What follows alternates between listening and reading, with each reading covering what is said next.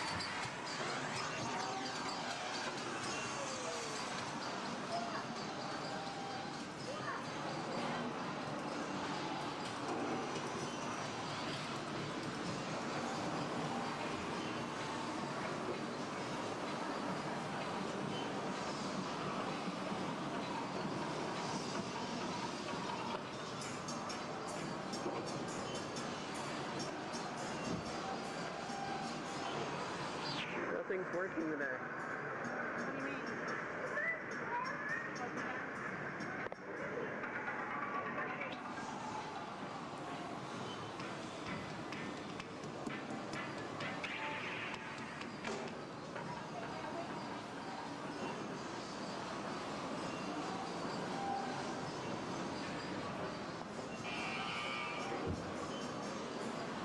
Mom. Oh, look at, watch this.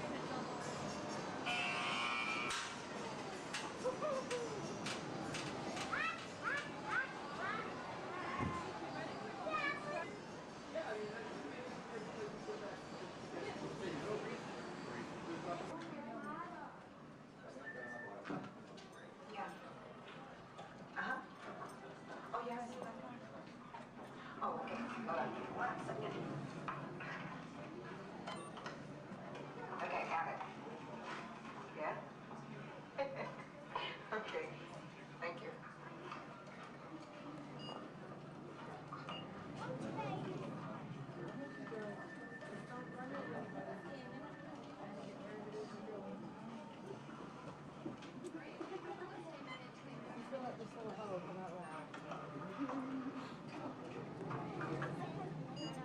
Bill. Yeah. The next group's ready. Oh. Thanks. Hi, everybody. Welcome to the test track. My name is Bill McKim. I'm up here in the control center. In just a couple of minutes, you're going to be out there on that track. But first, let's put together your test schedule. These are the same kinds of tests that are run at GM test facilities all over the world. Let's put up the 26-8 grade. Got it. Okay, we're going to start you off on an accelerated hill climb. Now, these steep grades give us a chance to evaluate the effects of heat and stress on your engine and on the transmission. Twist stitch or blocks? Let's put up the blocks, German and Belgian. Next, your vehicle is going to go over a variety of rough road surfaces. These are designed to test the integrity of the suspension and the chassis. It's going to get a bit bumpy. Yeah. Next, you're going to see and feel what it's like when your brakes lock up and you lose control of the steering. Not such a good feeling, but hang in there because we're going to do the test one more time, this time with the ABS or the anti-lock brakes. Okay. All right. What's next? Let's do some environmental tests. Put up 2, 5, and 7. 7? Yeah, 7. Okay. After that, we're going to subject your vehicle to some extremes in temperature, as well as corrosive conditions, to see how it handles nature's worst. And finally, we'll take you out for some handling runs. Let's do the I'm going to send you through some hairpin turns, and then we'll take you out and do the high-speed loops.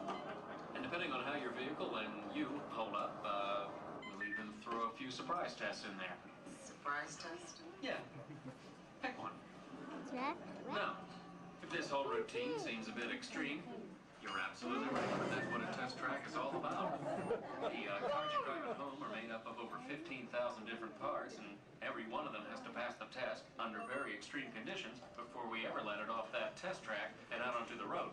Now, as you can imagine, safety is a big concern of ours, so we're going to insist that you buckle up your safety belt securely. You'll be glad you did. Oh, we're ready. Oh, great. Well, Sherry says we're ready, so we'll see you out there on the test track. So please make sure your safety belts are securely fastened, as they always should be in your vehicle. We're clear for dispatch. Okay, let's move them up to the test area.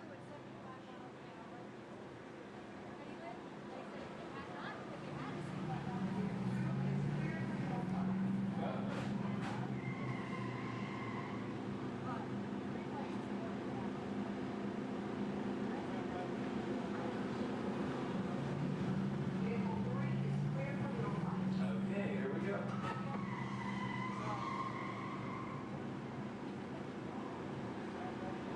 Mitchell? Vehicle 4 is clear for hill climb. Okay, here we go.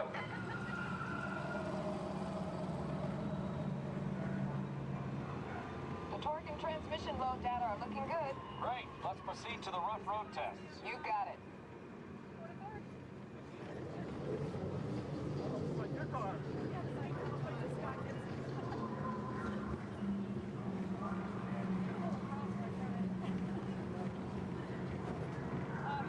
Okay, I'm going to gonna take you right up to the cones, hit the brakes, and see if I can steer you through. Hold on. Braking now. Okay, we're back on track. Let's do that other sequence. Okay, let's try it again, this time with the anti-lock brakes. ABS reactivated. Braking. All right, that's the way it ought to be. You see how ABS lets you keep control of the vehicle while braking?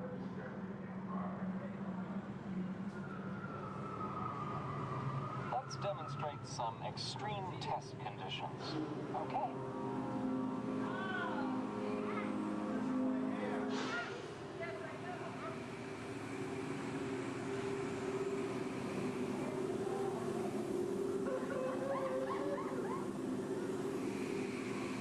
Did you remember to turn off those robots?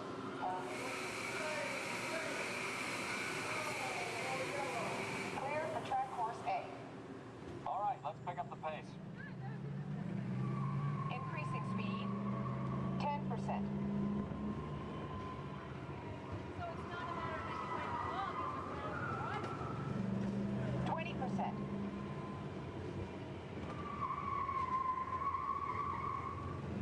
30%. Are you seeing an increase in lateral forces? Sure am.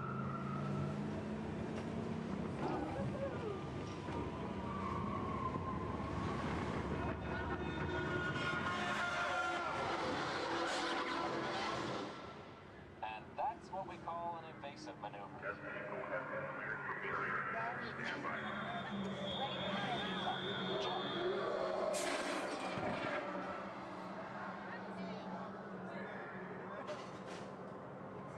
Hang on tight.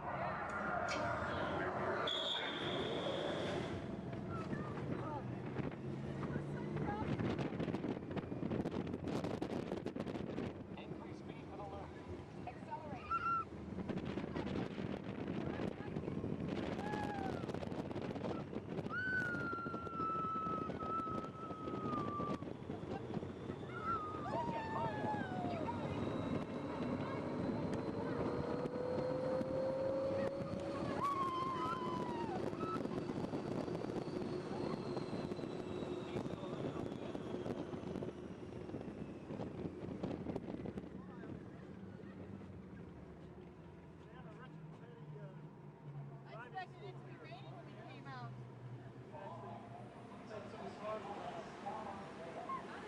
As long as they're heated up, let's grab a thermal image.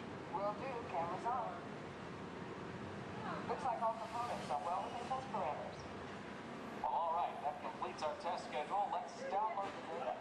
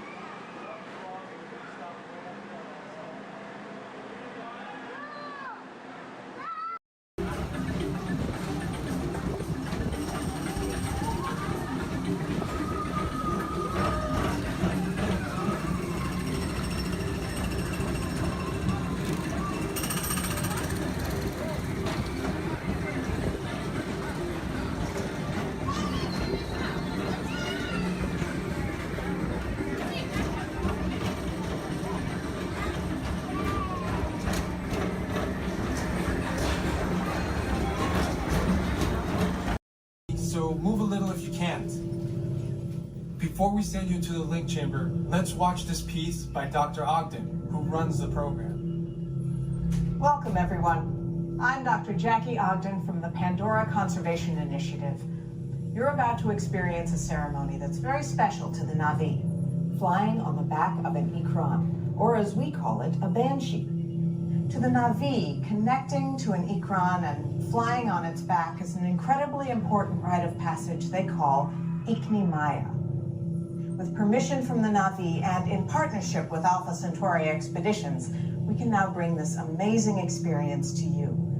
The The way you'll be able to fly is by linking to an avatar that's already on the back of an Ikron. Let's see how this works. We establish a link using powerful psionic amplification equipment. A human driver is connected to an avatar, which could be physically hundreds of kilometers away. When you follow our technician into the link chamber, you'll see a series of 16 link chairs. Please go to the number that matches the number you're standing on now. First, stow your gear in the storage containers on the back wall. This should include all bags, cameras, and other items, including cell phones. It's important to push them all the way into the bin. Then get onto the chair as you would a bike. Straddle the seat, step forward, and sit down. Slide your hips forward until you are against the chest pad, and then move your feet all the way forward. Wait until you're seated before you put on your flight visors. Hold on to the hand grips as shown. It's important to hold on to the hand grips at all times.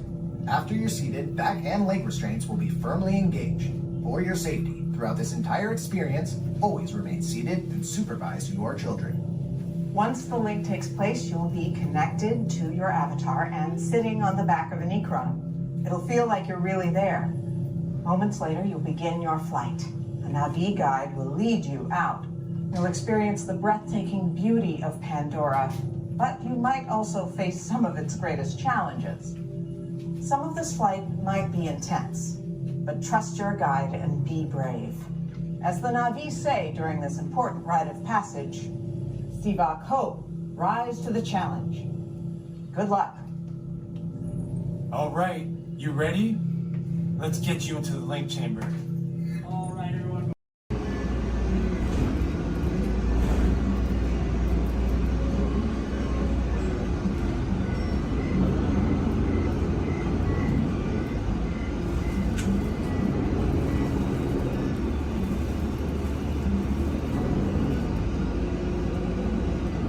This is Disney's Orleans French Quarter Resort.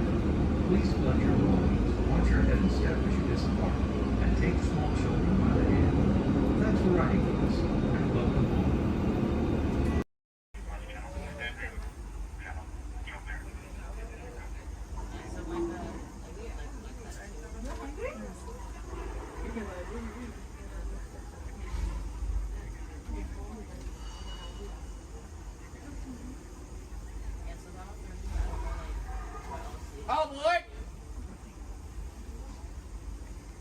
For those of you just joining us, welcome aboard Excursion 3 on the Disneyland Railroad. For your safety, please remain seated at all times, keeping your hands, arms, feet, and legs inside the train.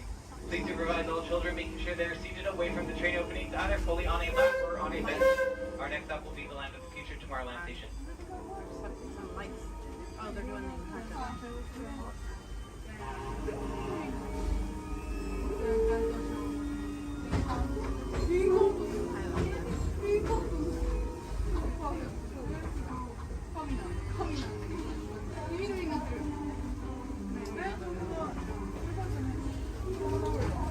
Hello, everyone. Thanks for joining us on the Disneyland Railroad. For a safe ride, remember to stay seated with your hands, arms, feet, and legs inside the train. And please watch your kids. ¿Qué tal, amigos? Y bienvenidos a bordo. Para su seguridad, permanezca sentado y mantenga las manos, brazos, pies y piernas dentro del tren y cuide a los pequeños. Gracias. As we leave Toontown Depot, we get a real nice view of the happiest land of them all, Fantasyland. You can see people stepping onto It's a Small World just below us. And, off in the distance, majestic Matterhorn Mountain.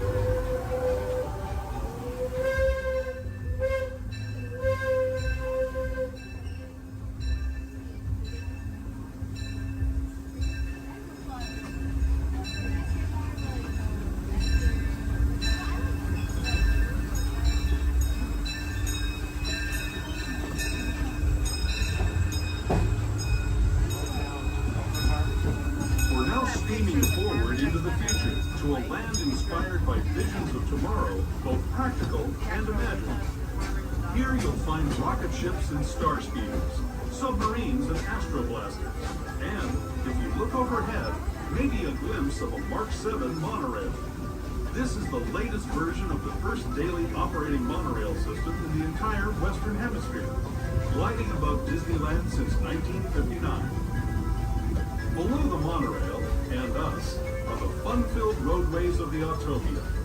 Drivers of all ages can get behind the wheel of these cars. No experience or license required. If you're into soaring spaceships or doing battle with evil empires and emperors, Tomorrowland is definitely the place for you. Speaking of which, we're pulling into Tomorrowland Station right now. If you're leaving us here, just stay seated until we come to a full stop. Gather your belongings, including lightsabers and astro blasters, and step carefully from the train. Thanks, and have fun in the future. For the rest of you, just sit tight. We'll be on our way again in just a minute.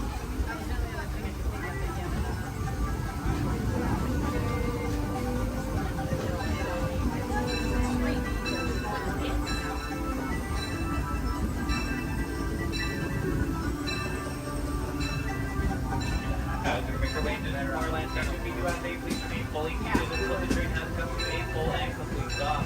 This will be your stop for all Tomorrowland attractions, including Space Mountain, Star Tours, the Adventure Continues, Finding Never, Submarine Voyage, the Box Road, the Autopia, and many more.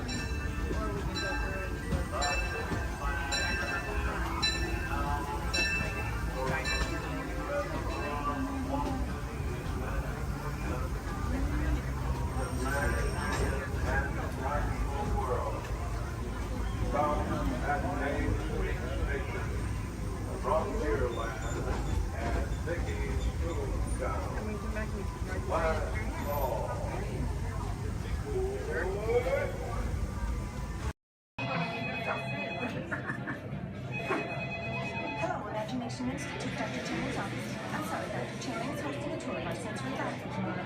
Yes, hello. Hello, Dr. Channing's office. Hello, Dr. Channing's office. Hello, Dr. Channing's office. What's that? You can't control your imagination and it's running wild. Oh dear. Yes, I'll have him call you as soon as he's available. Hello, Dr. Channing's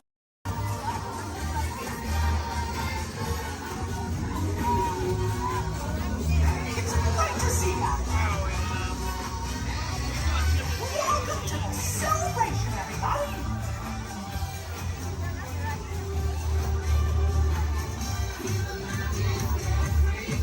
Hi, out.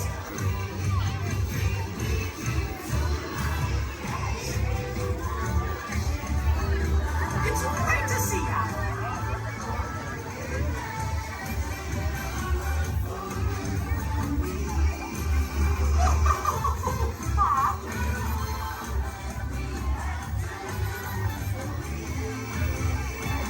There's magic everywhere!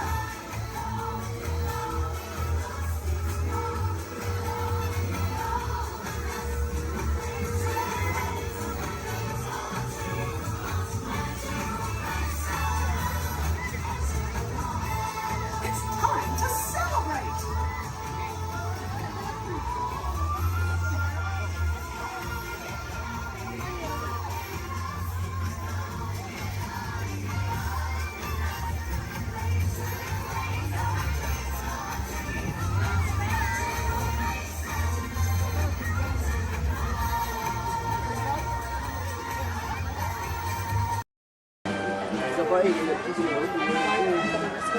Alright folks, we'll be on our way out to Sleeping Beauty's Castle Center Park. Please remain seated, you're in.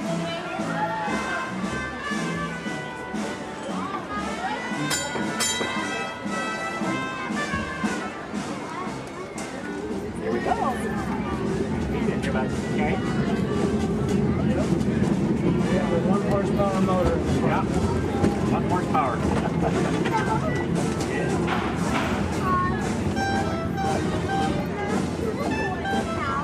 Well, because this one only has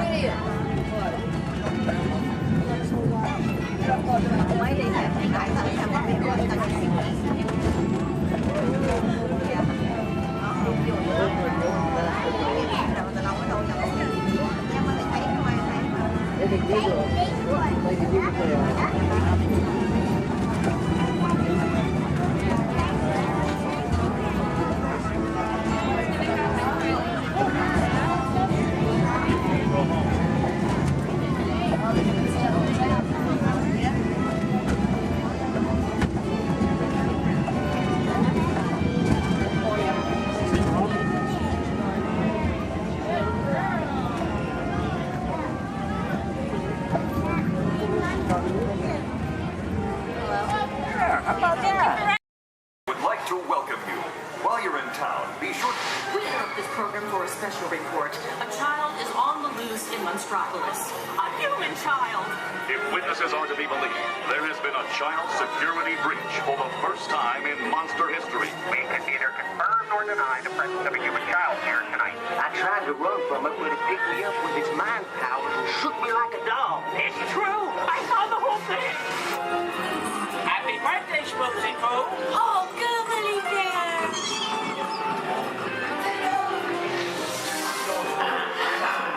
And it grabbed me with its giant forked tongue and rolled me up and down like a yo-yo. It was horrible. I was minding my own business. We gotta get you home.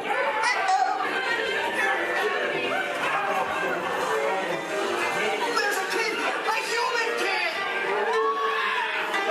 We returned it! A sweet monster in the sky saved it! Michael Wazowski! And on my birthday! I thought you cared about me! Celia, try to understand. Come on, this way. Perimeter is under observation. Decon unit charged and ready.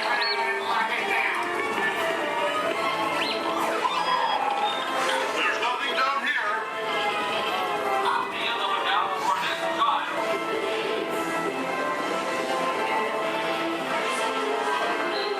Hey, working nights.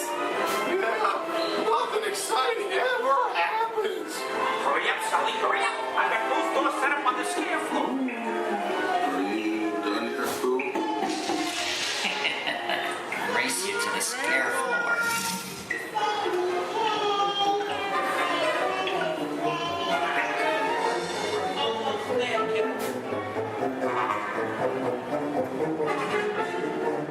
They'll never find her door now!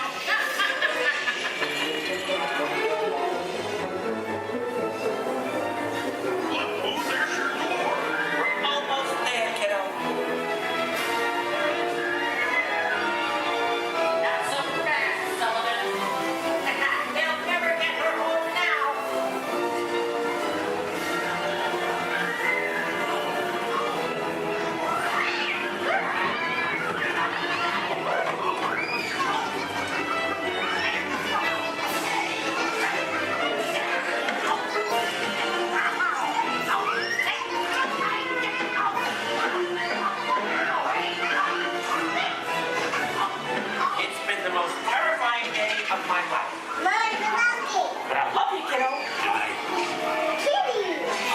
gotta go now.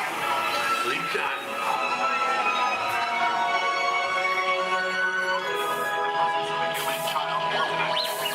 We responded to a 2319 in progress and reported to the scene where we immediately secured the area. Get ready, folks. We have to decontaminate you. After careful and thorough observation of the perimeter, we quickly rendered the situation status to 990. We can neither confirm nor deny the presence of a human child here tonight. We responded to a 2319 in progress and reported to the scene where we immediately secured the area. We spread out and locked it down. After careful and thorough observation of the perimeter, we quickly rendered the situation status to 990.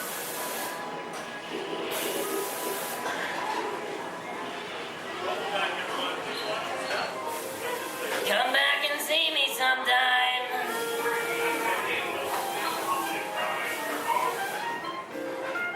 I'm watching you. Always watching.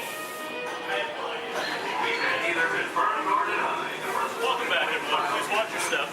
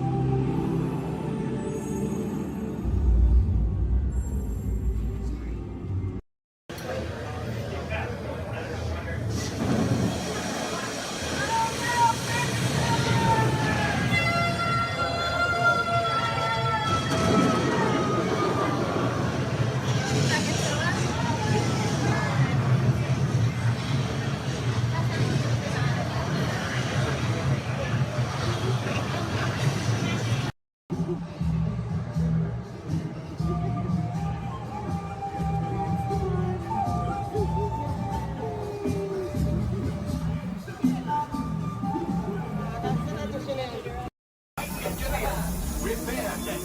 Hit your flashing button. It's better be faster when we get into real trouble. Right, pilot? Push the flashing button to take off. Pilot on the left. Move your stick to fly right and left. Pilot on the right. Pull back on the stick to fly up. And push forward. Weapons are online.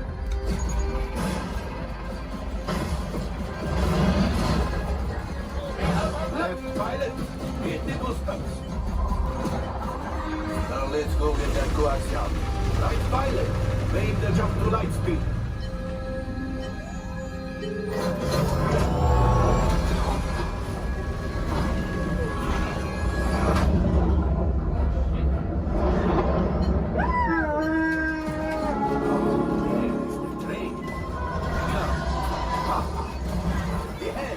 Yes, keep shooting.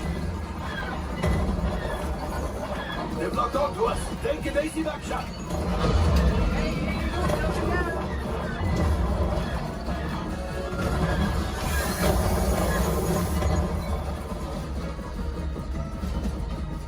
There it is. After that train. Flight engineers, fire the harpoon. Now, shoot the cargo free. Left pilot, brakes. Well, my friends, that could have been much worse. Okay, it's much worse.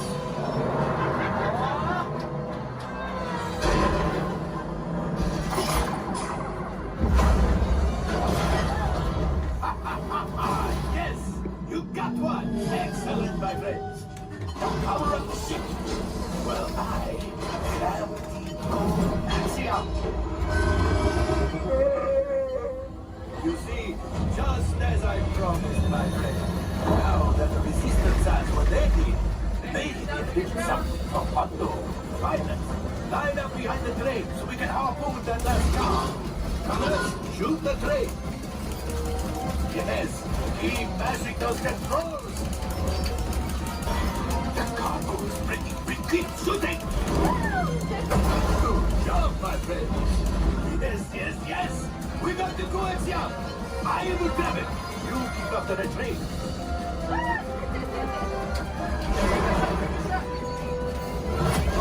Gunship. Oh, gunship. Things are getting too hot. We're going to get out of here. Yes, a distraction. Fire the missiles at the train. Hurry.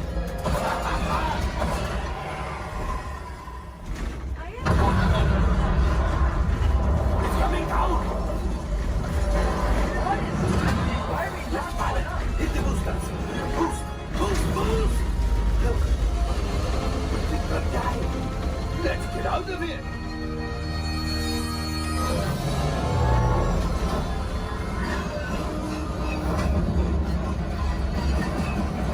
Your hyperdrive has failed. Pilots, evasive maneuvers! We've got company! True is right. If we leave them back, they may find the resistance. You did it.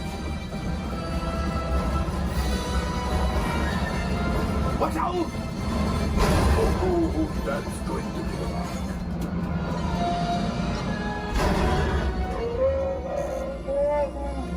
Yes, Chewie will pilot us in remotely.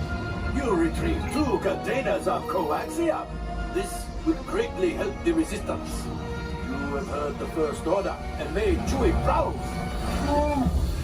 Now, after my modest profit, your cut minus what you owe me for damaging the Falcon is, hey, not bad.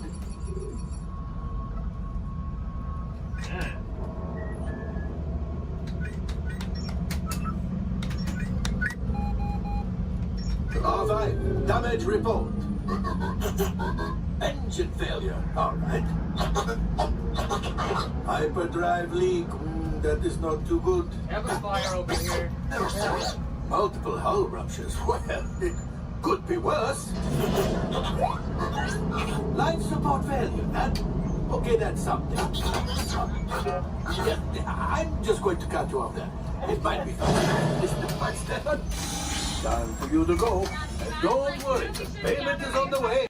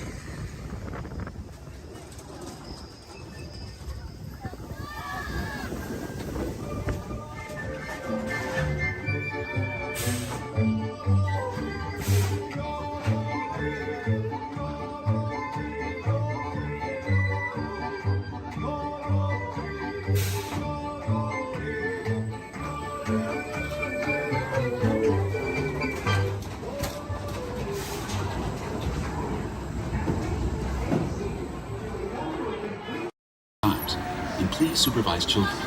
Thank you. La estación de control de cinturones de seguridad está a la vuelta de la esquina.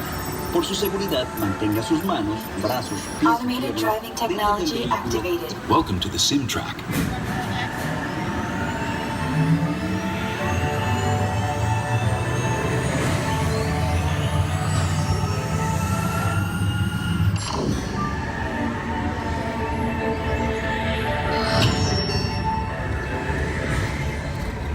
We'll begin with the capability test to see how your vehicle designs perform under challenging weather and surface conditions. Monitoring road surface. Connecting to OnStar. SIM car performance data acquired.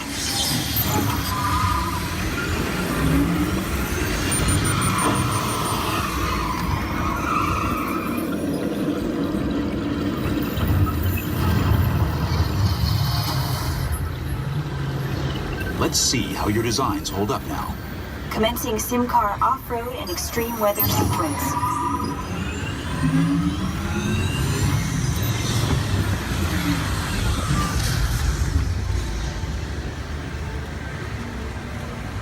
Capability test results displayed and verified.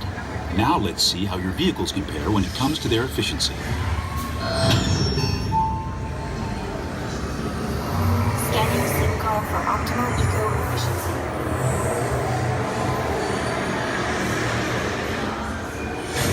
Engaging EcoScan for aerodynamic efficiency.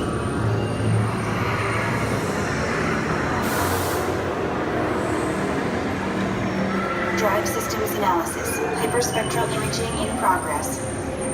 Calculating total enviro impact.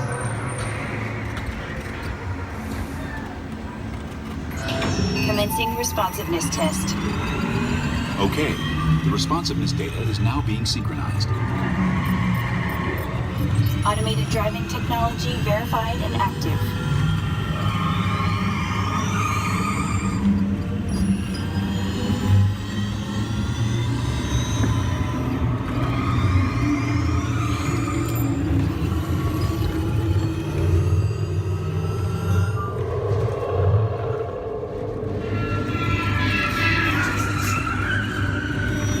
Automated crash avoidance technology disengaged. Displaying responsiveness data. Here comes the final test. Energizing for power test.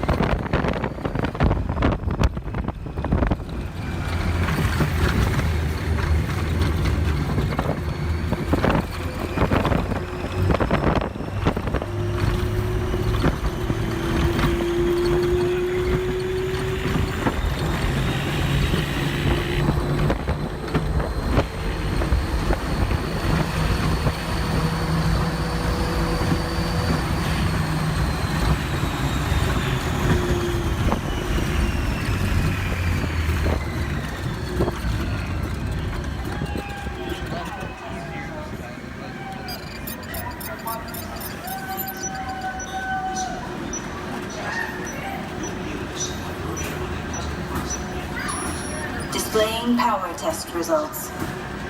SimTrack performance testing complete.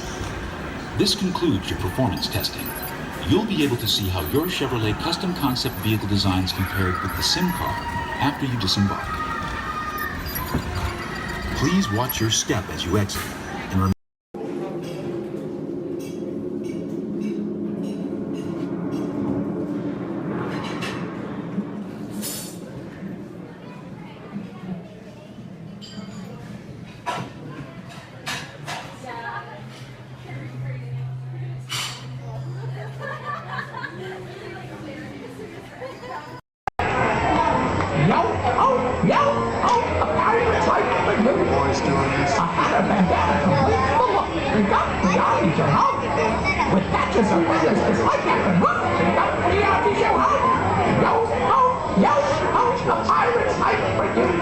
He picked out a hat and he rigged it with blue. And don't be on his own. Like earrings and medals and dreadlocks and the poop. It's got POV, yo ho! Yo ho, a pirate's life for you. That's up to you, mateys. That's up to you.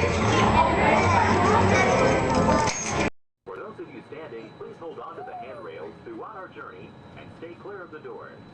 For the comfort of others, no smoking please. Thank you. As we turn south, you can catch a glimpse of the spires of Space Mountain in the Magic Kingdom. Nearby is Disney's 8th-ranked contemporary resort.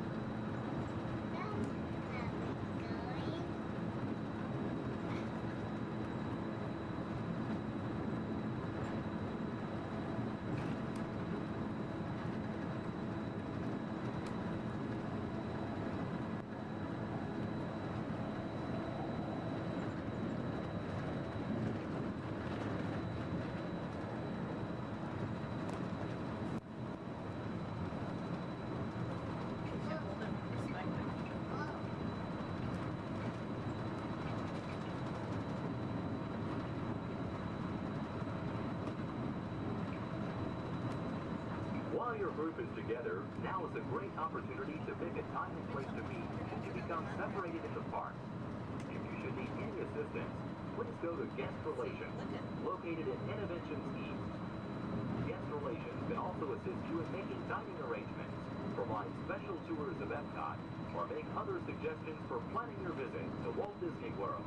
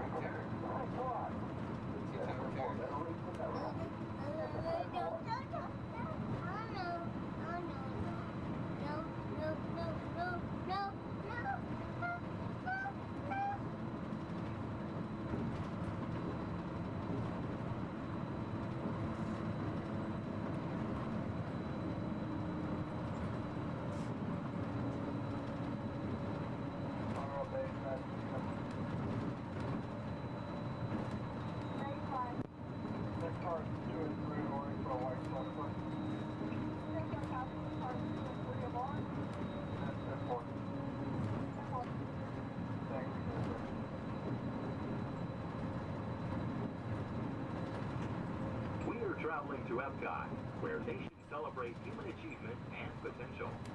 Its 300 acres are divided into two worlds, Future World and World Showcase.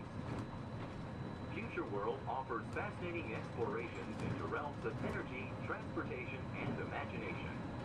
You'll also find adventures in communications, sea exploration, food production, and other vital topics. World Showcase is a community of nations, highlighting the accomplishments and cultures of people around the world. On the banks of the 40-acre World Showcase Lagoon are Mexico, Norway, China, Germany, Italy, the American Adventure, Japan, Morocco, France, United Kingdom and Canada. Young adults from each nation represented in World Showcase are among your hosts, making this a true international exchange.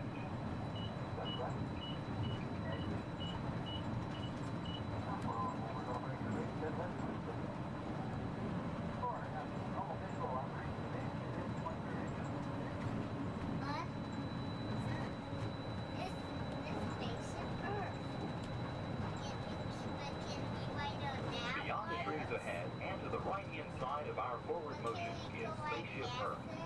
This 18-story geosphere marks the entrance to Epcot. Inside Spaceship Earth, time machine vehicles take you through the evolution of human communication, from a distant yesterday to the dawn of tomorrow.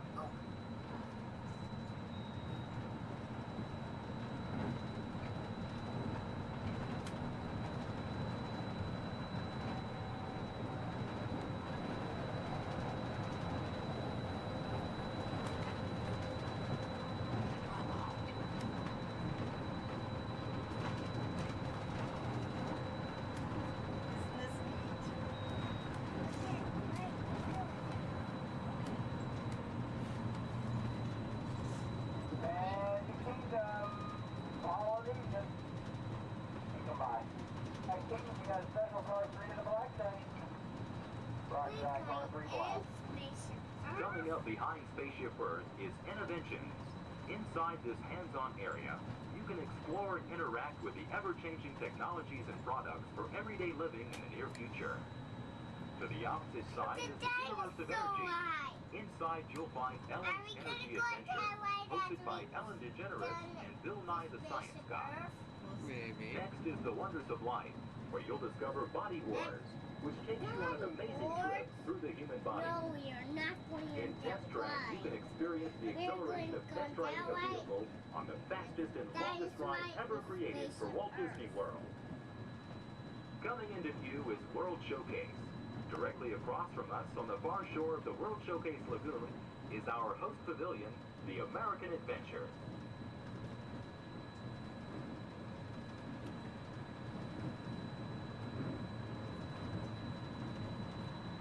I'm still thirsty.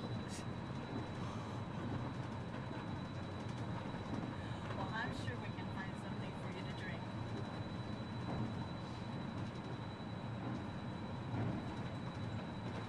The glass pyramids are the gateway to your journey into imagination. Inside you can find the 3D adventure, Honey, I Shrunk the Audience. Join Professor Wayne Solinsky as he receives the Adventure of the Year award for his incredible shrinking machine. Next is The Land, where you'll discover creative partnerships between people and the land around the world. In the living seas, you can descend via hydrolator to Seabase Alpha and navigate the largest, most spectacular coral reef environment ever created by humankind. Ladies and gentlemen, we are approaching the Epcot monorail station. Smoking is not permitted at Epcot except in designated areas. Please consult your guide map or ask a cast member for the location of designated smoking areas. Please hold on to the handrails and stay clear of the doors until the monorail stops completely and the doors open. On behalf of the cast of the Walt Disney World Resort, we'd like to welcome you to Epcot. And ladies and gentlemen, this is the Epcot monorail station. If I can please have everybody's attention. Once again, I do need everyone's attention. As you're walking up the platform this morning to the Transportation and Ticket Center, you might have noticed our signs, and if you did not, that is why I'm here. Epcot will be closing this evening promptly at 4 o'clock. Once again, Epcot, the entire park, will be closing this evening at 4 o'clock. Monorail transportation will...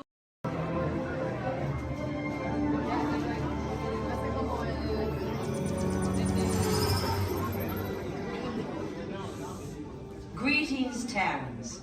I am Nova Prime Irani Rayan, Commander of the Nova Corps. On behalf of all Xandarians, I hope you have enjoyed exploring the wonders of Xandar. As you have seen, your world and ours were born of the same moment, one which you refer to as the Big Bang. As such, we are all galactic neighbors in a vast universe which we and countless others share. For you to travel to Xandar would take 2.5 million years, assuming you had a ship that could fly at the speed of light. So we decided to come to you. But even we could not have reached you so easily were it not for the Cosmic Generator, an advanced piece of Xandarian technology that creates jump points, artificial tunnels that act as shortcuts, linking distant points in space. It is our desire to share this wondrous technology with your people so that together we might explore new worlds and create a brighter tomorrow. And now, as the culmination of the wonders of Xandar, you will be teleported to a Nova ship above your planet for a demonstration of the Cosmic Generator. I trust you will find it an unforgettable experience.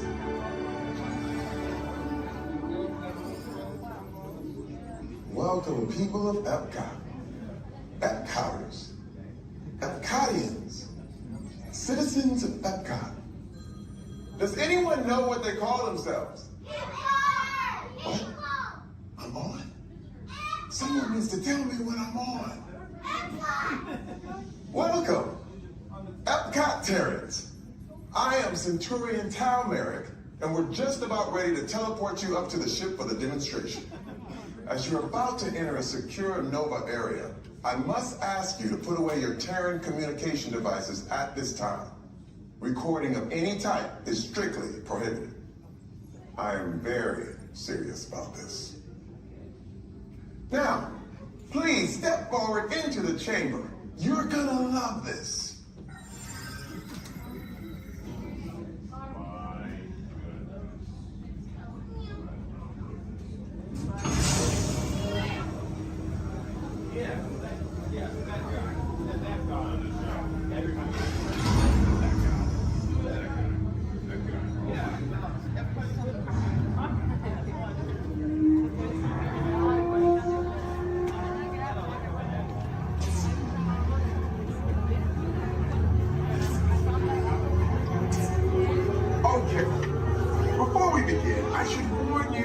Never teleported Terrans before, but since your molecular structure is very similar to Xandarians, it should work. It'll work. So long as you are standing inside the lighted ring.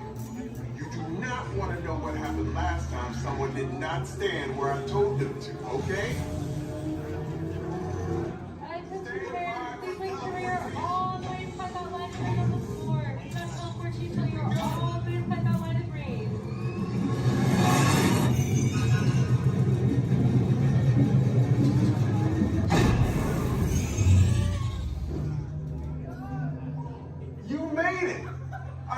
Of course you did. Nova Prime, they're ready. Excellent. What you see before you is the Cosmic Generator.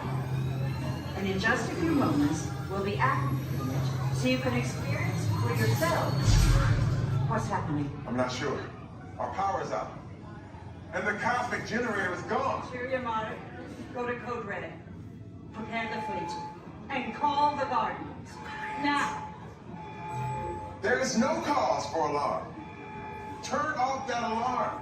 I've got an important transmission coming in. Hey, what's up, Nova Corps? Our Cosmic Generator has been stolen. What? How? What didn't we think of that? That thing's gotta be worth a fortune. I am Groot. Good question. Yeah, who do you think took it? Perhaps that really big man outside your ship. Oh, that is a big man. I need to alert Nova Prime. I have been watching Terrans for eons. That's not creepy at all. This species has failed. Wait, whoa. We didn't even know there was a test. He's got the Cosmic Generator. He's creating a new jump point. Jump point to where? Not where. When. It's some kind of mutant jump point. He's going back to the dawn of time. Dawn of time? Why? To erase an error. Well, that doesn't sound good. Your time is over. Wait, what do you mean? What do you mean it's so vague? The jump point is closing. Hey, Nova Dude, you're Nova Corps need to follow that whatever it is until we get there. We can't. Our power is down, and I've got to get these Terrans onto evacuation shuttles. I got it. I reprogrammed the shuttles to follow through the jump point. Wait, what? Look, they're our only chance of keeping track of that whack job until we get the cosmic generator back. Piece of cake. Wait! There's cake. Where's this cake? The odds are impossible, Yeah. but it's our only shot. Good luck. Are you sure you can control it? Come on, it's me. I got this. We're all toast. First it was cake, now there is toast. This plan is making me so hungry. Terrence, listen up.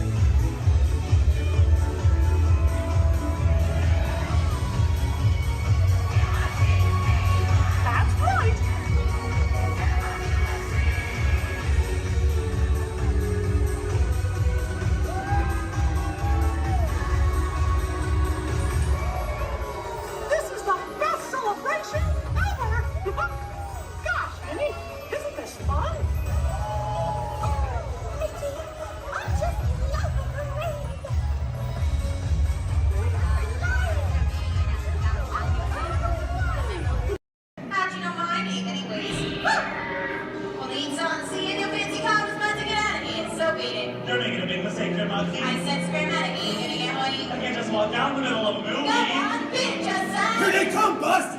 Get out your grinders! I'm gonna go back to Osborne.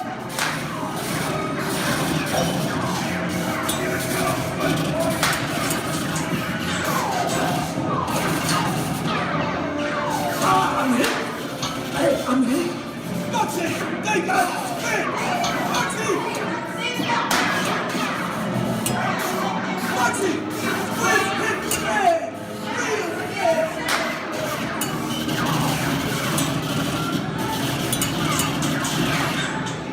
Hey, everybody, just sit tight. Run the red lights against the law, and I would never break the law. Hey, watch this. No more red light. Moxie!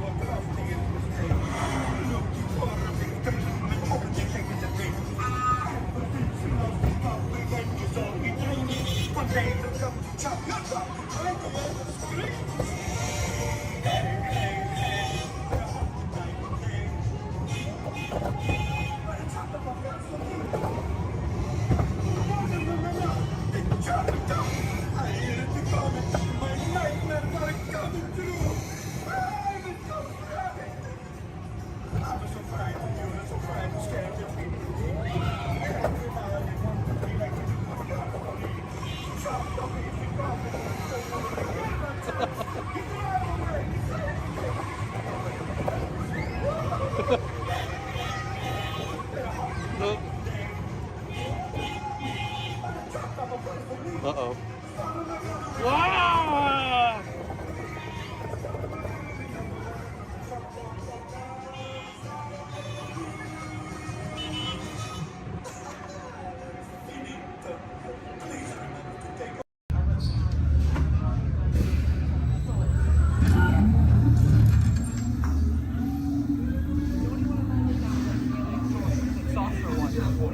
This plan is never gonna work. Yeah. Well, okay. I'm locked onto your vehicle. We'll be right behind you. Nothing to worry about. Unless we cannot stop this unusually large man, then you're likely doomed. You're gonna need it.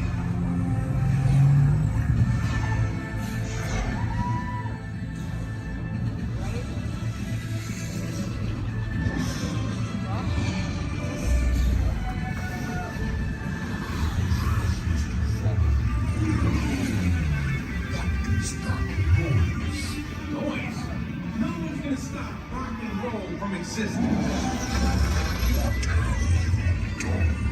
What have we done? I think we're coming back.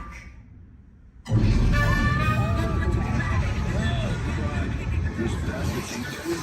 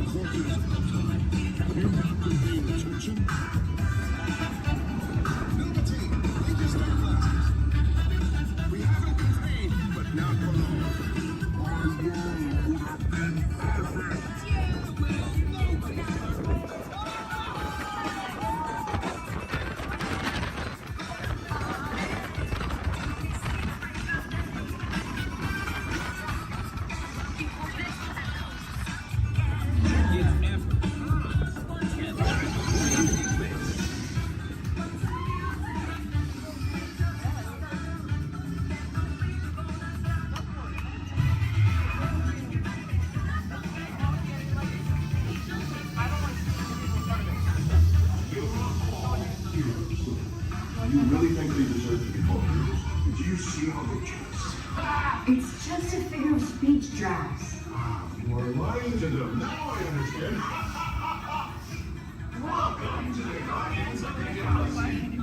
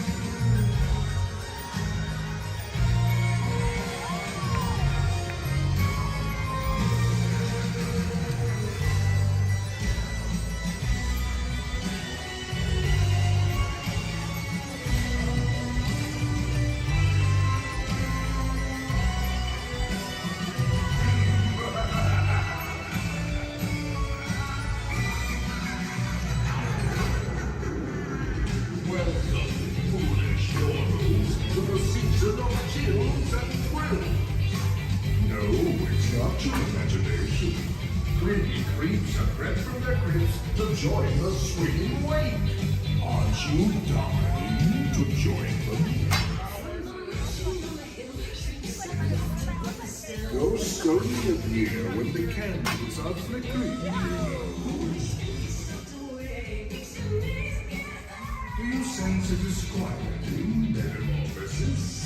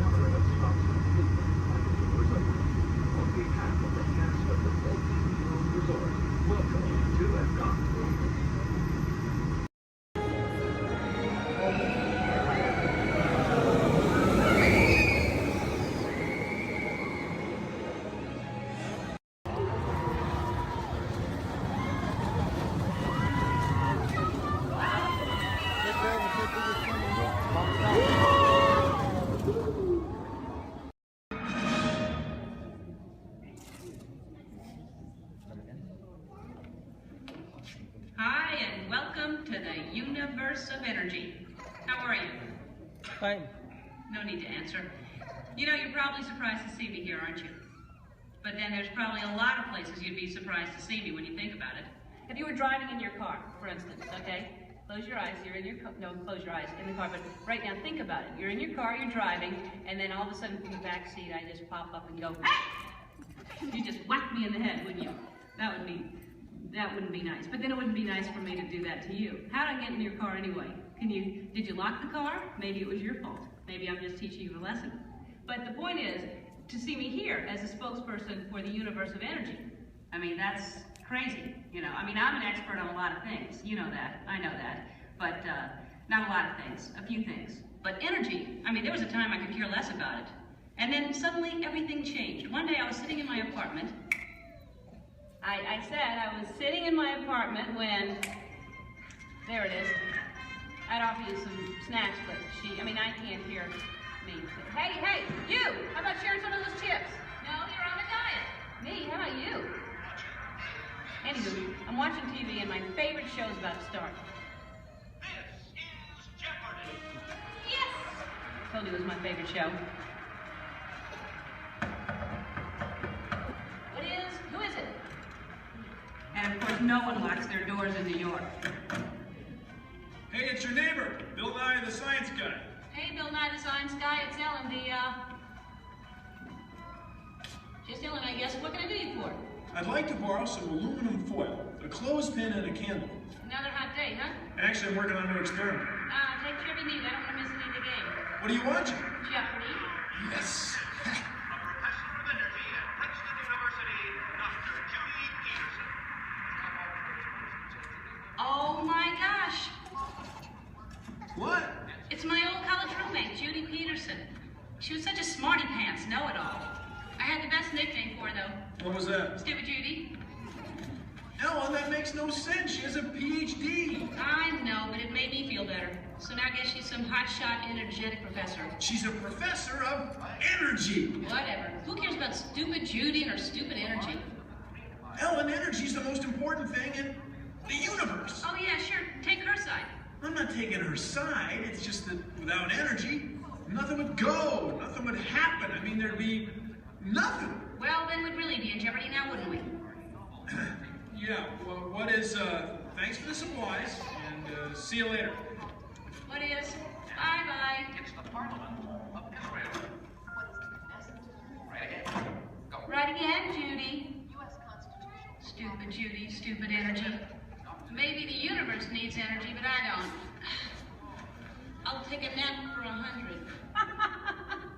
I know. Big piece of corn right there in the teeth. How could you not see it? I'm gonna have to call you back.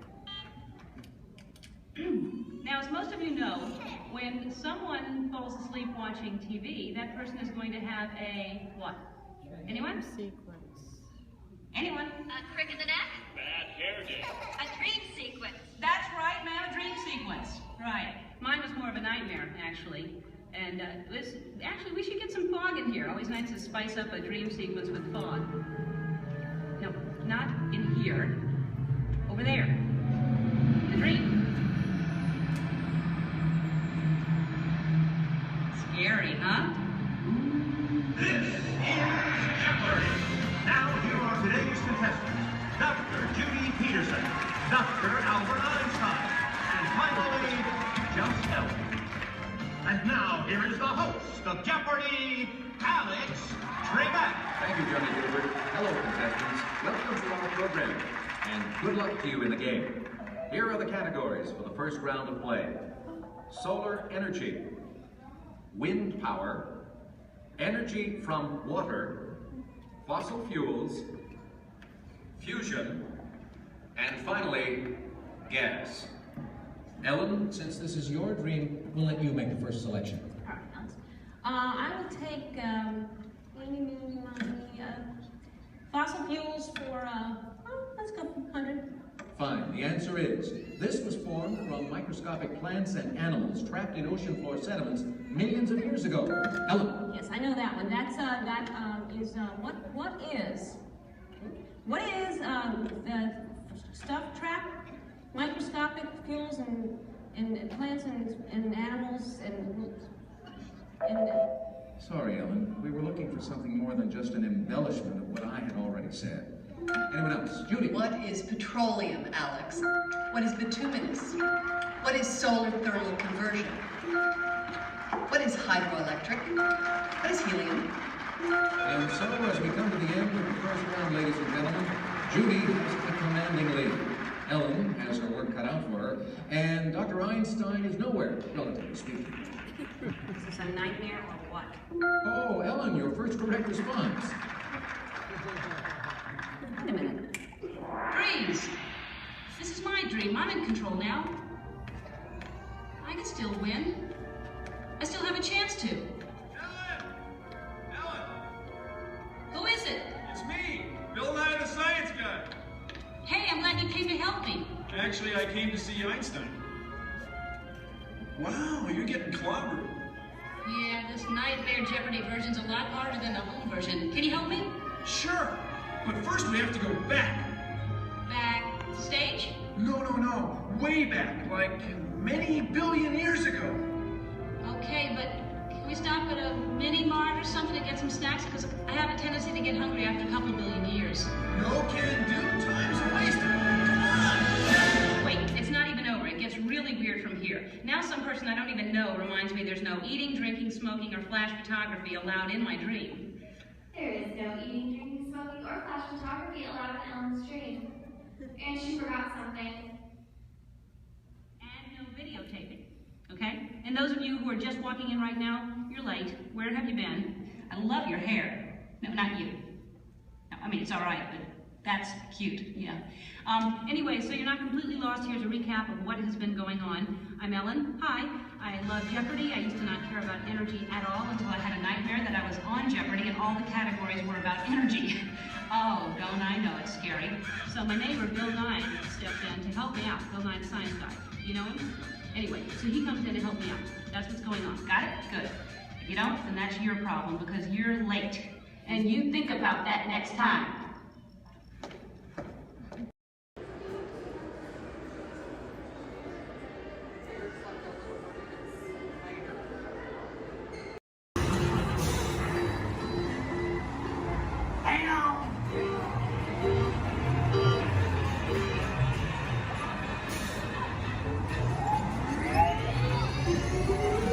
Here we go.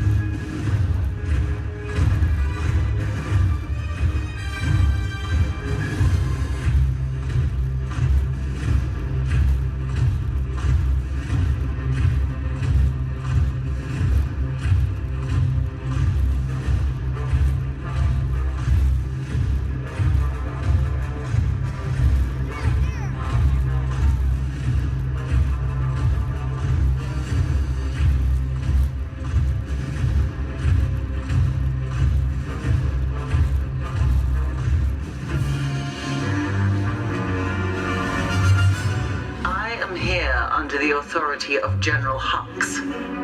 You are here under the authority of me. Stand proud.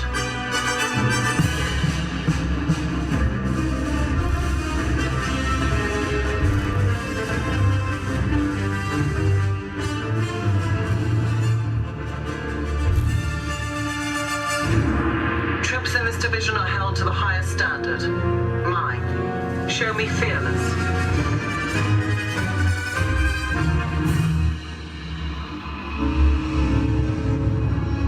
Under my command, you will be proud to wear the armor of a stormtrooper. You will learn discipline, loyalty, and what it means to be a stormtrooper.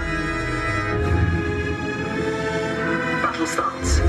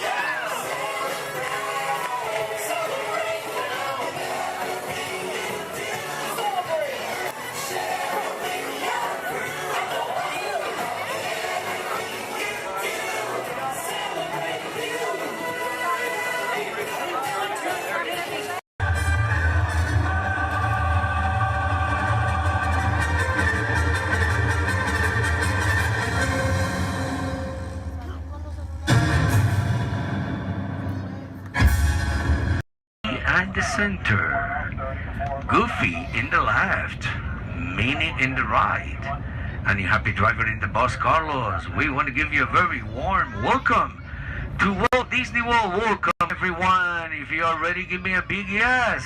Yes! All right, you ready?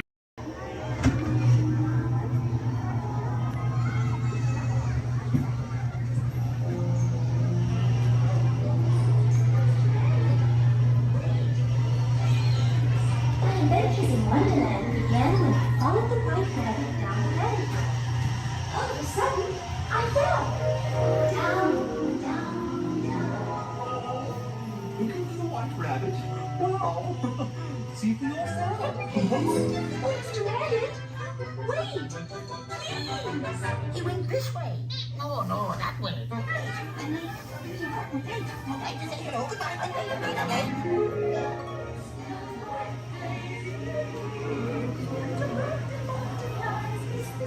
And the sun is like a toy.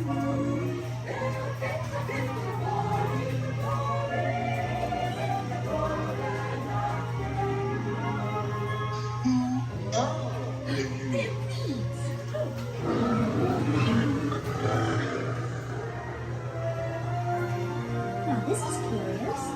I wonder if the rabbit came in here. I'm not sure. Where I am, you do. Wait! Don't go, please!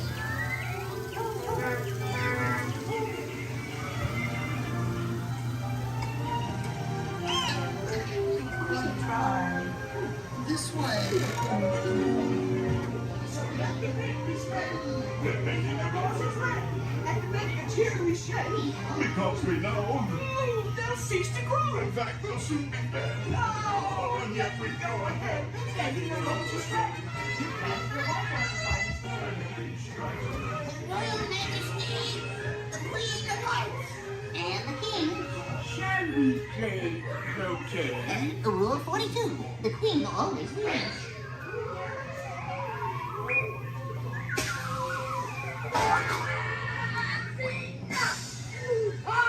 With their heads!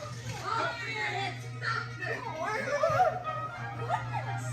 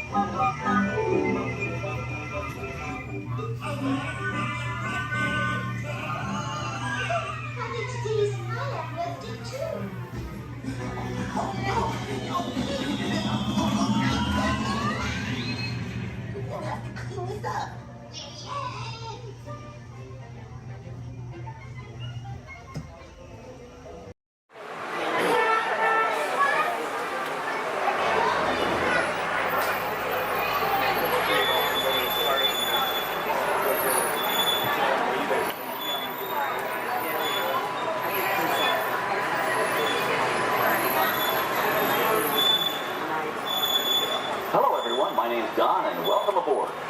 We're heading into the back lot of Disney's Hollywood Studios. This production area was built in 1988 as a Florida counterpart to the Walt Disney Studios in Burbank, California. We included sound stages, recording studios, high-tech editing rooms, all the tools needed to create movies, TV shows, and radio broadcasts. We've even got our very own water tower, too. It's up ahead on the left side of our shuttle. We call it the Earful Tower. It's inspired by the water tower Walt Disney had built for his Burbank studio in 1939. Our Florida tower stands a lucky 13 stories high, and we added our own creative touch, a giant set of Mickey Mouse ears. If you wanted to wear those ears, you'd have to have a hat size, of 342 3/8. Up ahead, after the next bend in the road, you'll have a perfect opportunity to take a picture of this famous icon. In the world of entertainment, every project starts with a screenplay and a lot of creative ideas. A production studio is where the ideas of writers, producers, and directors are transformed into an on-screen reality. Within these huge spaces, filmmakers can literally create their own worlds. Our Florida sound stages are soundproof, weatherproof, and most importantly, air-conditioned, all vitally important for the cast, crew, and equipment. Many of the crafts needed for filmmaking are located right here on the lot. On the left, we have our own greens department. It grows flowers, trees, shrubs, and topiaries. A few well-placed plants can cover up empty spots in the set and add a touch of natural beauty to a scene. On the right are two of the aircraft from the 2001 blockbuster hit Pearl Harbor. These exact full-scale replicas of P-40 fighters were used in the special effect fight sequences. Of course, many of the planes we saw flying through the aerial battles or sitting on the ground weren't real at all. They were created entirely within a computer. Oh, keep your cameras focused to the right. We're coming up on that perfect angle of the Eiffel Tower I told you about. It's a true masterpiece.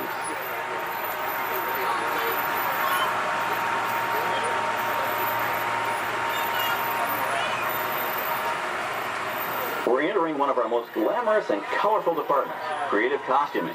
Every star has to have just the right wardrobe, and it all begins here with a designer's sketch. Our team of designers, seamstresses, and tailors can turn 1.5 million yards of fabric into over 25,000 costumes every year. Many of these costumes will become part of the shows and attractions of the Walt Disney World Resort. In fact, here in Florida, we have the largest working wardrobe department in the world. Why, Mickey Mouse alone has over 175 different outfits to choose from, while Minnie Mouse keeps more than 200 unique costumes in her wardrobe. On the left are costumes worn by the stars in recent studio productions. You'll probably recognize some of those costumes from the big screen. Every story needs a setting, and our design staff can create just about any place a script calls for, from an urban city street to a remote desert canyon. On the left is our scenic shop where large-scale sets and props are built. Our team of set designers, carpenters, artists, and engineers has created caves and caverns, game show sets, even replicas of the U.S. Supreme Court and NASA's Mission Control, all on our sound stages. The shop also provides sets and props for our shows and parades here at Walt Disney World. The same skill and craftsmanship that goes into a movie set can also be used to create magic for our parks. Either way, it's all about making dreams come true.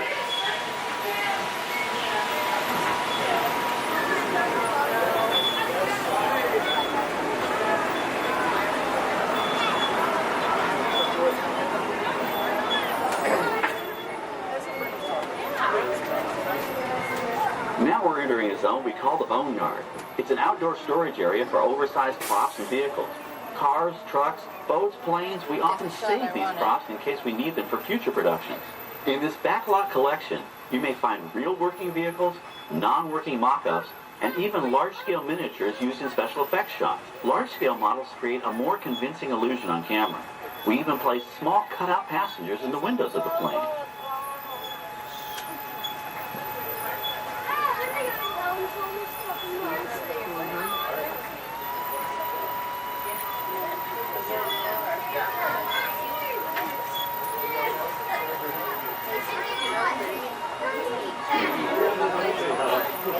We're now passing by the sets for our Lights, Motors, Action Extreme Stunt Show. On the left, you may catch a glimpse of the Mediterranean fishing village that sets the stage for this thrilling attraction. We'll get a closer look at it soon, but for now, we're approaching one of the largest standing sets on our back lot. It's over on the right. It may not look like much from this angle, but it's pretty spectacular on the other side.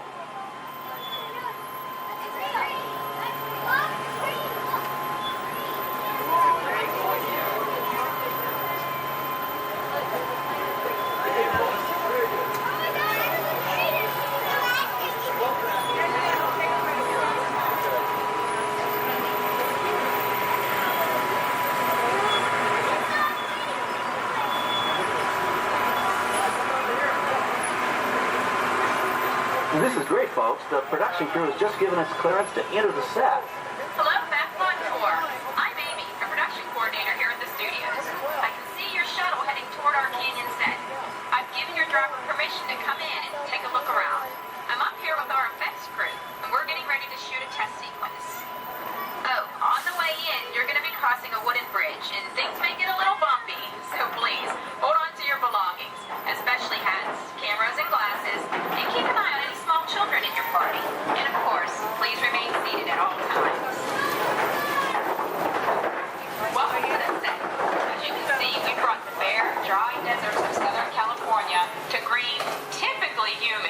Central Florida.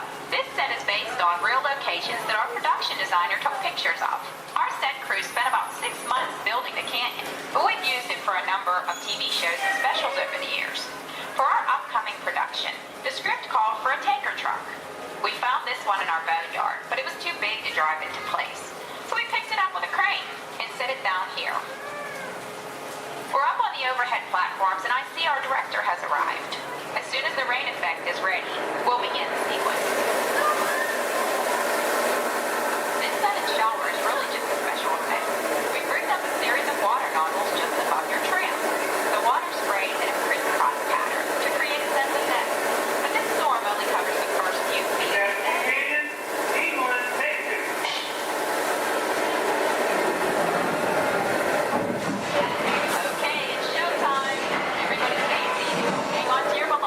Watch your children.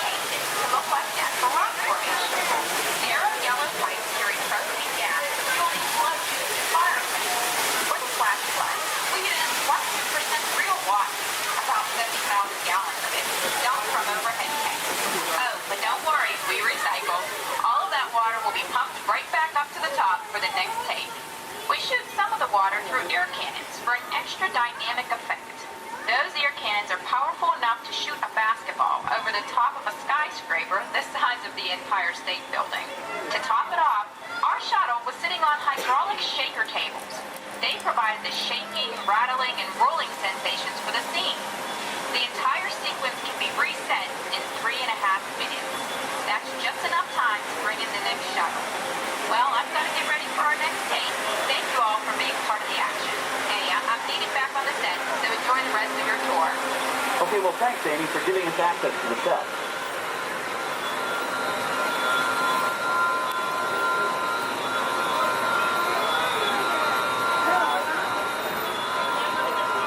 On the right, we have an authentic piece of Disney history.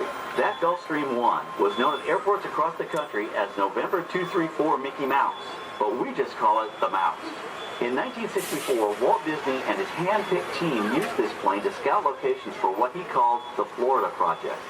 Soon, they secretly began purchasing thousands of acres of land, which became the Walt Disney World Resort in 1971. During the creation of the resort and later Epcot, the Mouse shuttled studio executives and Imagineers between Burbank and Orlando, making it the most used executive aircraft in the country. Appropriately, the Mouse retired here in 1992. As Walt used to say, it was all started by a mouse. In this case, the 234 Mickey Mouse.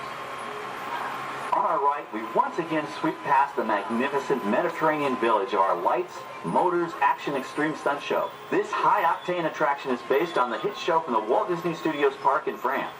In this action-packed production, you'll feel like you're right there on the set during the filming of a spy thriller, complete with custom-built cars, motorcycles, even jet skis. You'll experience the split-second timing, coordinated driving, and fiery special effects that make action movies a real blast.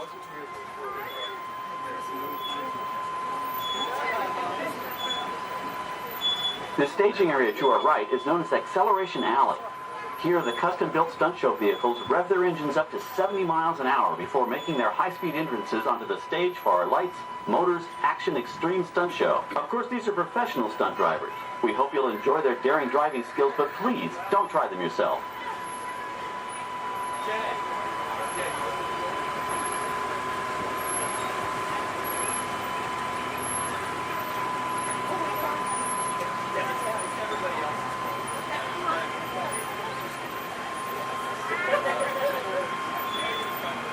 On the left, we've reached our second boneyard with more historic props and vehicles.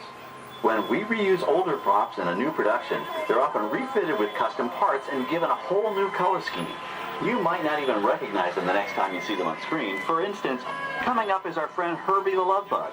He went through a special demolition derby makeover. Those dents and dings were added on purpose, but he can be polished up as good as new for his next starring role.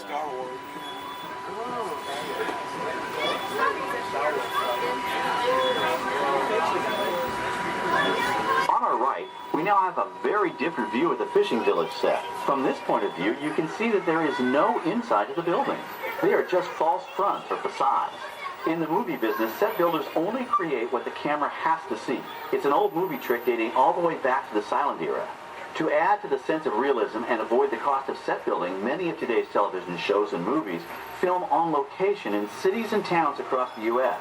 But out in the real world, you've got to contend with noise, traffic, crowds, and various visual elements that may or may not belong in your film. Here on the backlot, we can avoid these problems because we created our very own flexible urban environment. Our Streets of America facades can stand in for a small town or a giant metropolis. As we come around the last corner on our route, you'll see the skyline of New York City in the distance. It's really a series of painted flats, expertly designed to fool the eye and the camera. We can dress and decorate these streets to look like any city we want, from Chicago to San Francisco. Depending on the choice of vehicles, props, and costumes, we can even turn back the clock and set our story in a different time. And what's more, these sets are built with Florida weather in mind. They're made to withstand 100-mile-an-hour winds. You're welcome to visit our Streets of America anytime during your visit today and get an up-close look at the skills of our set designers and builders. We've just about reached the end of our tour. Our final stop is the American Film Institute Showcase, where you can see the actual costumes and movie props used in some of Hollywood's most famous films. There are some pretty amazing items in there, so feel free to take all the time you like. Please stay seated until our tram comes to a complete stop and check around you for any personal items that may have fallen during our trip. Well, as they say in Hollywood, that's a wrap. Thanks for joining our backlot tour, and we hope you'll come back to visit us again soon. Stop up here in just a moment. I'll open these doors. I want to exit out through those blue automatic doors into the AFI showcase for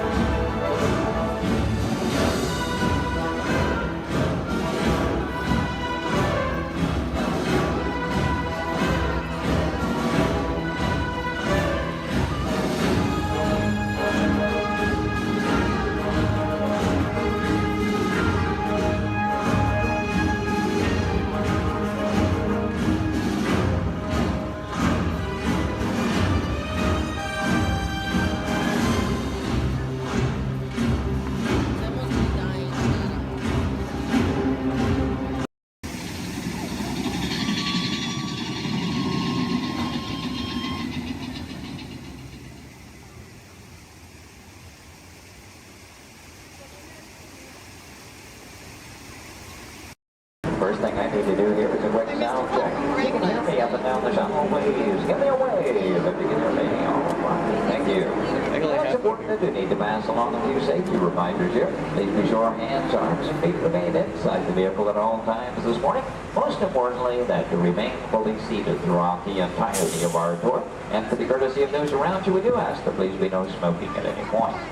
Now we also have just a little word of caution as well. For those of you on the right side of the shuttle, and that's the side I'm on this morning, now be aware we could be getting a little bit wet on the tour today, okay? However, for those of you on the left side of the tunnel who are smiling about that situation, now realize on the left side, you can get soaked. On the left side is the wet side. In reality, you do need to do any seat rearranging. Please go ahead. Do that right now before we get underway. Once our shuttle goes into motion, then we'll ask everyone to remain fully seated throughout the tour. The left side is the wet side. The left I won't promise you soak necessarily. However, the best chance to get a little bit wet on this tour is on the left side of the shuttle, so please take that into account. For those of you wanting to get wet today, that'll be your best opportunity. And I'd also like to take the opportunity to welcome you here to Disney's Hollywood Studios, the Florida counterpart of Walt Disney Studios in Burbank, California. My name is Jerry, and I'll be your guide on the tour today. Behind me at the wheel of our vehicles, our driver Ashley, and she'll be steering us behind the scenes of our working production facility. We'll be getting underway here in just a few moments. If you would, please listen to these additional safety announcements. Welcome to the Studio Backlot Tour. For a safe trip, please remain seated with your hands, arms, feet, and legs inside the tram. And be sure to watch your children. Thank you. Bienvenidos. Para que tengan un viaje seguro, permanezcan sentados, con las manos, brazos, pies y piernas dentro del tren. Y vigilen a los niños. Gracias. And with that, we are all clear. Thank you.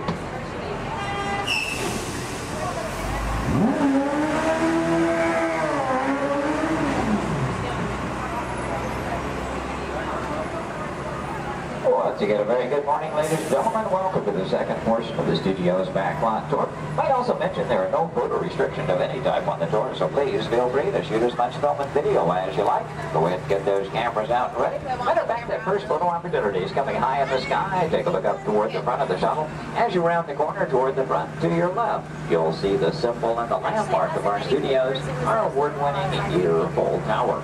Now that tower takes its inspiration from the design of a water tank that Walt Disney had constructed for our Burbank Studios in 1939. The Yearful Tower stands in at 13 stories tall, topped off by a set of Mickey Mouse ears weighing 5,000 pounds apiece. And for anyone who might be curious, that's also a hat size of 342 3/8. Also off to your left, you see some automobiles, ramps, and so on. This is the rehearsal and staging area for our Lights, Motors, Action Extreme stunt show. We'll talk more about that show as we pass by its arena further along in the tour. Now here at the studios, we do feature sound stages, outdoor sets, state-of-the-art editing facilities, recording studios, just about anything else needed for the production of radio programs, television shows, and motion pictures.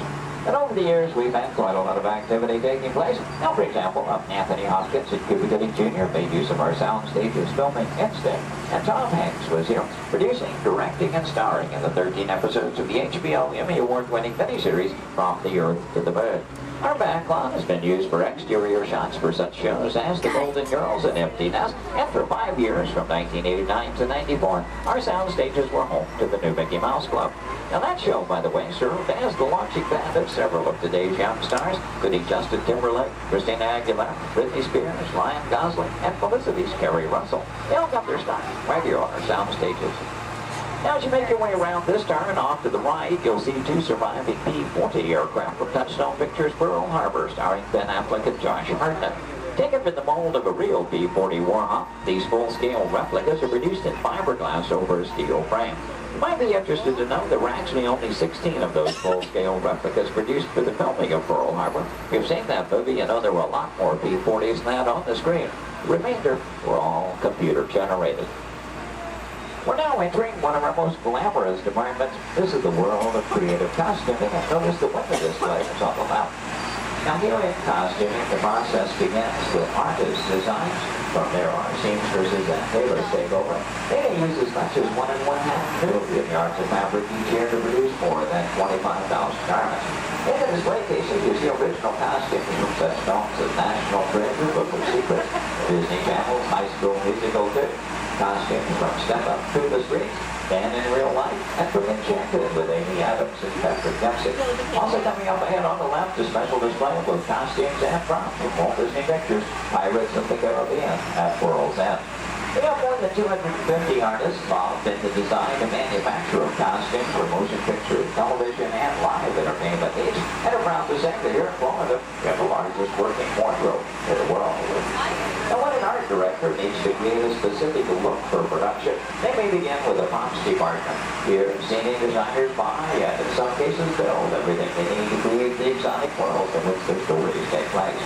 On either side of the shuttle, we're passing through a series of prop storage areas, but also to the left, the final large room we pass by is the scenic shop. Now that's where carpenters construct to maintain the sets to be used on the sound stages or out of location. Over the years, these talented artisans have created sets for such shows as the Rosie O'Donnell Show, Wheel of Fortune, Live with Regis and Kathy Lee, and more recently Live with Regis and Kelly, all when they were here at the studios filming on location. Also off to your left, we pass by two set pieces from Pirates of the Caribbean, Dead Man's Chest. You may recognize those as the bone cages from that film. And as you make your way a bit deeper into the back lot, oddly enough, the next area we approach is known as the studio boneyard. Now, most studios have boneyards, simply areas where we can store oversized props such as vehicles, aircraft, anything we may need to reuse or refurbish for another production.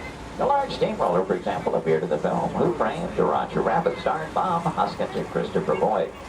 We also passed by a Venetian gondola here from the film Casanova with Heath Ledger and Sienna Miller. And that's followed by two model airplanes. Now, the first of those two, the larger, used in the filming of exterior shots for Flight Plan, which starred Jodie Foster. The second one, you may notice the wording, the jailbird on the nose, from the 1997 film Con Air with Nicolas Cage and John Malkovich. The new period motorcycles on the end, used by director Steven Spielberg in Indiana Jones and The Last Crusade, starring Harrison Ford and Sean Connery. Now, anytime a production team has to travel to a city or town to film on location, they have to deal with a lot of problems they have little or no control over. Things like crowds, traffic, and noise. To avoid that, you often prefer to film on a studio backlot. Now, normally we have quite a lot of activity taking place, and well, this week is really no exception. Among other things, we have been doing some special effects testing this morning in this large standing set off to the right. Now, when the tests are underway, the set becomes off limits to our tours, but see, we have been given green light here at the moment. That Ashley is in contact with our production coordinator, so apparently the between takes here. In any case, that gives us the opportunity to go inside the set. We'll get a look around and hopefully a good photo opportunity for you as well. Now, we will be going over a bumpy bridge, so please hold on to loose items like cameras and purses, and especially hold on to small children, please. For the safety of everyone, please remember to remain fully seated throughout the entirety of our tour.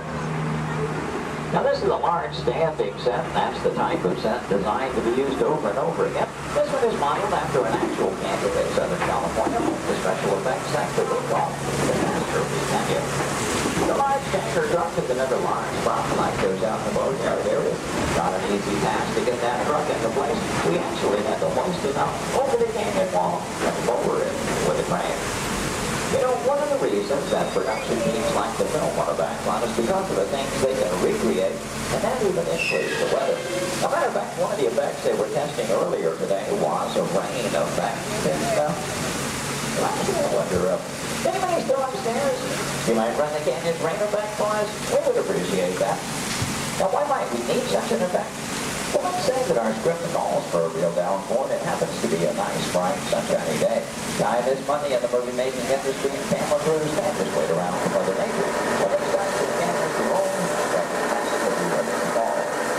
Thank you very much for appreciate that. Now, this effect is created by some high-pressure water shots over it, just out of the camera rain. Then it's that water upward and upward, and it's switching the motion, giving it another downpour in the fall. Now, we wanted to create a comfort zone effect. We could add some strobe lighting and one in the No, I'm sorry. Another rain effect.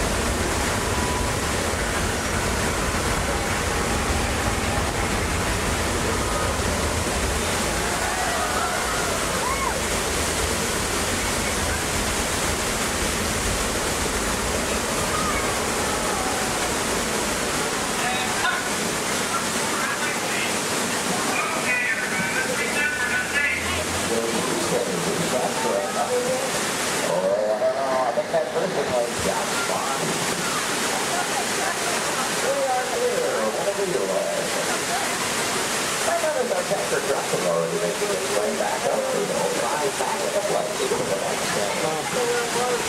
But now, I should like to understand why we call this the catastrophe canyon. As we exit level 5 and six, so let me share some of the secrets with you and how those catastrophes were actually created. And although our canyon is occasionally been used for production purposes, today's special effects show importance to just that. It is now created for your enjoyment, so you know special effects.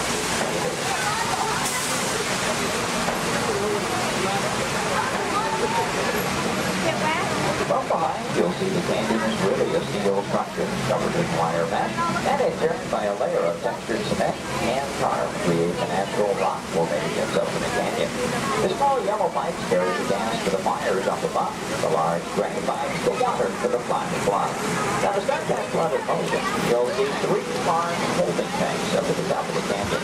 When we open the gates to those tanks, that allows 70,000 gallons of water to come running down toward our tunnel. And even more dramatic impact, some of that water was blown after by hurricanes. The earthquake effect created by large hydraulic shifter cables underneath the bridge. The catastrophe canyon was originally put together with the help of a Hollywood special effects team, so that what seemed to be an out-of-control disaster was really a very safe, computerized sequence of events. The entire sequence can reset in just 3.5 minutes. During that amount of time, the 70,000 gallons of water gets recycled to begin our show all over again. Now, as you make your way out from behind the canyon, take a look ahead and off to the right. You'll see a special aircraft too, is here in a bit of Disney history as well. This one is not a prop, it was an actual aircraft, known in airports throughout the country simply as the 234 Mickey Mouse. Among some of its earliest assignments were to shuttle Walt Disney and his Imagineers from Los Angeles to New York for the final planning stages of the 1964 World's Fair. That's where we premiered It's a Small World. Great moments with Mr. Lincoln and the Carousel of Progress. Then during the mid-60s, Walt made use of that aircraft on scouting missions over Central Florida, seeking the ideal location for our Walt Disney World resort. Now with a little movie magic here, we'll make our way from the canyons of California to the streets of New York City just by crossing our backlot area. As we do so, we'll also be passing by our newest attraction here on the backlot. You saw some warm-ups going on earlier. Now up ahead, the Mediterranean Village set in the large grandstand is the site of Lights, Motors, Action Extreme Stunt Show. That show is based on one of our most popular attractions in Walt Disney Studios Park in Paris, France. Lights, Motors, Action takes you behind the scenes. We show you how we create vehicle action stunts for the movies. Now you feel like you're right here on our set as the film crew shoots a series of highly orchestrated stunts using custom-designed vehicles and carefully controlled pyrotechnics. The resulting footage has been edited, mixed with visual effects and audio effects. We show you how we create a dramatic action sequence on film. To make that all possible, we worked with some of the world's top stunt directors and designed some high-performance vehicles capable of some pretty evasive maneuvers. Now this show involves automobiles, motorcycles, and jet skis, all in all a very exciting adventure here. Do check your showtime, guys. There are 3 performances scheduled today. The first one is at 11:50 this morning, just a little over 30 minutes from now. One at 2:45 this afternoon, and the final show of the day at 5:30 this afternoon. So, if you've ever wondered how they create vehicular stunts for the movies, try to work one of those shows into your schedule today. Now, they will start loading that show a good 30 minutes before those scheduled showtimes. Off to the left, we'll pass by another series of props. Miniature cattle cars, small jeep, both unique props from the filming of Mighty Joe Young. The Acme Waste Disposal truck from the live-action version of 101 Dalmatians, and the large silver space pod from the 1986 Disney film, Flight of the Navigator. Star Wars fans may recognize the sand skip from Return of the Jedi. The bright yellow submersible and mini helicopter both appeared in The Life Aquatic with Steve Zissou, which starred Bill Murray. This version of the Love Bug is Demolition Derby Herbie, currently appearing in Herbie Fully Loaded. And at the end of the grouping of vehicles, the large red space pod made its appearance in The Hitchhiker's Guide to the Galaxy. Now, from the opposite side, you may notice that we're still circling around our Lights, Motors, Action set. It does, in fact, take up about 8 acres here on our backlot, premiered here on May 5th, 2005. Might also notice it looks very different from this side. From the opposite view, you were seeing all of the detailing of that Mediterranean village. That, of course, was the audience or the camera's point of view. From this side, simply the steel structures that keep our backlot standing. We're only going to build what that camera needs to see. I might also take the opportunity here to mention our Fantasmic show tonight. That's our nighttime spectacular here at the studios. Fantasmic will be presented twice tonight. That will be at 9 p.m. and again at 10:30 p.m. this evening. Now, Fantasmic is an excellent and a very popular show Also a limited capacity shows. I do recommend, especially for that 9 o'clock show, want to be there a good 45 minutes to an hour prior to showtime, proceeding in the amphitheater area. Once it fills up, it's all the folks who could see the show for any given performance. And as you make your way on around the turn, off to the right, see the entrance to Lights, Motors, Action. Looks like they're beginning to preload for that 11:50 show at the present time. You can work that one in your schedule. That'll be the easiest show to get into here today. And as you make your way on around the turn, take a look down the street, get a view of our very own New York skyline right here in Central Florida. And this illusion is created by an old movie trick known as forced perspective. The skyscrapers at the end of the street are actually just painted plastic. The tallest of which are about 4 stories tall from a block and a half away. You might also be interested to know we've recently redeveloped this entire section of the back lot. In addition to Lights, Motors, Action, we've added a skyline of San Francisco, soon to come one of Chicago to join our existing New York City skyline, renaming the entire area Streets of America, but all with the idea, of course, of giving producers more locales to choose from when they're filming here on our back lot.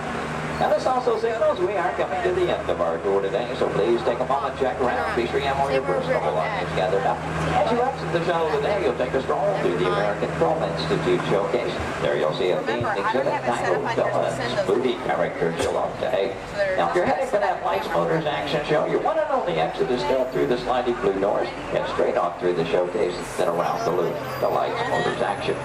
Once again this morning, your driver was Ashley. My name is Jerry. We both thank you very much for joining us today on the Studios Backlot Tour.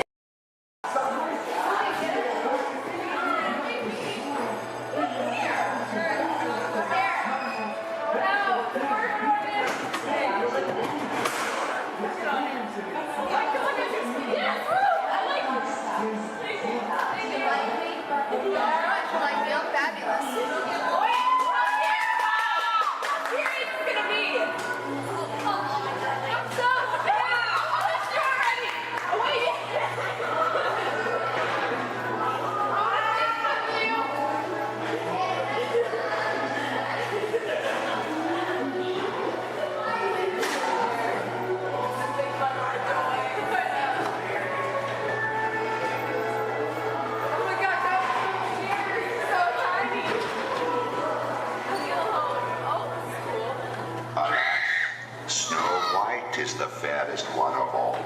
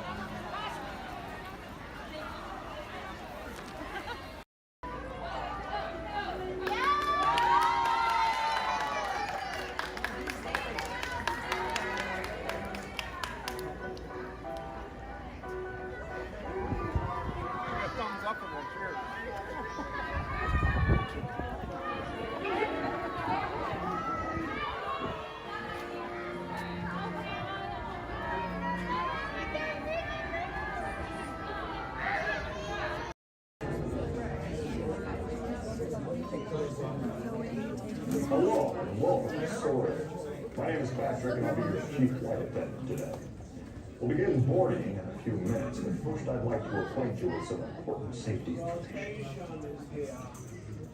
When the doors to your flight open, please take a seat and store all carry-on items in the underseat compartment. This includes cameras, purses, hats, and of course, these little dudes. Next, fasten your seatbelts, inserting them into the buckle on your right. If smaller aviators don't measure up to the height indicator on the seat, just put the belt through the loop in the center strap before buckling.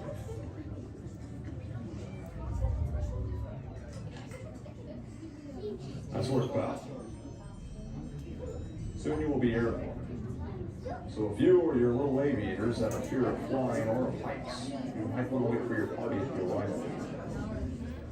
Okay, let's review. That is seatbelt, carrying items, safety strap, fear of heights, keep your hands and arms inside at all times. Anything else? Yeah. Have a nice flight.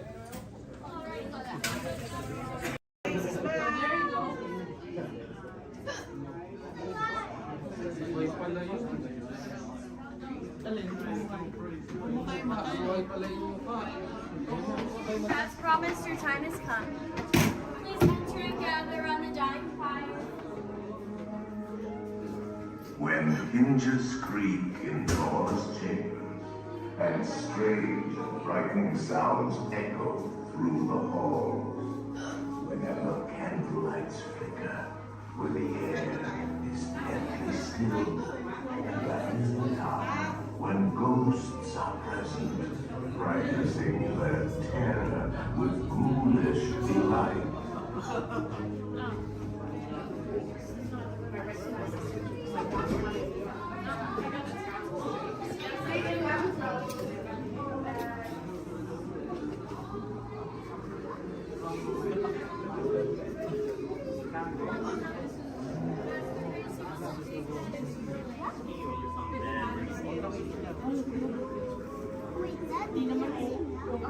Welcome, foolish mortals, to the Haunted Mansion.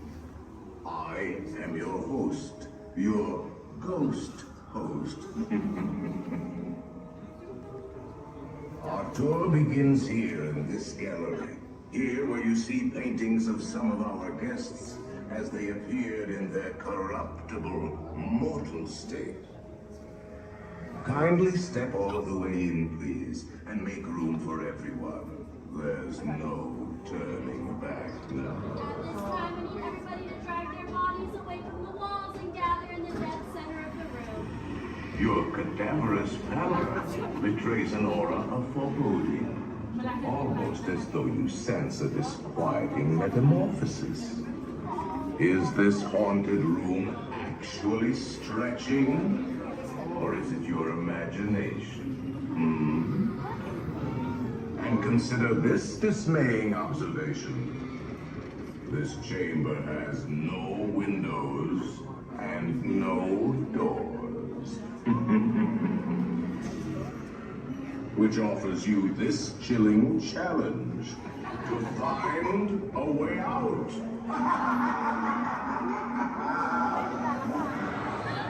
Of course, there's always my way.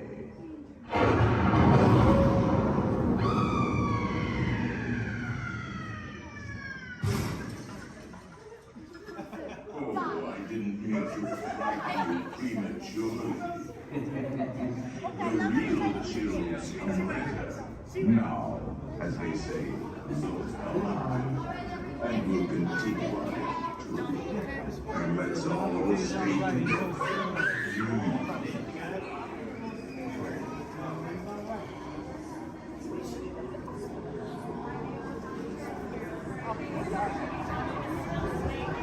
didn't say a word about it. I'm just gonna bring you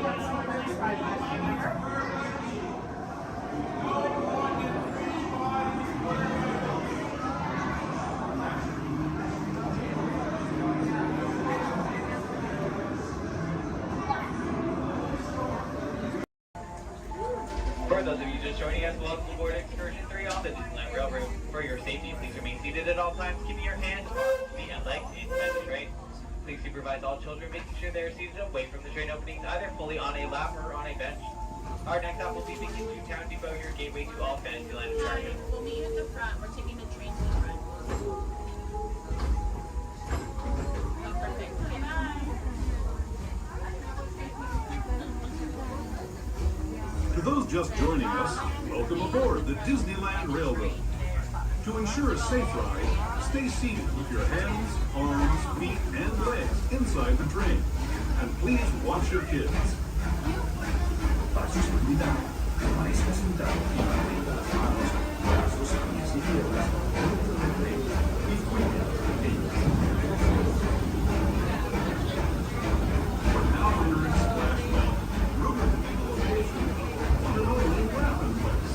If you look real hard, just for a moment, it's where the critters are celebrating a zippity-doo-dah day.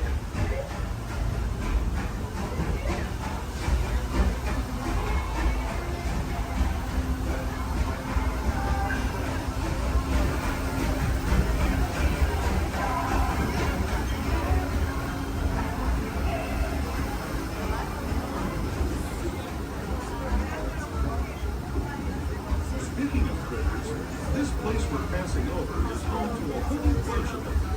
Here in Critter Country, you can join Winnie the Pooh, Tigger, Brer Rabbit, and Brer Bear on their fun-filled adventure.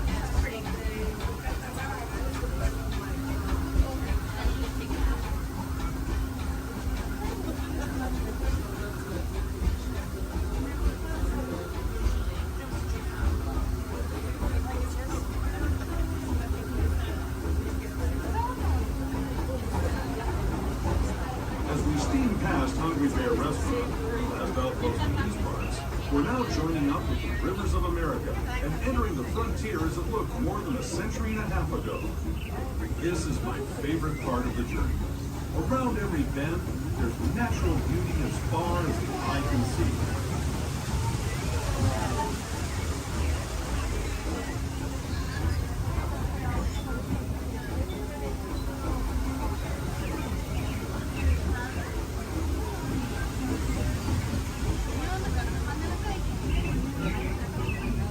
There is the revered Indian shaman, sharing his stories with those in the great river valley below.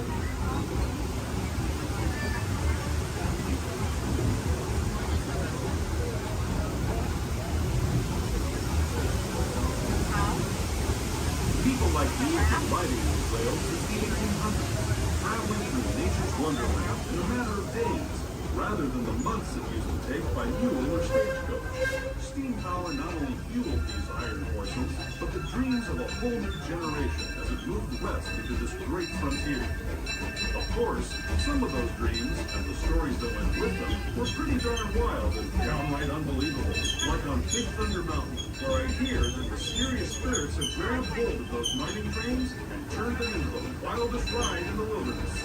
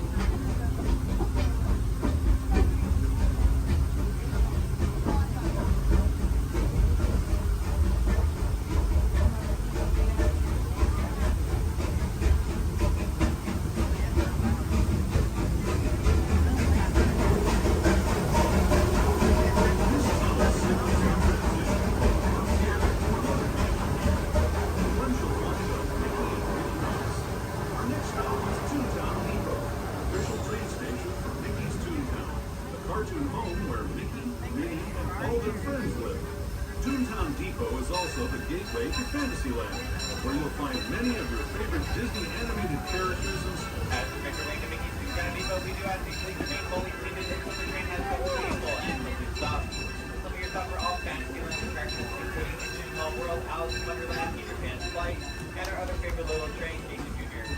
Once again, please remain fully seated until we have come to a full and complete stop. Home Depot, Mickey's Toontown.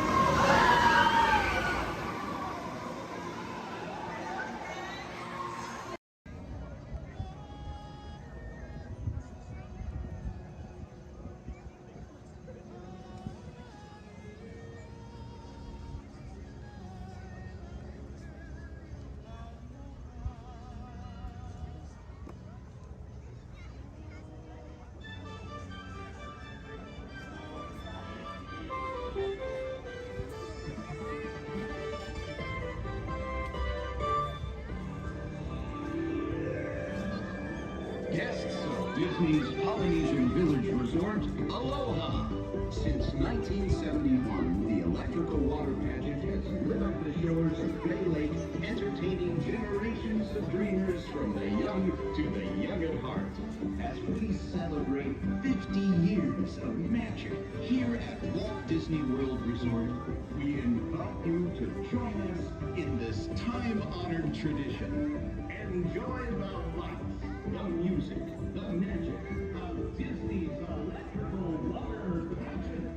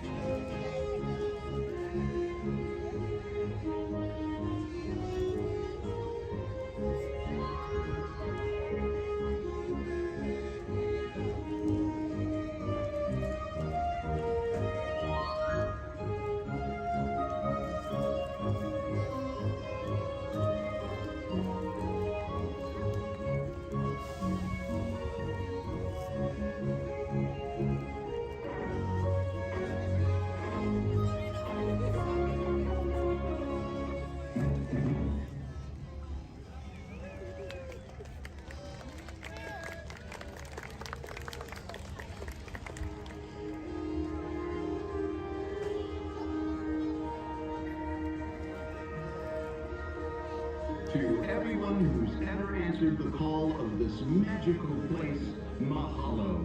We have shared the breath of magic. For 50 years, you have trusted us with your dreams, and tonight we hope you feel them twinkling in your eyes, enduring like the sparkle of Disney's electrical water pageant. From all of us to all of you here at Disney's Polynesian Village Resort, we bid you aloha and hope you wake tomorrow to find your dreams are even brighter in the light of a new day.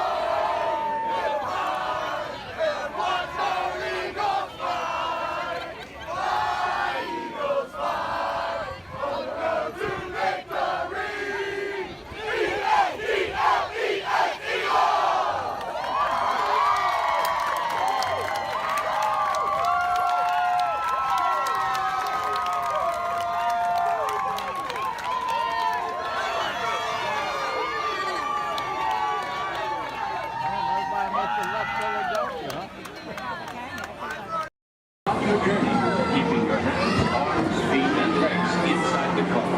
And please, supervise your children. Remember to stay clear of the doors, which will open and close automatically. Enjoy your trip aboard the Metro Liner. Para su seguridad, el guía ha recomendado que mantenga sus manos, brazos, pies y pies dentro del canastro y cuide a sus niños.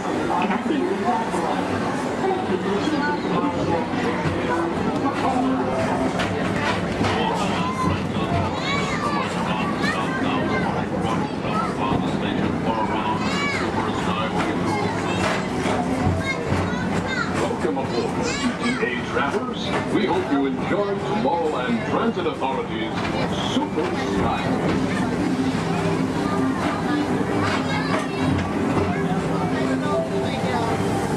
Now approaching Tomorrowland Interplanetary Convention Center. The Convention Center is host to a galaxy of wonders from the following ranks.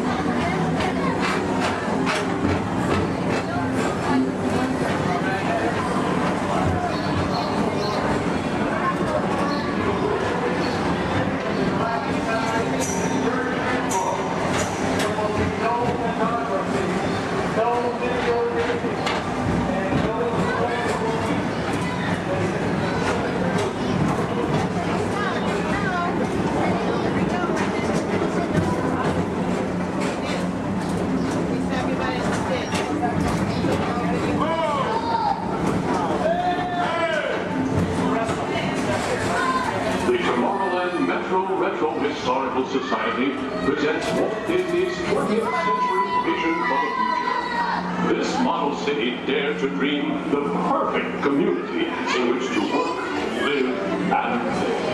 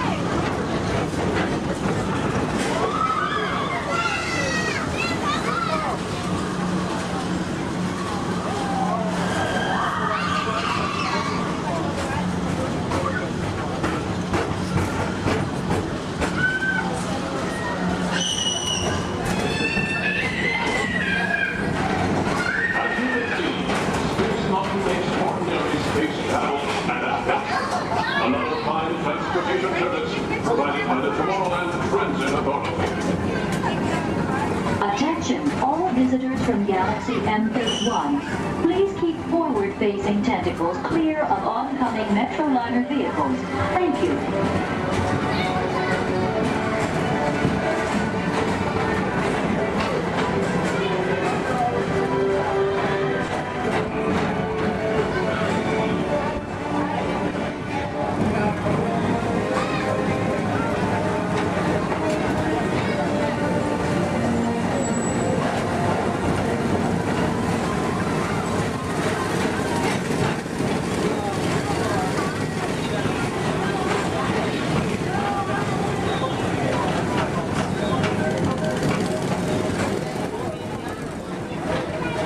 The centerpiece of Rocket Tower 1 is the League of Planets Astro Orbiter. This symbol of universal harmony and interplanetary culture provides all beings with an exhilarating spin around the planets.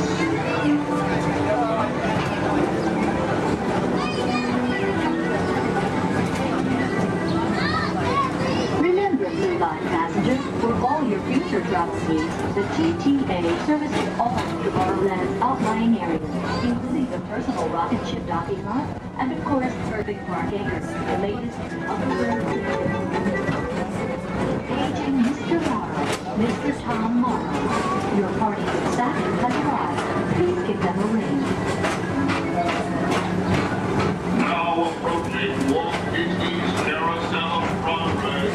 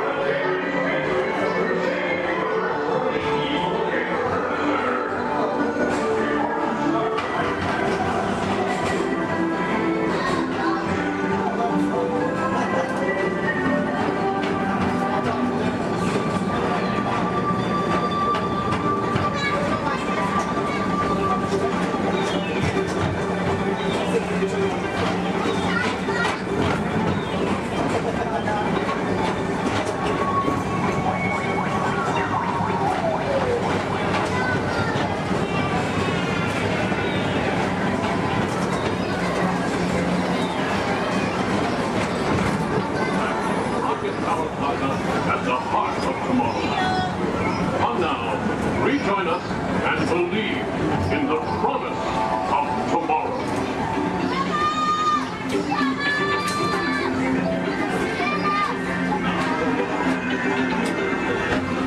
Rocket Tower Final Station.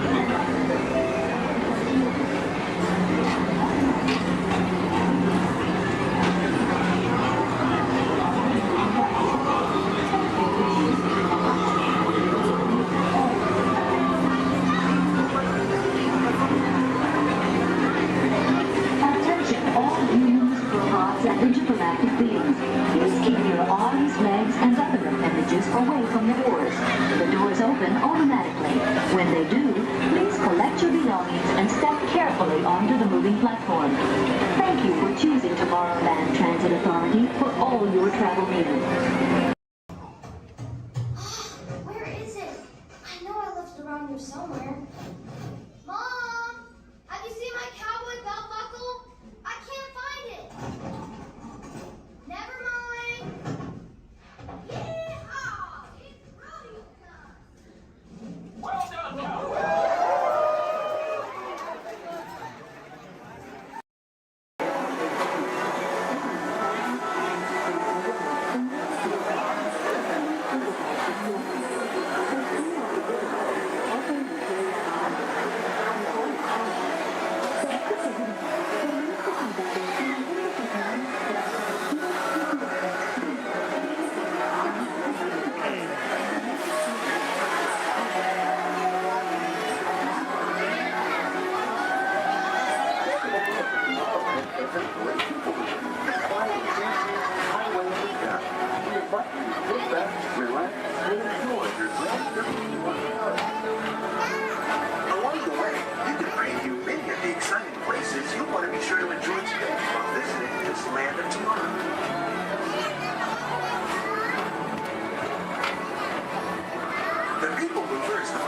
vehicle for people watching.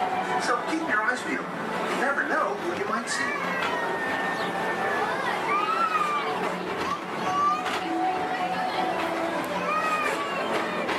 Coming up, Stitch's Great Escape, where you can report for duty as a security agent for the Galactic Federation.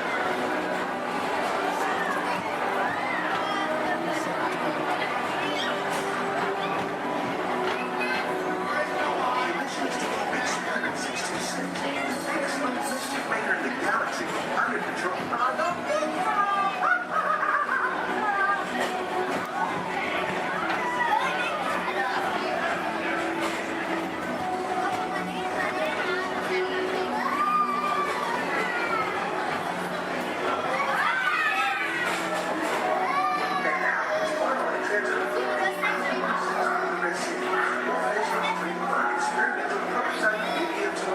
Progress was the inspiration for Epcot and many of its forward-thinking ideas have been utilized throughout Walt Disneyland.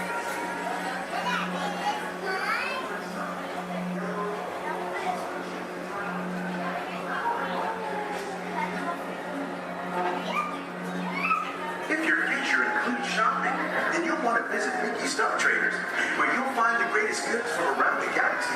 That's right! It's out of this world!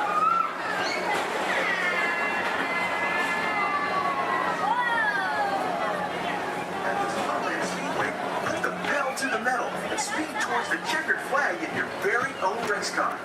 Young or old, this is your chance to drive in the fast lane without worrying about getting a speeding ticket.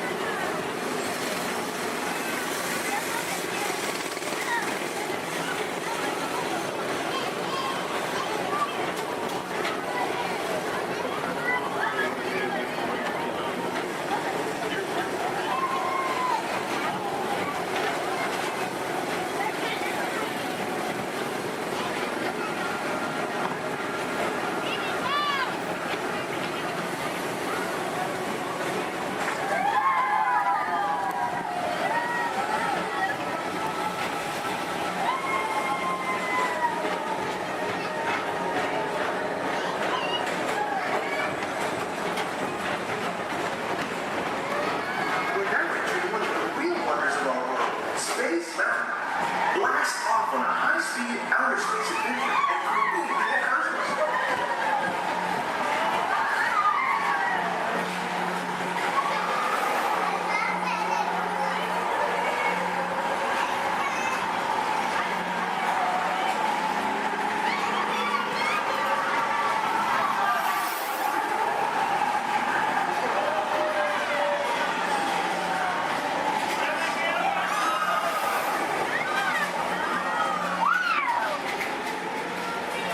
Paging Mr. Morrow. Mr. Tom Morrow.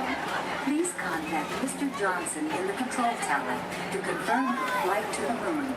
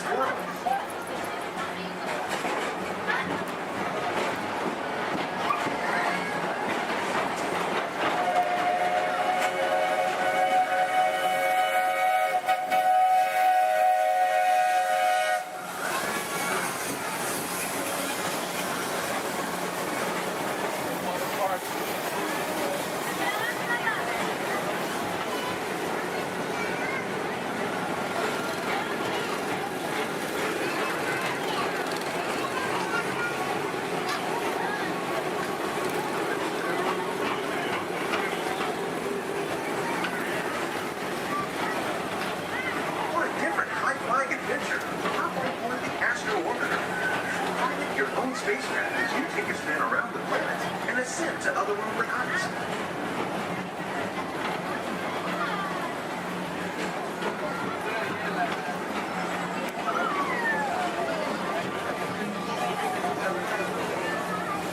We're now approaching Walt Disney's Carousel of Progress. Inside this rotating theater, whole families welcome you into their homes of yesterday and today, starting way back at the turn of the 20th century. First presented at the New York World's Fair, this legendary circular theater celebrates the progress that has made our lives better. It's a perfect reminder that there's always a great, big, beautiful tomorrow shining at the end of every day.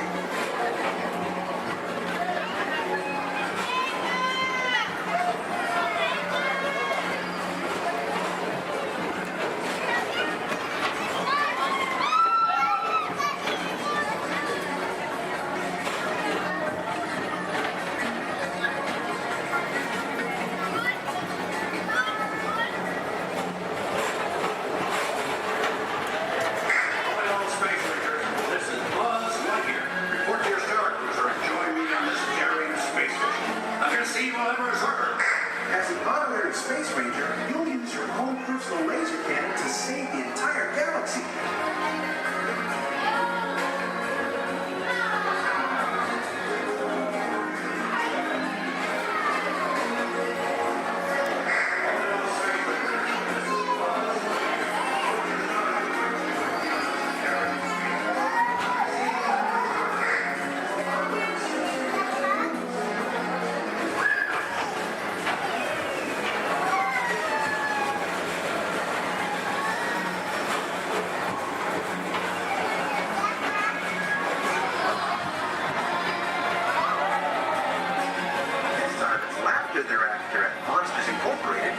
Drop in and join Mike Wazowski and all his pals at Monsters Incorporated Laugh Floor.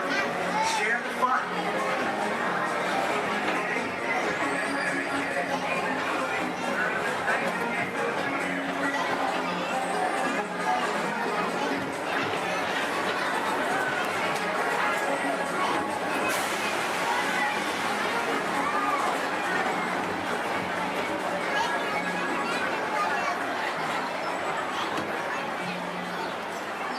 Thank you for joining us for tomorrow.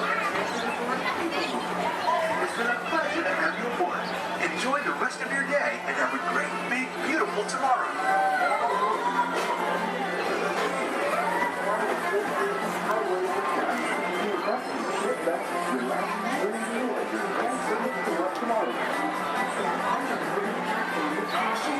Exit by stepping away from the car.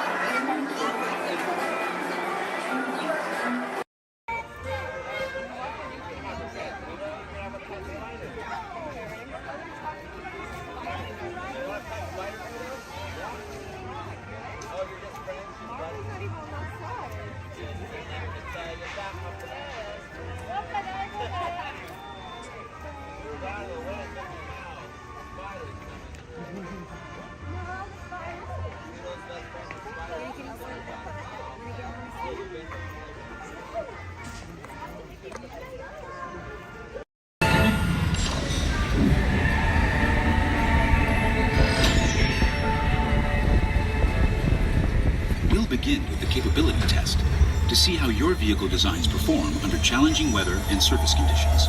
Monitoring road surface. Connecting to OnStar. SIM card performance data acquired.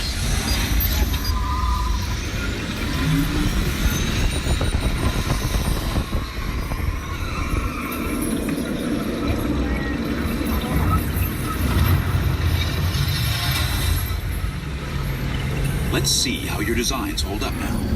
Commencing SIM car off-road and extreme weather sequence.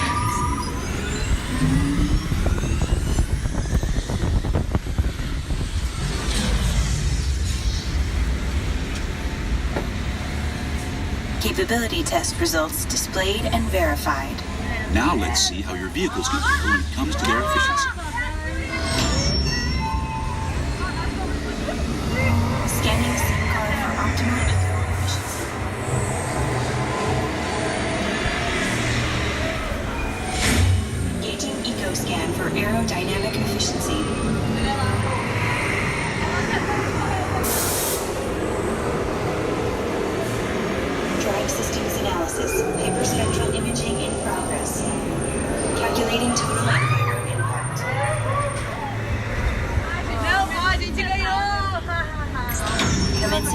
responsiveness test.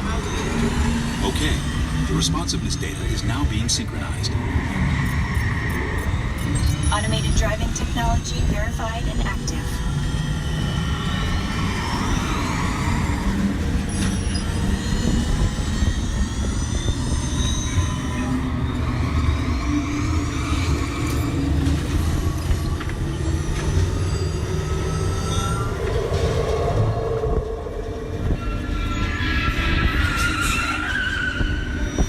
Automated crash avoidance technology disengaged. Displaying responsiveness data.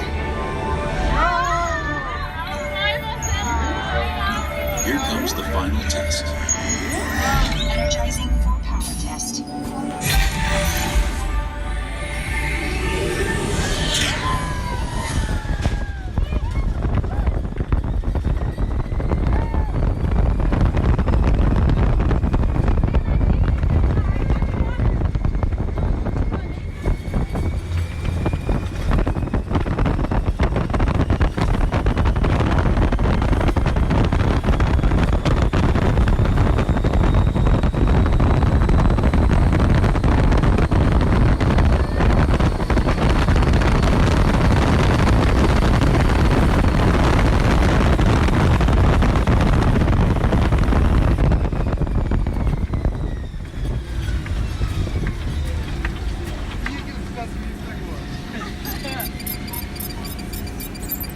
Personal, it's in the media, it's not my department, can't touch it. Just saying. Anyway, let's get this game going. You ready, contestants? Our first question from a show called Dancing with the Stars. Here we go, everyone. It's Dancing with the Stars.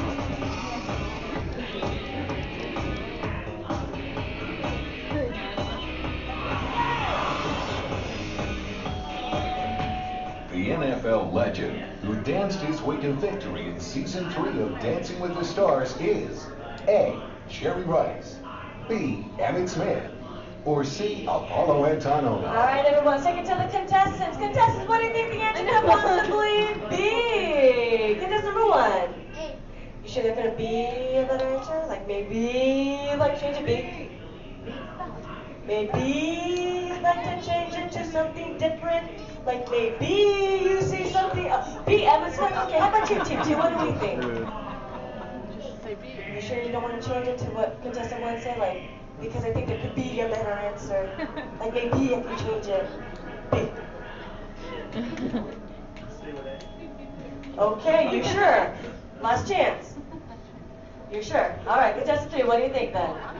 B, Emmett Smith. Well, let's find out what we've got. Sure enough, that's gonna be Emmett Smith. Good job, contestant 1 and 2, getting the shine started up on your board. Don't worry, still 2 questions left to go. And this one's from a long-time running show. It's called America's Funniest Home Videos. Here we go.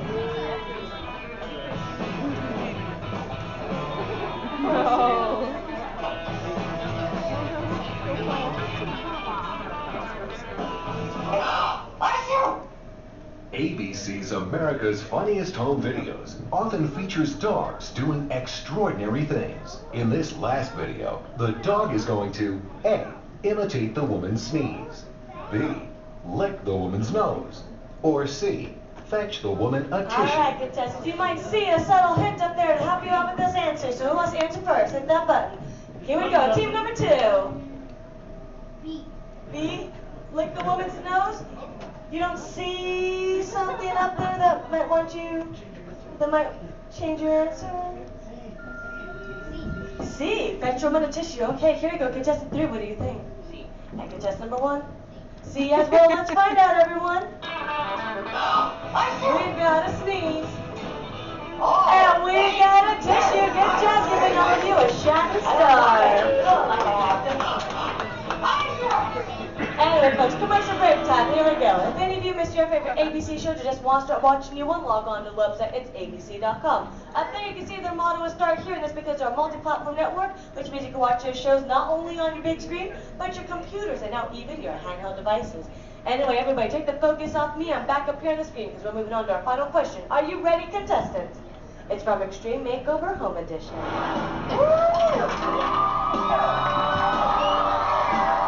We finished the house!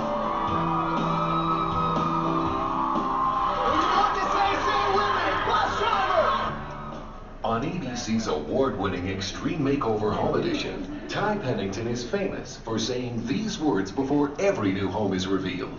A, bus driver, take it away. B, bus driver, move that bus. Or C, bus driver, hit it. Here we go, contestants. Here we go, team number 2.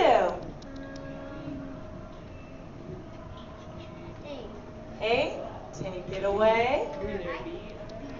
B, move that bus. All right, guess number 3. And guess number 1.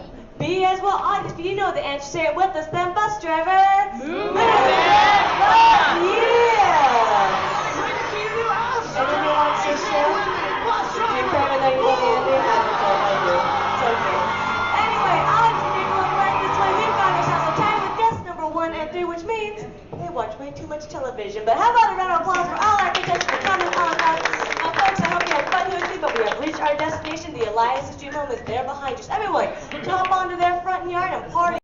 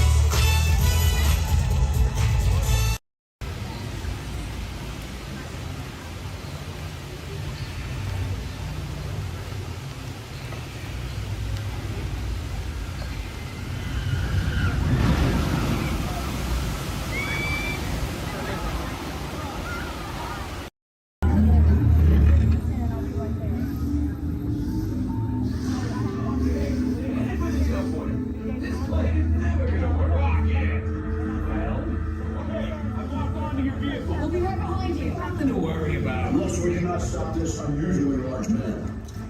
Then you're likely doomed. Good luck. You're gonna need it.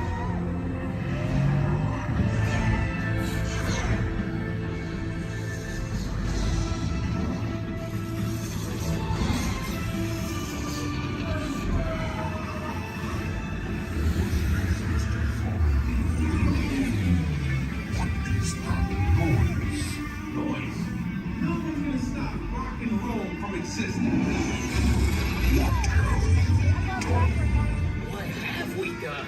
I think we're jumping back. All the way. Oh, Christ. With just the kingdom, the big bang. Let's see, Skipper. You gotta get that generator. It's the only way back. We got the generator.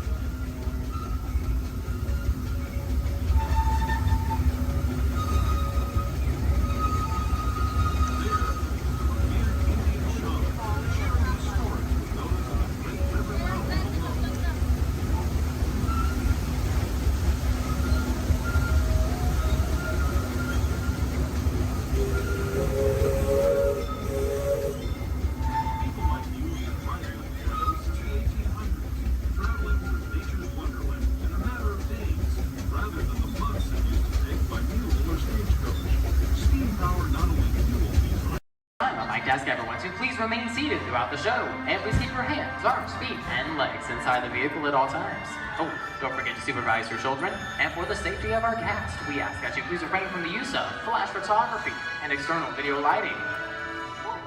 Now that we've taken care of business, let's talk about me. My name is Travis, and I'll be your guide for this magical journey into the movies. It's the perfect job for me because, why love movies? Is everybody ready? Great, the cameras are ready to roll. Ready when you are, CB.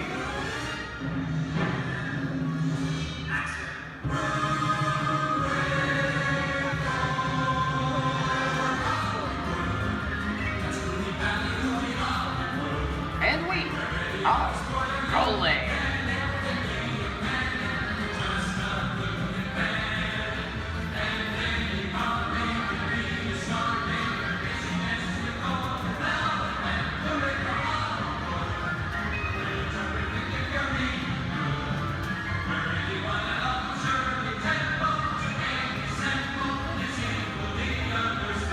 Hello everyone and welcome to the Great Movie Ride. Once again, my name is Travis, and on behalf of Disney's Hollywood Studios and Turner Classic Movies, please welcome our host for this one-of-a-kind tour, Robert Osborne. Thank you. Hooray for Hollywood indeed. What better way to start our journey? From the Old West to the rooftops of London and along the yellow brick road, there really is no place like the movies. One of Hollywood's significant contributions to the world of film were great musicals. This scene is from one of my favorites, the 1933 Busby Berkeley spectacular, Footlight Parade.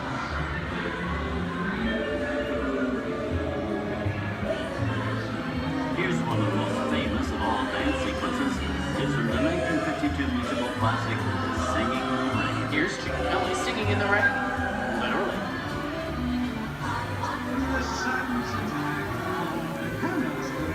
Here's one of the quintessential Disney musicals, Mary Poppins, starring Julie Andrews and Dick Van Dyke.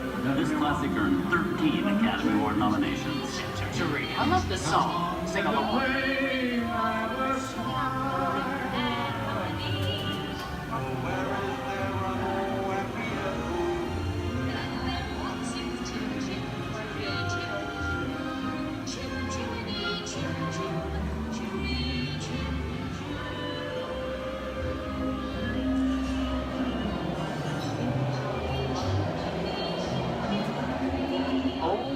Those wallets and purses, folks. This doesn't look like a very good neighborhood. Here's the birthplace of the gangster film, the seedy underbelly of Chicago from The Public Enemy, starring James Cagney. Released in 1931 before strict censorship rules were enforced, The Public Enemy is a gritty, realistic, and violent look at the world of gangsters of the Depression era. I love this movie. In one famous scene, James Cagney shoves a grapefruit in Mae Clark's face. She can never look at breakfast in the same way again. These tough guys could turn anything into a weapon.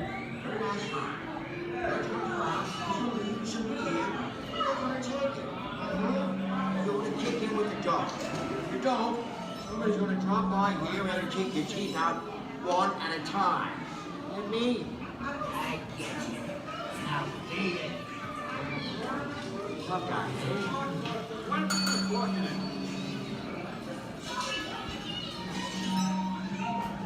Sorry about the delay, folks. I don't want to run a red light, even in the movies. I don't want to leave my vehicle. I think it's time for a visit to a concession stand.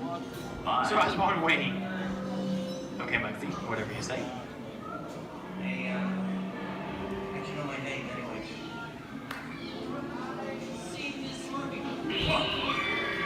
Well, he's on singing your fancy cars like to get out of here. So wait it for me. I said square out of here or you're gonna get hurt. Here they come, Buzz! Get out your grinders!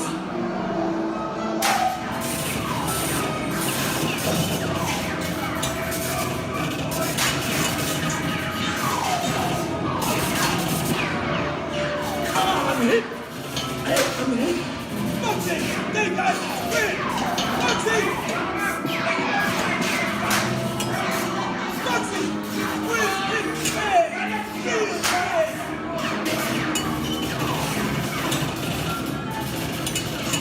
Everybody just sit tight. Running my life against the law. I will never break the law. Hey, watch this. No more red lights. Muggsy!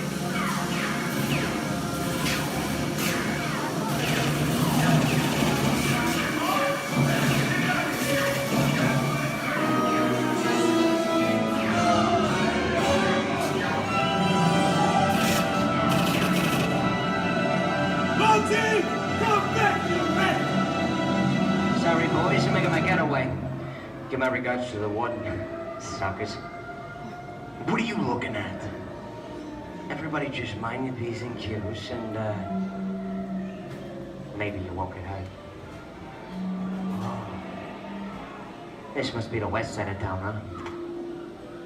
Western films depict the legendary American wild frontier, where cowboys and their loyal steeds maintain order in towns against the untamable wilderness. John Wayne and Clint Eastwood are two of the iconic stars who epitomize this ideal of the stoic gunslinger.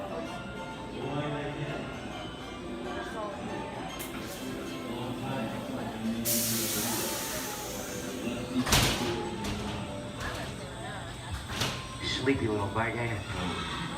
That's some mighty tough territory you're heading into, Pilgrim. I'd think about turning back if I was you. That is, if you want my opinion. But I reckon Now that we're in the clear, this looks like the perfect time to collect up all your valuables. We'll start with the jewelry and then we'll... What are you talking about? I didn't even order this neighborhood, Kappa.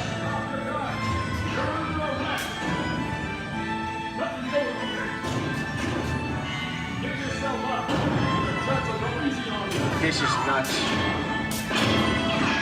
Nuts for this. Look at it this way. Hey, Daddy, what is it?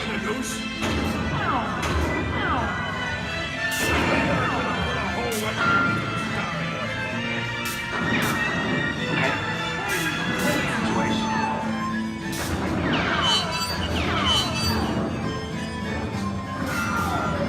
I don't know about you guys, but this is starting to get kind of creepy. Where are we? Jason? Science fiction has been a staple of classic movies, from George Méliès's A Trip to the Moon to George Lucas's Star Wars. In 1979, director Ridley Scott and Sigourney Weaver made audiences believe that in space, no one can hear you scream. This is Alien. Hey, you get down, face. How do we get out of here? Warning, remain in your vehicle. The area you are entering is extremely dangerous. Proceed with caution.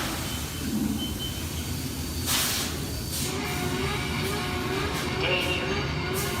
The emergency disrupt system is now activated.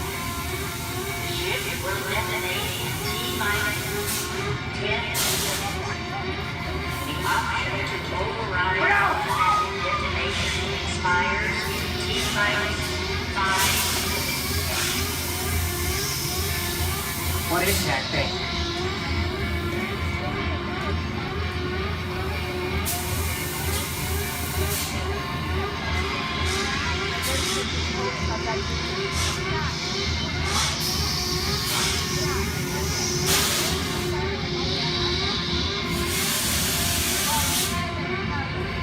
Get it together.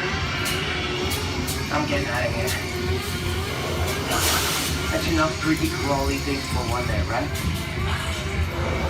Wrong.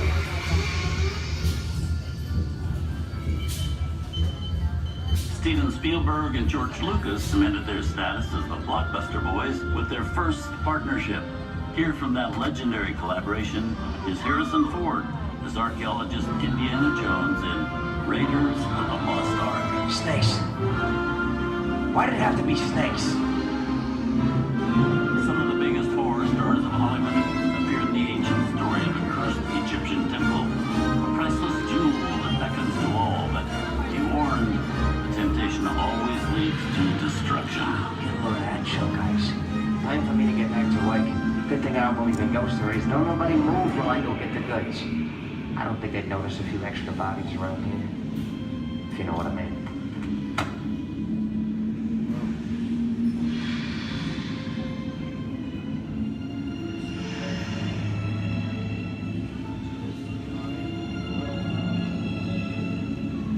I've seen enough movies to know that you really shouldn't even think about trying to steal a jewel.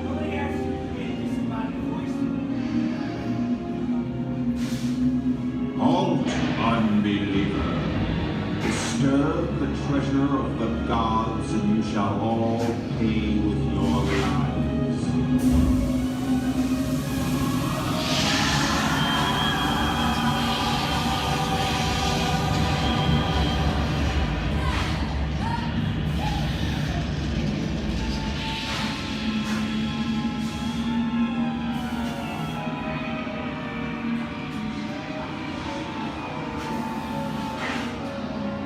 Not bad for my first movie, huh? The twist ending. That just goes to show you anything can happen in the movies. Now, let's get on with the show.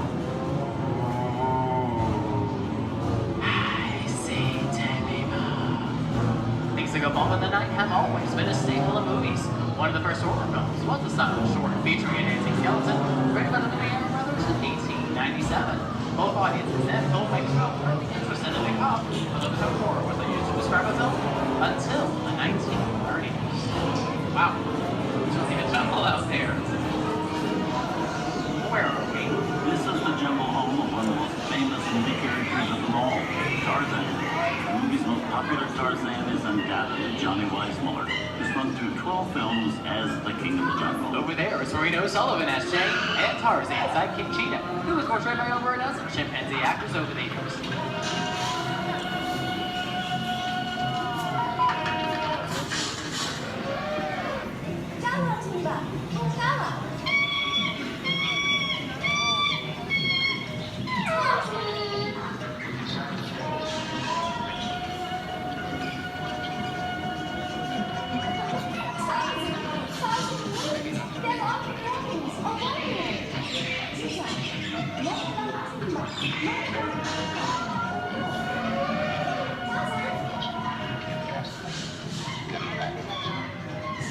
Here's Humphrey Bogart in his most famous film role.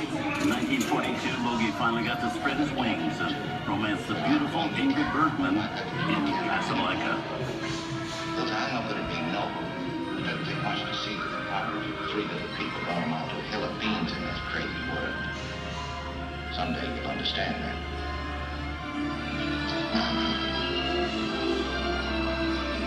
Just looking at you, kid.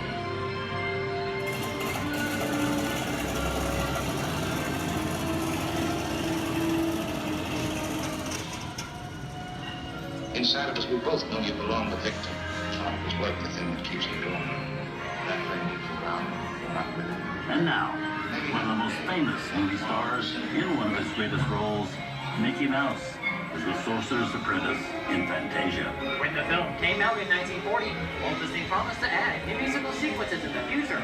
His nephew Roy kept that promise 60 years later with the release of Fantasia 2000.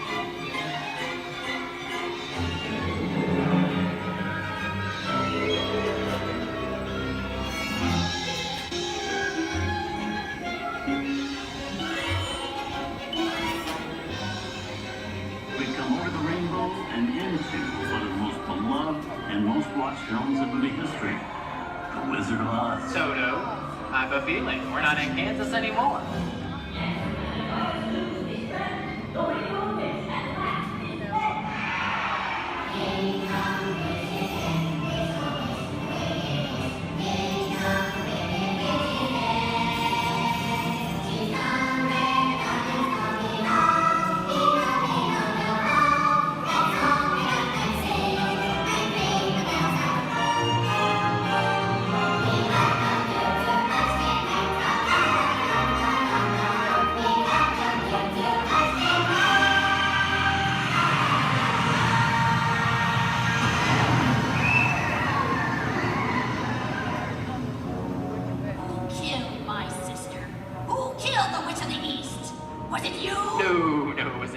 I didn't mean to kill anybody. Well, my little pretty, I can cause accidents too. Oh, rubbish. You have no power here. Now be gone before somebody drops a house on you, too.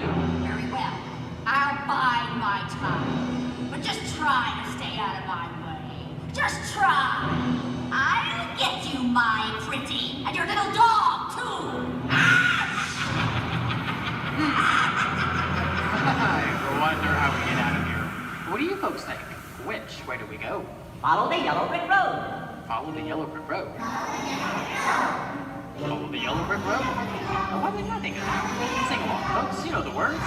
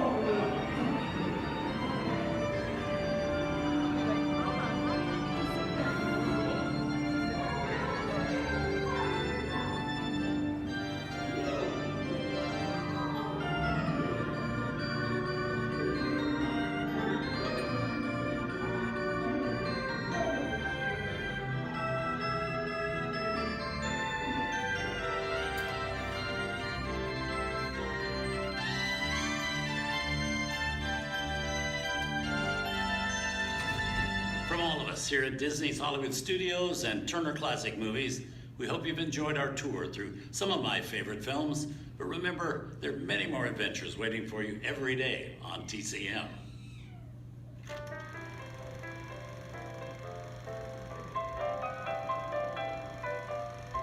We didn't need that. We had to face it. Wait a minute. You ain't heard nothing yet. Step in time!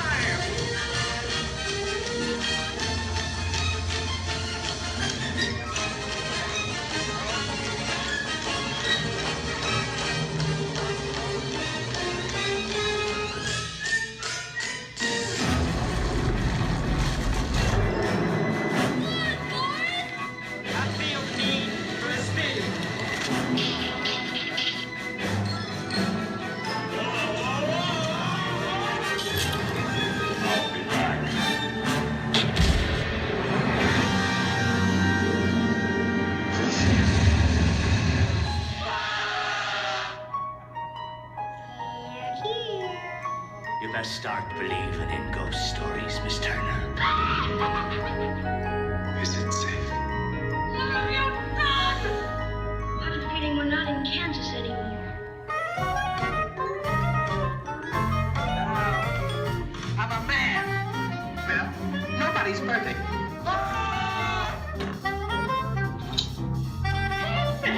Shut up.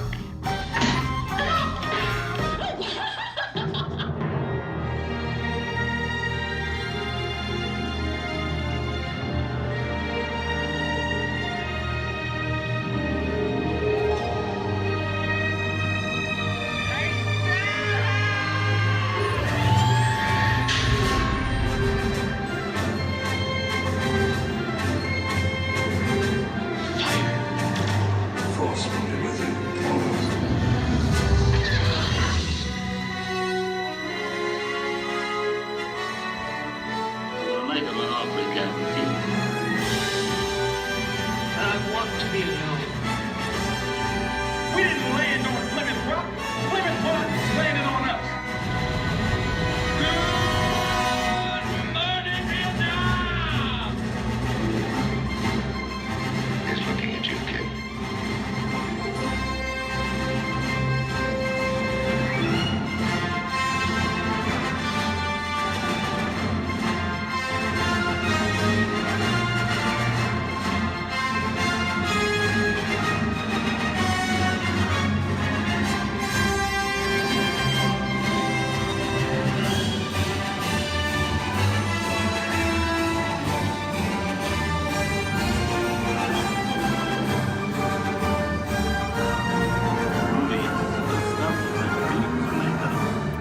Enjoyed our ultimate celebration of classic movies, and remember, you can find many more beloved stories and legendary stars on Turner Classic Movies. On behalf of Disney's Hollywood Studios and Turner Classic Movies, we'd like to thank you for joining us on the Great Movie Ride. Now please remain seated until the vehicle comes to a complete stop.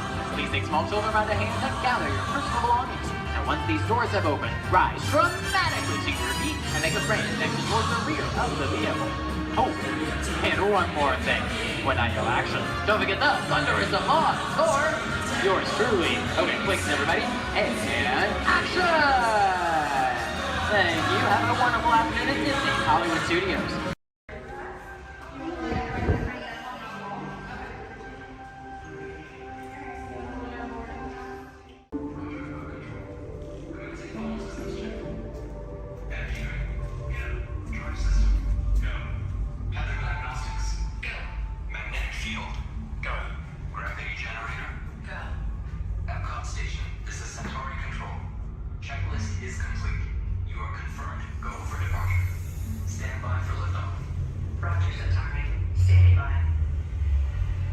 Welcome aboard this elevator.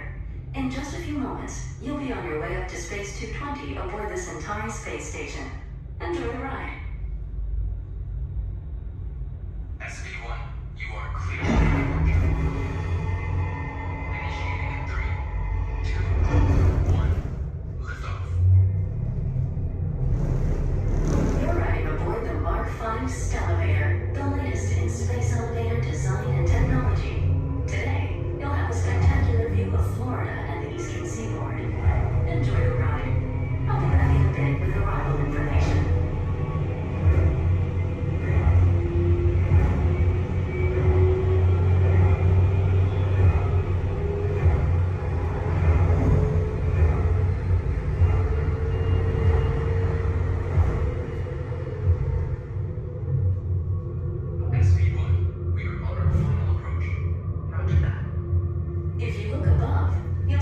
Atari space station coming into view.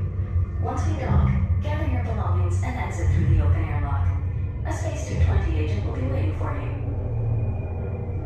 SV1 cleared for gravity generator active. Airlock activated. Docking complete.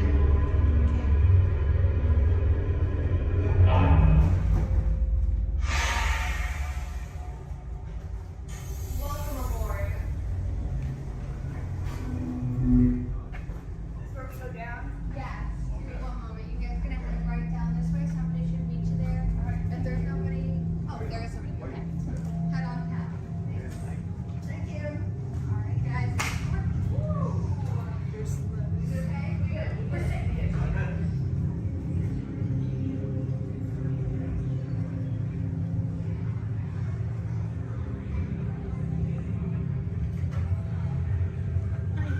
Hello, guys. Hello. Got boarding pass? What's the last name? Niece? All right, for Joffrey? Yes. All right, you guys can call me. How was the trip up today? Was it good? Very good. Awesome.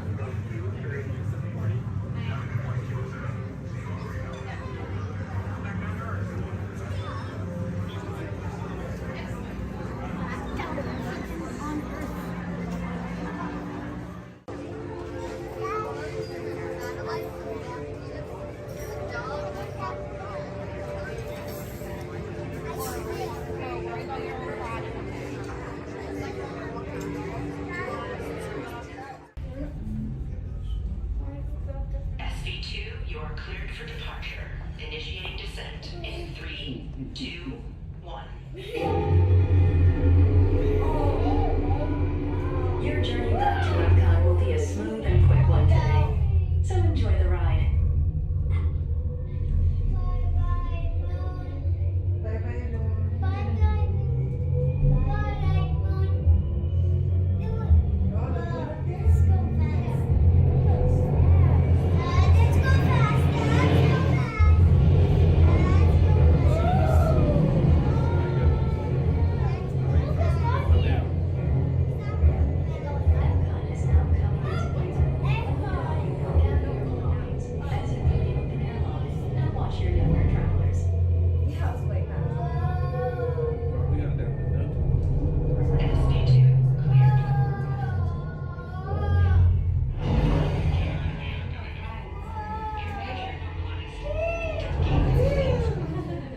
We hope you enjoyed your visit to Space 220 and look forward to seeing you again soon. The ground is in the sky.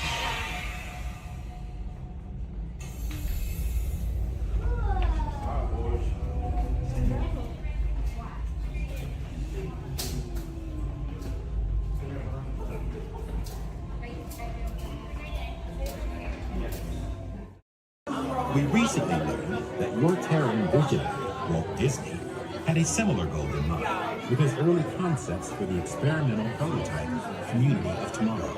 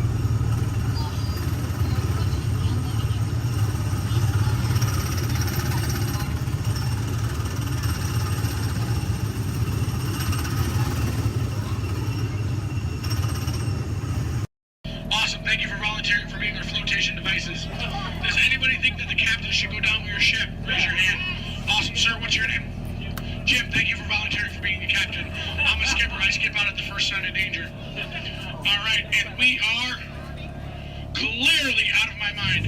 Everybody turn around, wave goodbye to the dock. Now wave goodbye to the nice people on the dock. Now wave goodbye to the skippers. Bye, skippers. You're never going to see them again. All right, ladies and gentlemen, my name is Skipper Jason. For your safety and mine, please remain fully and completely seated, keeping all hands, arms, legs, feet, small children inside the boat at all times. Now, not only am I your Jungle Cruise skipper, I am also your dancing instructor, your cruise director, your lion tamer, your alligator wrestler, and if you don't laugh at my jokes, swimming instructor. Alright guys, we're starting off right here in the Amazon rainforest where it rains 365 days a year. That's almost every single day. That's what makes these bugs larger than life. These beautiful Amazon butterflies, ladies and gentlemen, their wingspan can go anywhere from 12 inches up to a whopping 1 foot. That makes them the rulers of the jungle.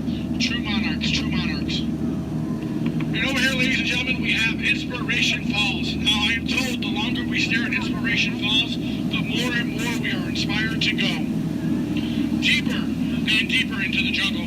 Everybody say, ooh. Everybody say, ah. Everybody say, ooh, ee, ooh, ah. No, I'm just kidding. Don't do that, folks. Anyway, so much inspiration, we are going to not only change rivers, but jump continents. We are now in the continent of Africa along the Congo River. Now, we're going to see how far we can go on this boat with me behind the wheel. Who here wants to see the world-famous Jungle Book? Raise your hand. Awesome, everybody. Because there it is. Now, up here at the beach, ladies and gentlemen, I have arranged for you a welcoming pygmy party. There's going to be music, dancing, singing, eating, drinking, all sorts of fun, all sorts of game, all sorts of craziness, all sorts of... Oh, I can't see anybody canoe. Guys, the jokes are only going to get worse from here, I promise. I wonder what might have scared off my friends, the pygmies. Anybody see anything that might have scared them away? Yes, that giant python could have done it, princess. They can grow up to 33 feet in length, but don't get too close. They can develop a crush on you. They're really friendly. So let's stop by my base camp, guys, and pick up some supplies. Oh. This is what happens, guys, when you leave your door open in the jungle. You get unwanted house guests, and they break every single thing that you own. Good news, though, guys, they got my Jeep to turn over. I wonder if they used a monkey wrencher called 888. All right, ladies and gentlemen, we are now cruising along the Nile River. It is the world's longest river. It goes on for miles and miles and miles. If you don't believe me, you are in... False. You're in disbelief. We are on the Nile River. Right over here, ladies and gentlemen, is Jimbo. He's an African bull elephant. I taught him some tricks. Jimbo, speak. Jimbo, speak. Okay, we're getting the silent treatment. That's fine, that's fine. Esmeralda, speak. Really? What did I do?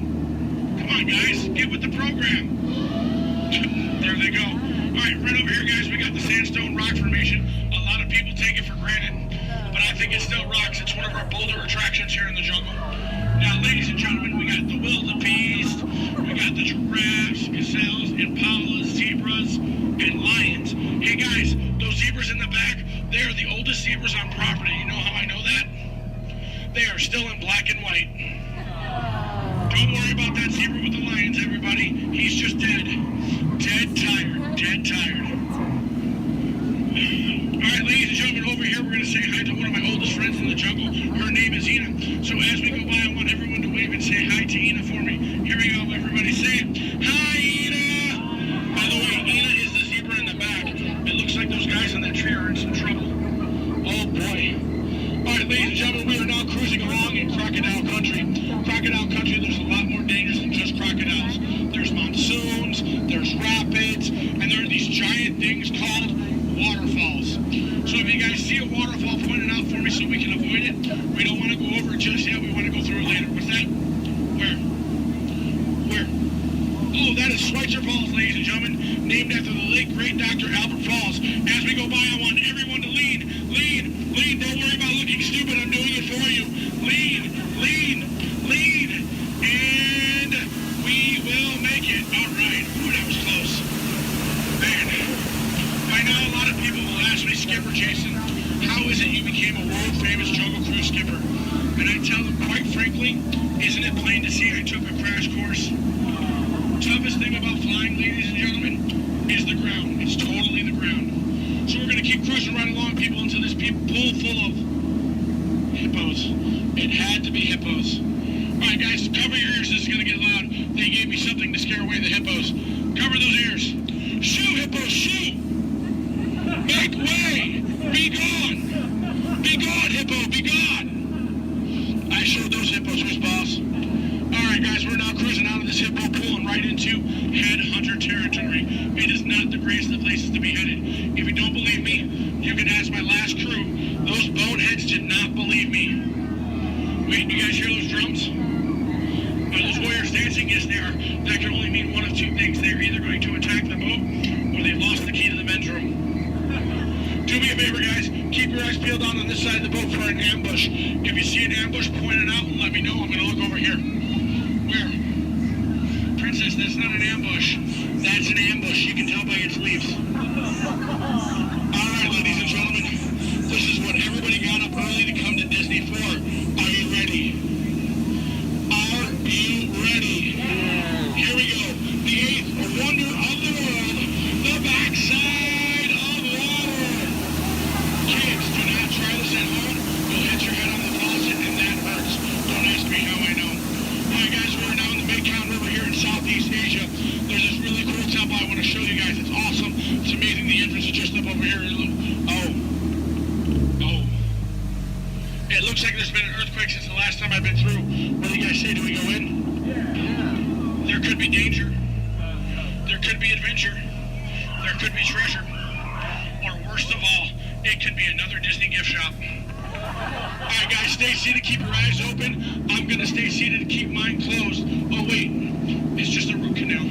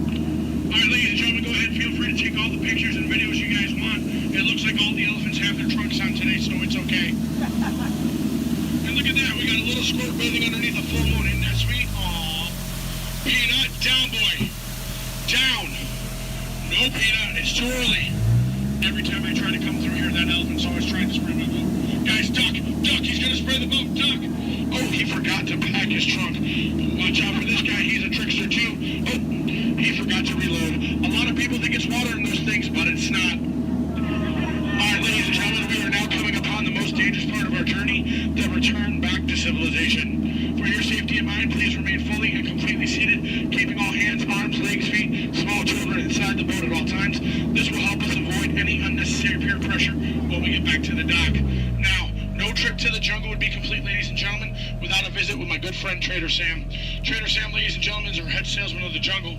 Now, sales have been shrinking, but he's got a great deal for you. 3 of his heads for the price of 1 of yours. Any way you slice it or dice it, you're going to come out ahead. Do we have any takers? No? It's all right, guys. It's all right. Now, ladies and gentlemen, when we get up to the dock, we're going to rope this boat. When we rope this boat, stay seated till I give you guys the all clear. When I give you guys the all clear, then I want everyone to stand up together. That does 2 things. 1, keep the boat balanced, and 2, look like you're giving me a standing ovation. At that time, I want you guys to clap, yell, holler as much as you possibly can, because then it looks like not only did I do my job, but it'll also help out my self-esteem. When you guys go to exit out the boat, you are on my jungle side, you will stand up, exit out through the back. You here on my dock side, you will stand up, exit out through the front. At no point in time do you ever cross those crates in the center. It is not a crate idea, it is very disgraceful. I don't go to your house and cross your crate, so please don't cross mine. Once again, guys, it's also a tripping hazard. You might trip, fall, and that'd be 2 bad trips in one boat. I'm only responsible for the first. Now, guys, I really want to thank you guys for joining me out in the jungle today, but most of all, I want to thank my legs for always supporting me. I also want to thank my arms for always being at my side, and I really do want to thank my fingers and toes because I can always count on them, always. ladies and gentlemen, out of all my crews today, you guys have been my first. Yeah, you've been my first. Now, you guys have been obviously the most recent. Now, guys, you've been awesome. You've been amazing, and pretty soon you're going to be outstanding. Outstanding on that dock. All right, guys, here we go. Once again, guys, for your safety, please remain fully and completely seated, keeping all hands, arms, legs, feet, small children inside the boat. Linda, Skipper Linda, what are we teaching that rope today? 2 plus 2. Okay. Now, we're going to wait. Linda has been practicing for like years. She's been training for months. She's going to learn and show you guys how to rope this boat at the first shot. All right, Linda, here we go. It's your turn. You can do it, Linda. You can shine like a star. No. Back of the boat, Linda, not the guest. Stay seated, guys. Stay seated. So now we're going to teach this rope about 2 plus 2. Now, in some cases, rope secure. A lot of people think 2 plus 2 equals 4. But in some theories of math, people say 2 plus 2 equals 3. Or 8. Or 12. But I say you're done. Let's go. Rope's done. Everybody out of my boat. Bye, guys.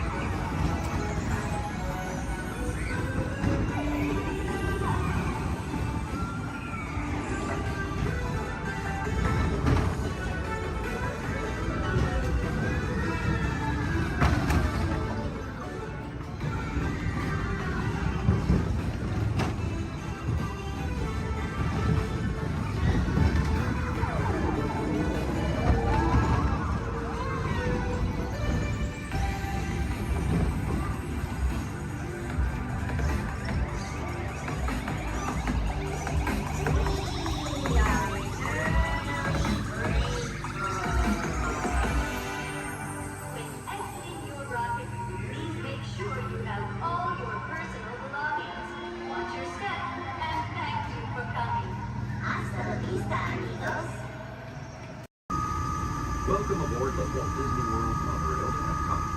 For those of you staying, please hold on to the handrails throughout our journey and stay clear of the door. For the comfort of others, no smoking, please. Thank you. As we turn south, you can catch a glimpse of the spires of Space Mountain in the Magic Kingdom. Nearby is Disney's contemporary resort.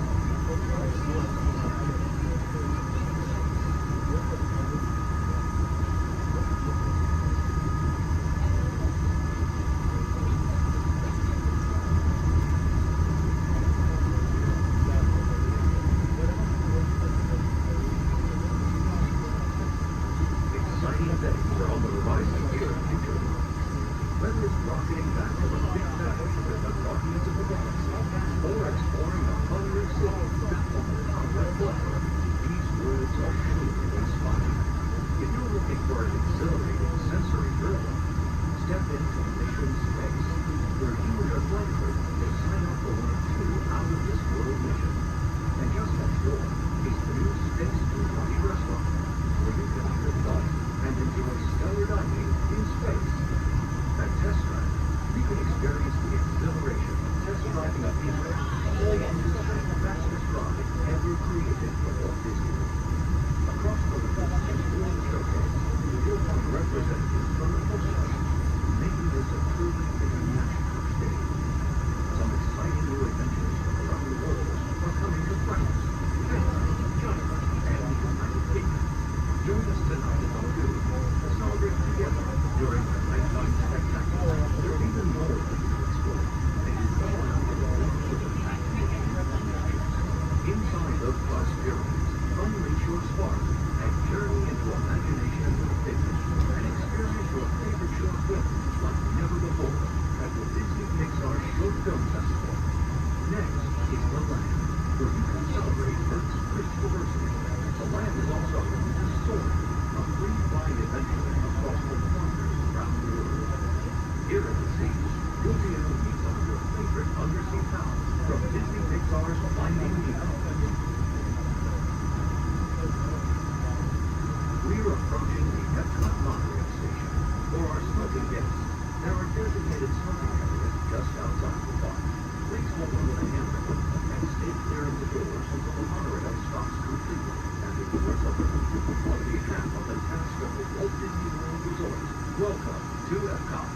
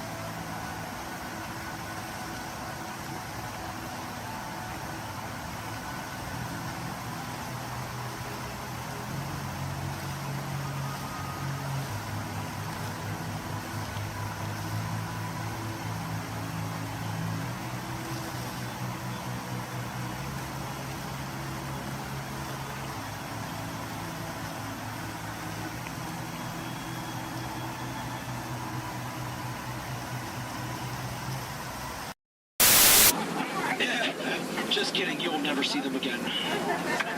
Yeah, but chances are you probably never saw them before, so who cares? Ladies and gentlemen, welcome aboard the world-famous Jungle Cruise, world-famous for being world-famous. My name is David, and I'll be your skipper, your tour guide, your social director, your dance instructor, and if you don't laugh at my jokes, your swimming instructor for the next 2 weeks. All right, the first river we are entering is the Amazon River, where everything is larger than life. You can tell to the left and to the right of the boats by these butterflies coming up over here. Now, these butterflies, just to let you know, have a wingspan ranging between a mild and tiny 12 inches to a whopping and amazing 1 foot. And over here to the right is Inspiration Falls. Now, people usually ask me in unison, why do you call it Inspiration Falls? How odd of you guys to ask. Well, the longer you stare at it,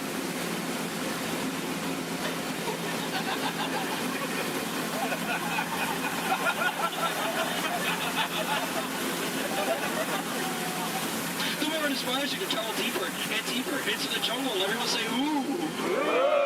Everyone say, ah. If that is an inspiration, then I don't know what is. So let's keep going. We are now entering the Congo River, where we have a very special treat for you guys. A special welcoming party set up for you by the Big Bass. Ladies and gentlemen, here they are, the Big Bass.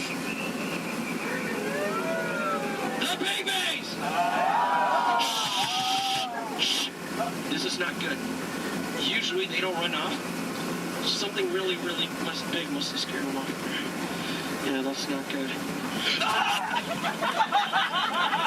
Okay, folks, no need to worry. That is a giant python. It spreads up to 24 feet, and it's actually quite friendly. So friendly, it might develop a crush on you.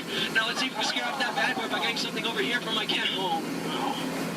Folks, please do me a favor. For any of you wearing yellow, please do not make it sound like a banana. I find it very appealing.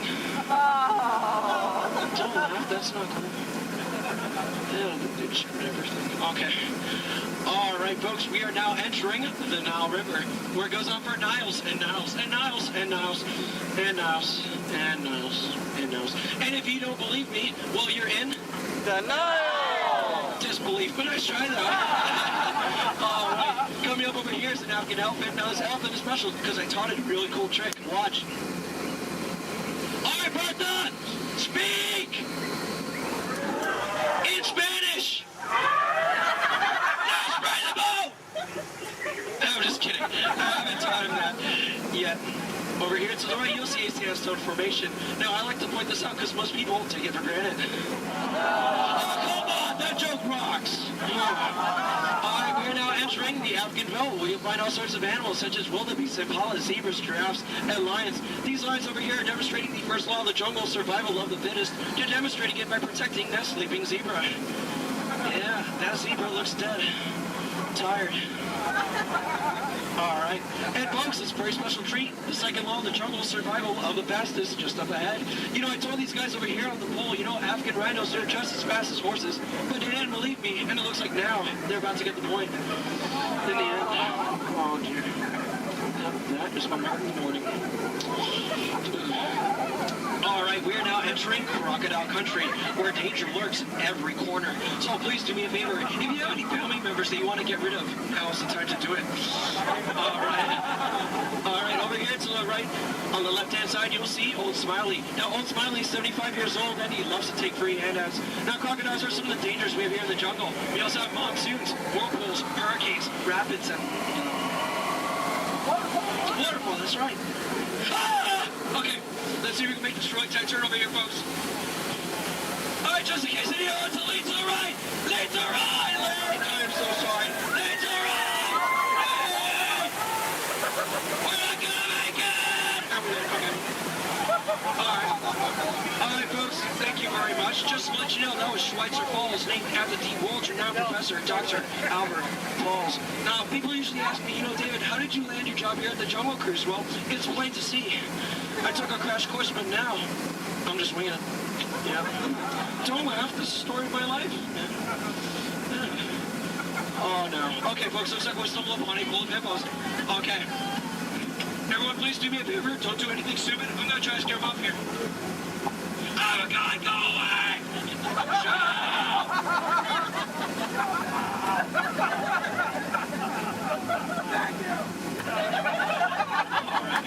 Oh, no. Folks, looks like we're now heading into headhunter territory. This is not a good place to be headed. You can ask my last crew over there. Yeah, they were just yelling the entire time. Oh, dear. All right, from my years of experience, I know when the natives are dancing like that, that means they're going to attack the boat. Usually they attack this side, so there's nothing to worry about if you're on this side of the boat. So, you know, keep your eyes peeled and see if we can avoid the attack here. Establish your attack! Don't worry about the stupid, because I'm doing that for you.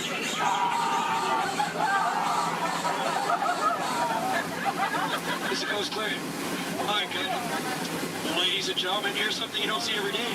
What you've all been waiting for, the amazing, the stupendous, the colossal, the eighth wonder of the world.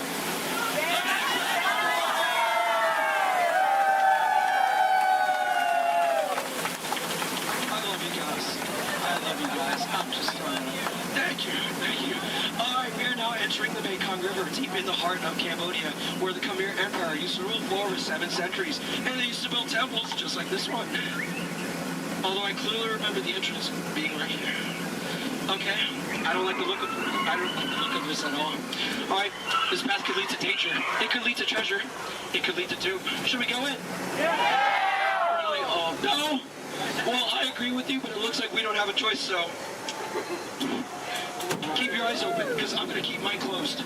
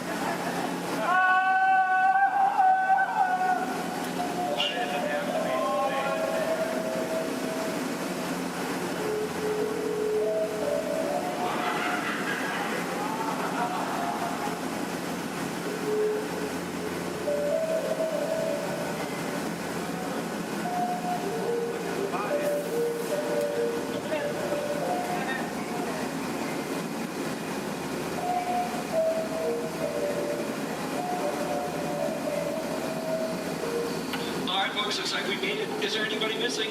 Please raise your hand if you're lost. Oh, cool. Me too. Looks like we're on the same boat.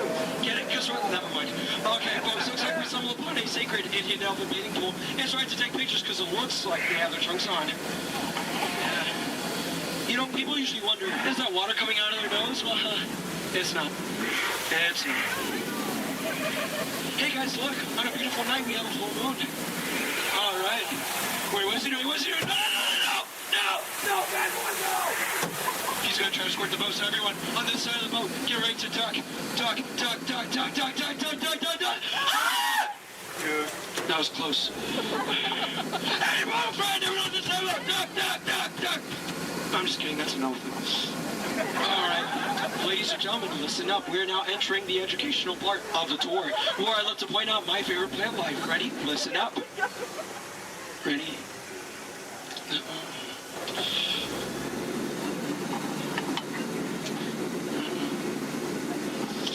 No, and that one. Any questions?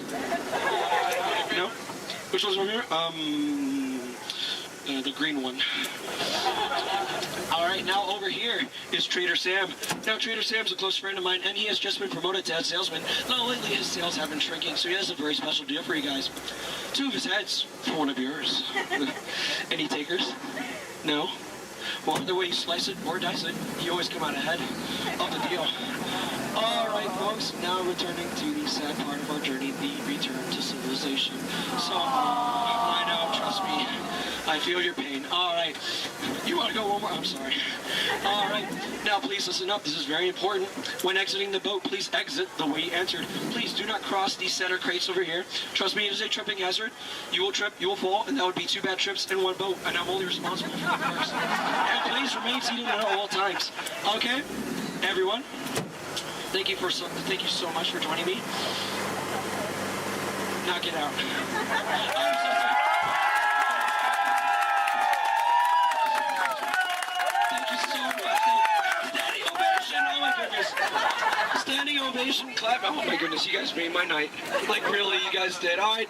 Hope you guys enjoyed your time here at the world famous Jungle Cruise. My name is Skipper David, and if you didn't enjoy your time, well, my name is Tito, and I have no idea what I'm doing here. So, all right. Please watch your head and watch your step.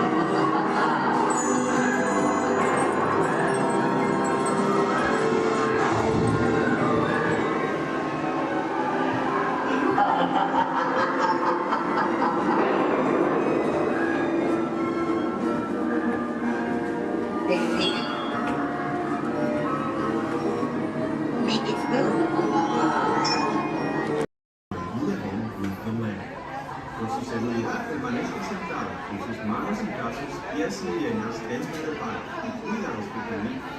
A manera de recordatorio, no tomar fotos con flash y luz de video antes de llegar a la universidad.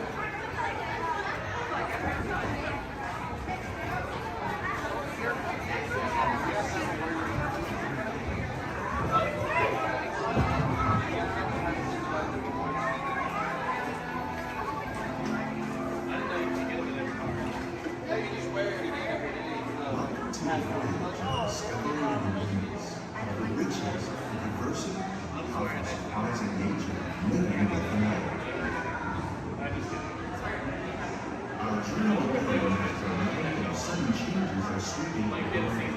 The approaching storm may seem violent and destructive to us, but to nature, it's a new beginning in the cycle of life.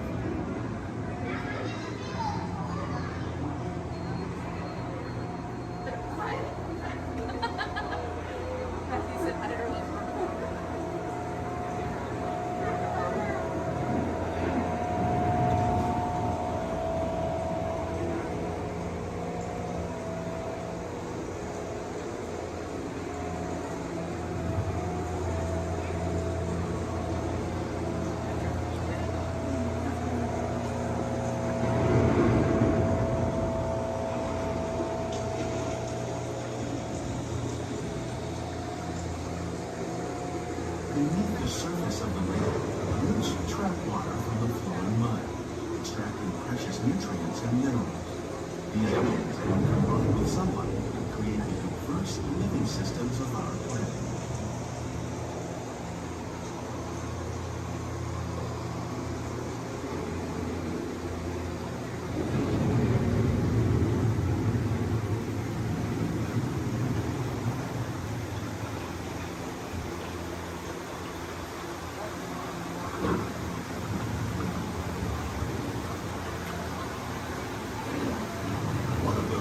Systems is the rainforest, home to the most amazing concentration of life on our planet. These dense and beautiful forests cover only a tiny portion of the Earth's surface, but they contain more than half of its plant and animal species.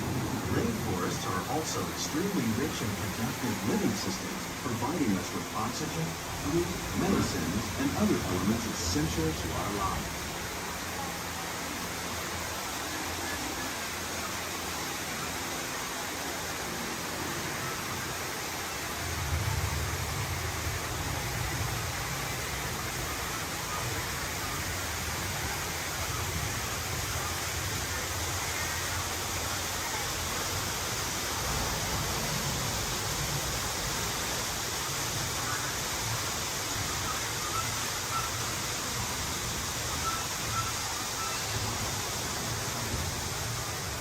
In the desert, nature has created a very different, but no less beautiful living system. And while this arid landscape may seem lifeless, it is very much alive. The plants and animals that have learned to survive in these harsh conditions make use of what little water they can find and avoid the scorching rays of the relentless sun.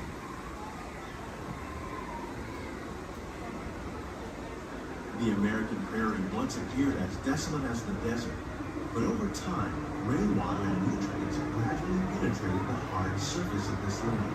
Even the hooves of the mighty buffalo helped create the rich soil, one day become home to the American farm.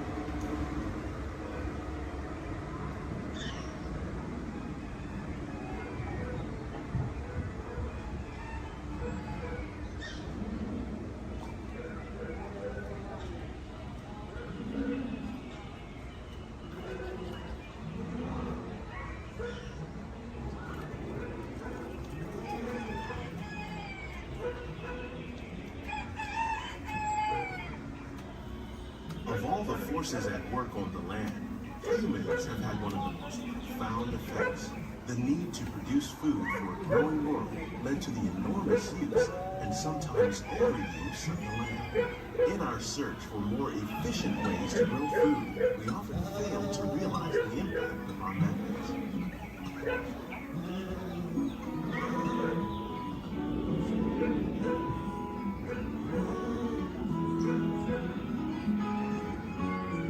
Today, we're learning to live with the land discovering better ways to grow food that will assure both human and environmental well-being.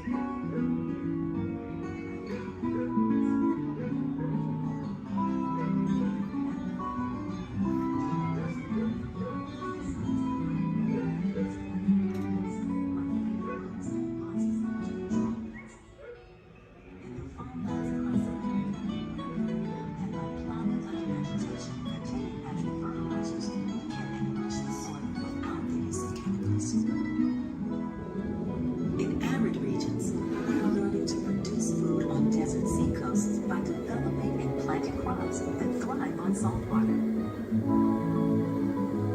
In Japan, we're learning that by mixing leaves and other living materials into our soil, we can make farmland more fertile without the need for chemicals. Here at Epcot, we're learning to reduce the need for chemical pesticides by breeding and using natural predators, like ladybugs and wasps, to control pests. How will we meet tomorrow's growing needs for food production, yet still respect the needs of the land? Some of the answers are being discovered just ahead. To help us maintain these carefully controlled ecosystems, and for your safety, please remain seated in your boat at all times.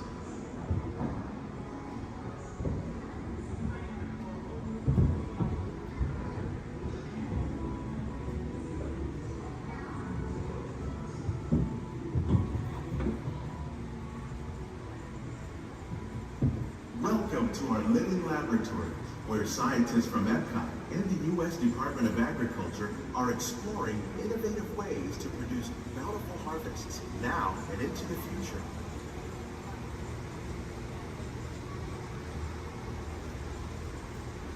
The tropics are home to the greatest diversity of plants on the planet. Many of these, like papaya, bananas, cacao, coffee, and rice, are well known around the world. These are just a few of the edible plants that have been an important source of nutrition for people living in the tropics. Many are rich in vitamins and minerals, while others are well adapted to growing in less than ideal conditions. Some, like the water lily, thrive in wet, swampy areas and waterways. All parts of this plant, even the flower petals, are edible. The starchy root of the plant has long been used to make flour for baking.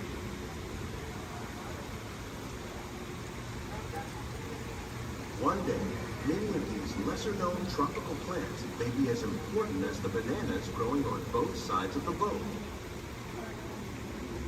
More than 28 million tons of bananas are eaten annually, making it the most popular fruit in the world.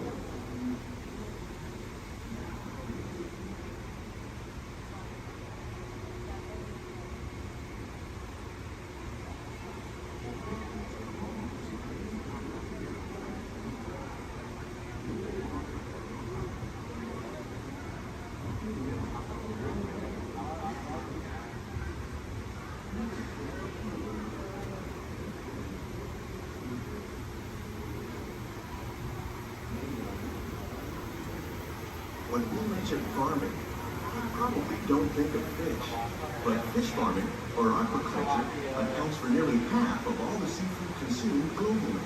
Tilapia, bass, and catfish, like the ones you see here, are three of the more popular crops raised by fish farmers. The sustainable system we're using here recycles the water in the tanks. As a result, we're able to save millions of gallons each year. Our small fish farm produces nearly 5,000 pounds of fish each year to serve in restaurants around Walt Disney World. Innovations like this one can play an important role in our efforts to produce bountiful harvests and still protect natural resources.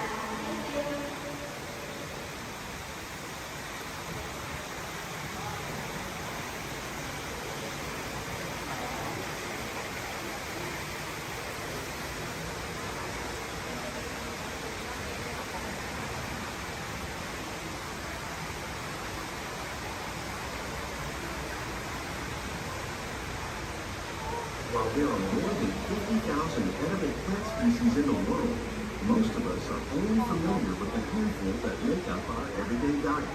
The common grains growing here, maize, sorghum, and millet, plus rice, account for nearly 2/3 of our global food consumption. Learning how to increase yields of these staples is an important goal of research around the world.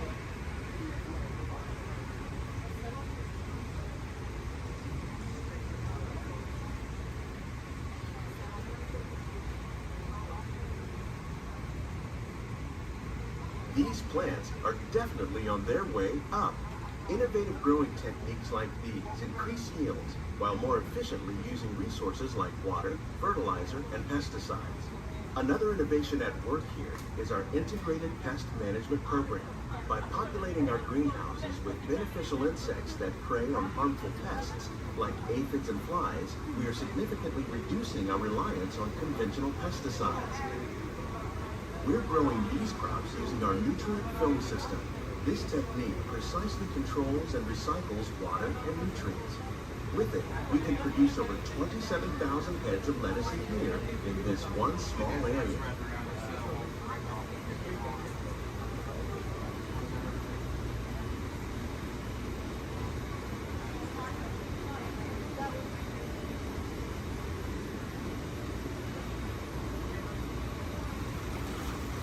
Some of our best ideas have been inspired by nature, like these fruit and vegetable trees. By growing these ground plants vertically, we can increase yields and better control diseases. These crops taste as good as they look. In fact, we serve more than 15 tons of produce from our greenhouses in restaurants here at the land every year.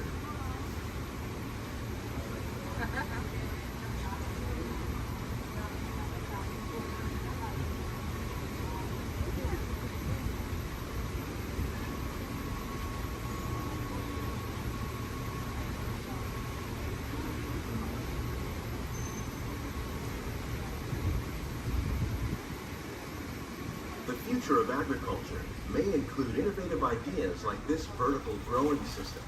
Plants grown in this way use a fraction of the space required by traditional growing methods. That saves water and increases production. The aquaponics system on your left combines hydroponics with aquaculture. The fish provide a natural source of fertilizer for the plants, and the plants help keep the water clean for the fish. It's another great way to produce more while using less. In our lab, Epcot scientists are working with the U.S. Department of Agriculture on a number of innovative projects. The goal of these efforts is to produce higher yielding and better quality plants.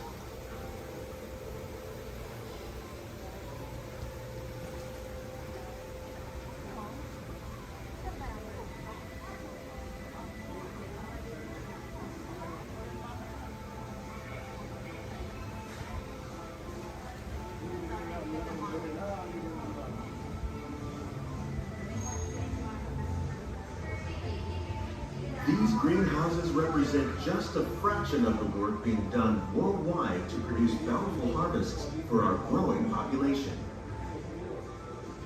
Scientists, farmers, and even backyard gardeners are doing their part to improve the quantity and quality of foods that we all rely upon. Together, we can continue to find more ways to increase food production and protect our precious natural environment. Only then will we truly be living with the land.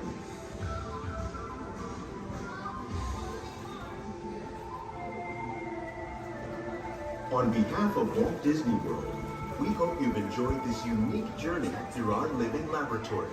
If you'd like a closer look, then check out the Behind the Scenes walking tour. It's a chance for the whole family to get up close and personal with the plants and growing techniques in our laboratory. Please keep your hands and feet inside the boat and remain seated until the boat comes to a complete stop.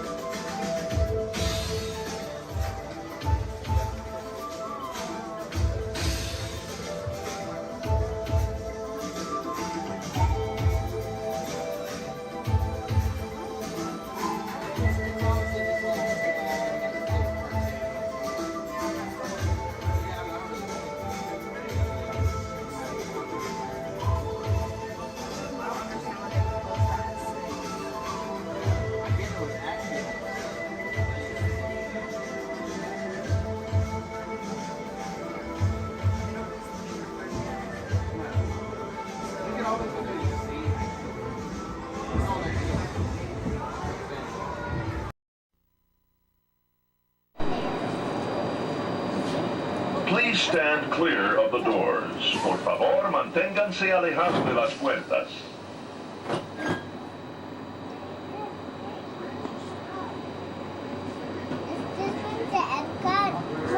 Welcome aboard the Walt Disney World monorail to Epcot. For those of you standing, please hold on to the handrails throughout our journey and stay clear of the doors. For the comfort of others, no smoking, please. Thank you. As we turn south, you can catch a glimpse of the spires of Space Mountain in the Magic Kingdom. Nearby is Disney's 8th-ranked contemporary resort. That's where we were just at.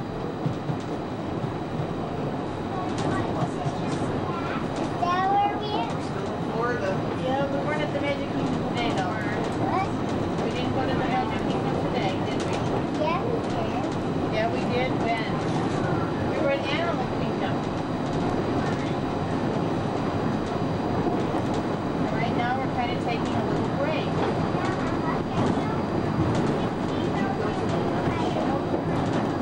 Not today. We've seen it. Yeah. Earlier in the week,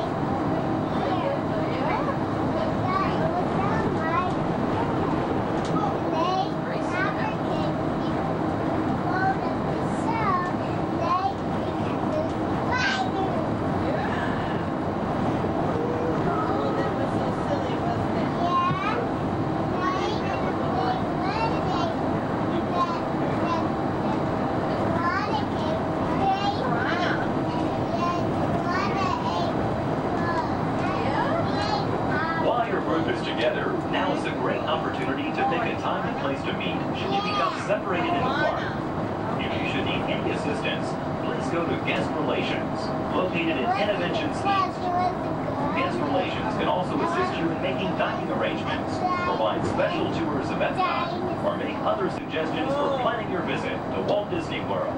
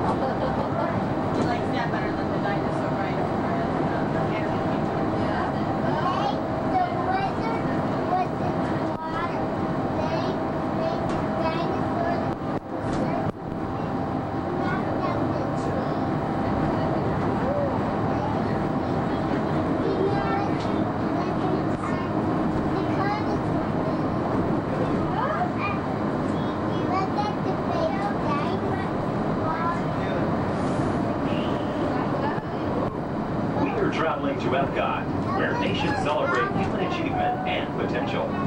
Its 300 acres are divided into two worlds, Future World and World Showcase.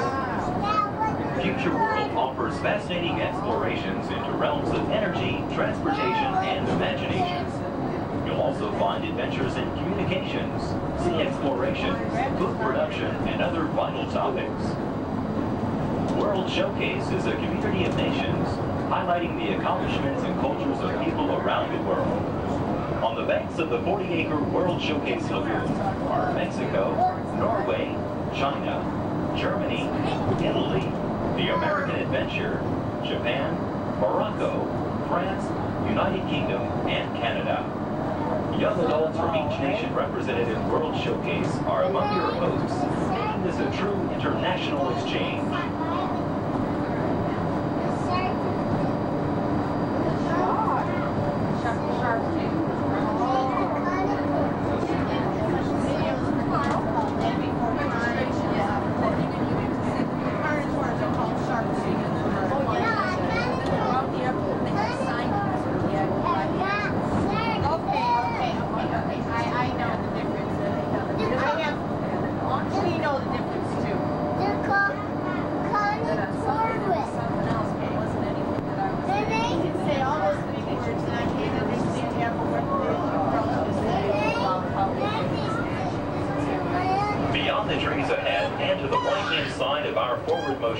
Spaceship Earth.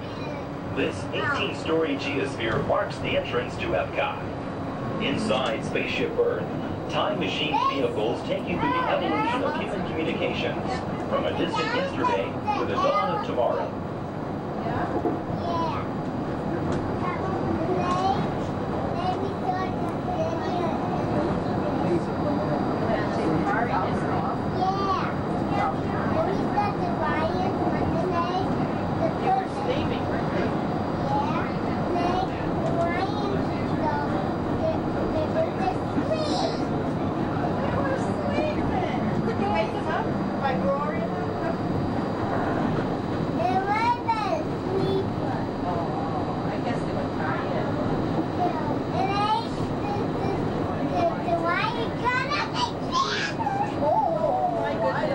Coming up behind Spaceship Earth is Innovations.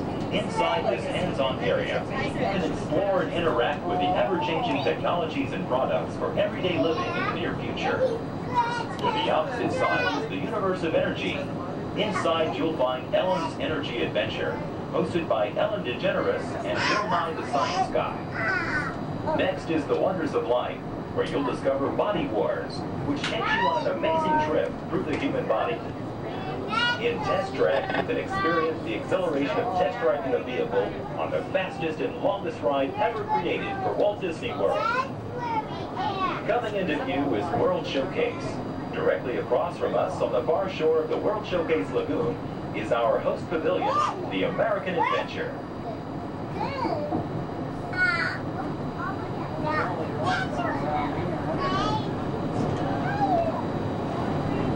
The glass pyramids are the gateway to your journey into imagination. Inside, you can find the 3D adventure, Honey, I Shrunk the Audience. Join Professor Wayne Zelinsky as he receives the Inventor of the Year award for his incredible shrinking machine. Next is The Land, where you'll discover creative partnerships between people and the land around the world.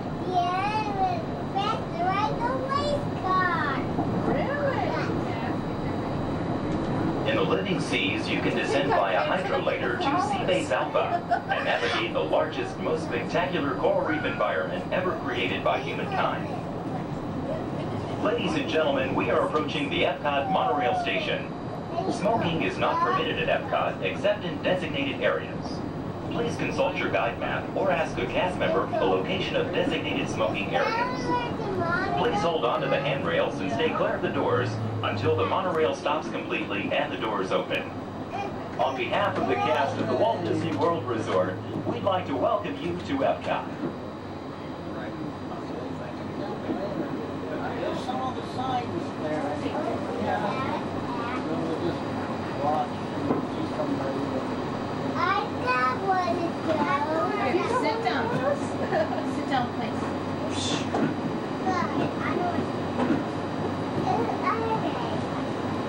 Ladies and gentlemen, please remember to collect your belongings and take young children by the hand. As you exit, please lower your head and watch your step. Thank you. Got an important transmission coming in. Hey, what's up, number 4? Our cosmic generator has been stolen. What? How?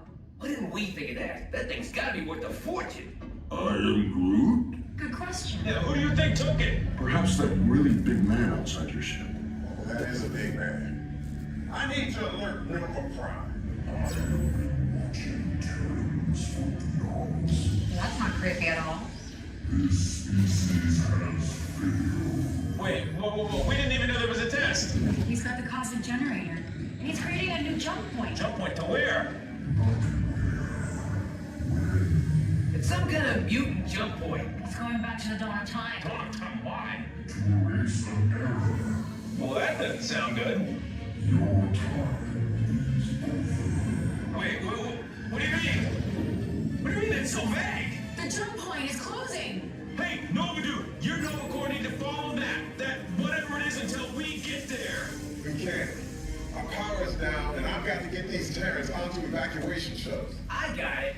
I reprogrammed the shuttles to follow them through the jump point. Wait, what? Look, they're our only chance of keeping track of that whack job until we get the cosmic generator back. Piece of cake. Wait! There's cake. Where's this cake? the odds are impossible, Yep. but it's our only shot. Good luck.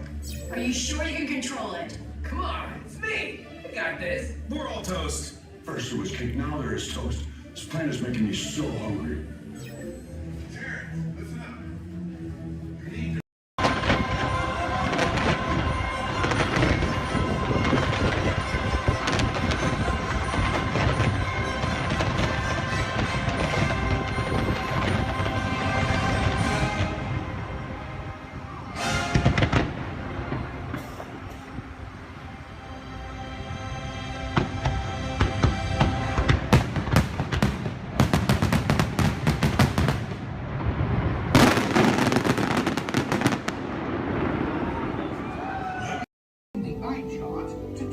Your vision. Now, all together, if you would please lead line 3. With F-I-G-M-E-N-T, you can see things differently. Sure, you can see with your eyes, but imagine what you could see if you used your imagination. Follow the bouncing figment. One spark of light can light your fancy.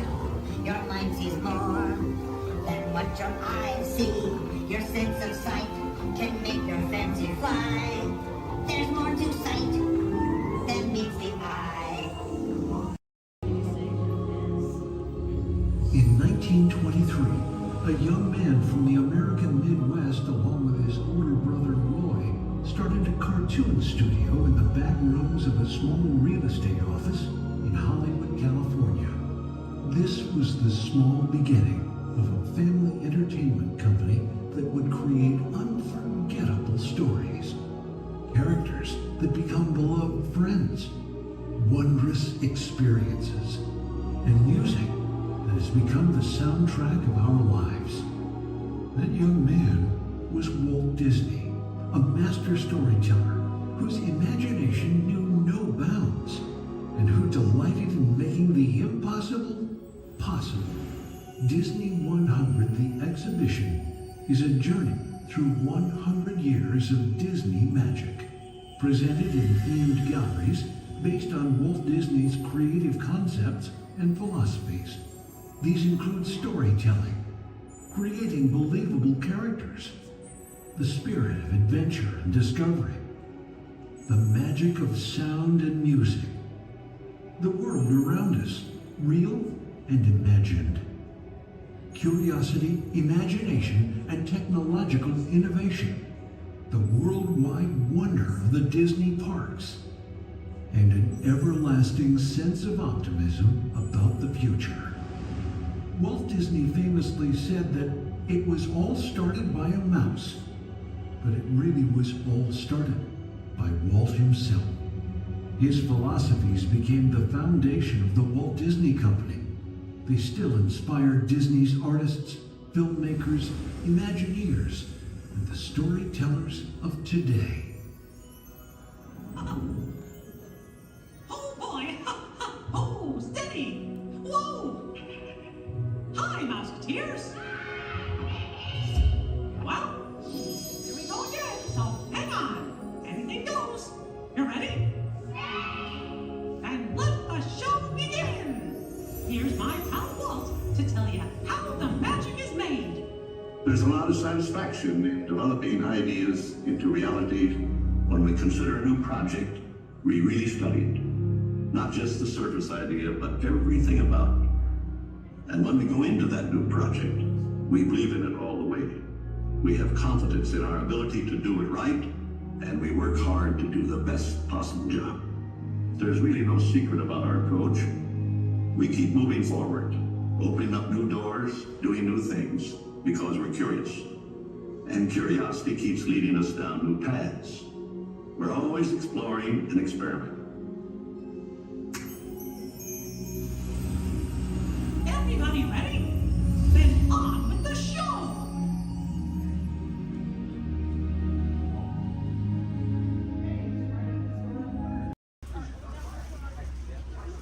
Everybody make sure we're staying seated.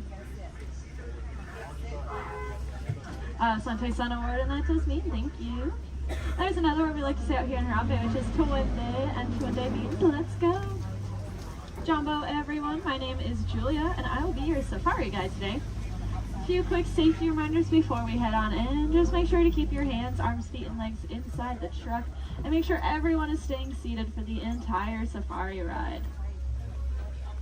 Above you, you'll see that animal spotting guide. That'll help you identify some of the animals that we might be seeing out there today. So go ahead and look it over for a quick second, see if you can find any of your favorites. That's also a great time to get any cameras or phones out and ready, as the roads are going to be pretty bumpy and we won't be able to stop for every animal.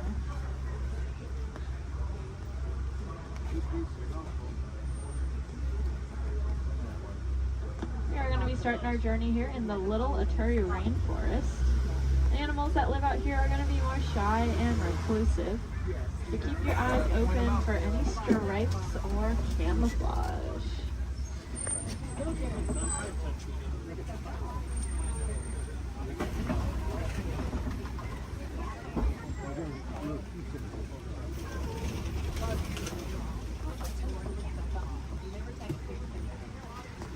Like off to the right, there's that okapi. That reddish brown animal with the zebra party pants. However, they are not related to the zebra. They are the only living relatives of the giraffe. Just like a giraffe, they have a very long tongue. Theirs are so long they can lick their own eyes. And if you look down to the left, you'll see a bird standing on a nest. There's actually a couple eggs, I believe, in there, maybe. That is a saddle-billed stork. They're about 5 feet tall, and their wingspan is about 9 feet long. And if you look up at that canopy above your head, that is also just about 9 feet long. To put that in perspective for you. Now, if we look back at the okapi over there, I said they're related to the giraffe. Just like a giraffe, they have ossicones, which are those stubby horn things on their heads. But that one that we're seeing doesn't have any ossicones. That's because she's a female. Only male okapi will have them, whereas all giraffes will have them. Up on the hill to the right are the greater kudu. And we can tell they are female. That's because they don't have any horns on them. The males will have horns that can spiral backwards up to 6 feet long. If you look off to the left against this cable wall here, you'll see a black rhinoceros. Kind of looks like one of those boulders, just a lot smoother. Now, these black rhinos are unfortunately critically endangered. There are less than 10,000 individuals left in the whole world, and that's including the one we are looking at. They don't have any natural predators though. That is all due to the poaching of their horns. Their horns are thought to have medicinal value to them, so they'll be rounded up and used in medicines. However, those horns are made entirely out of keratin, which is the exact same thing that our hair and our fingernails are made out of.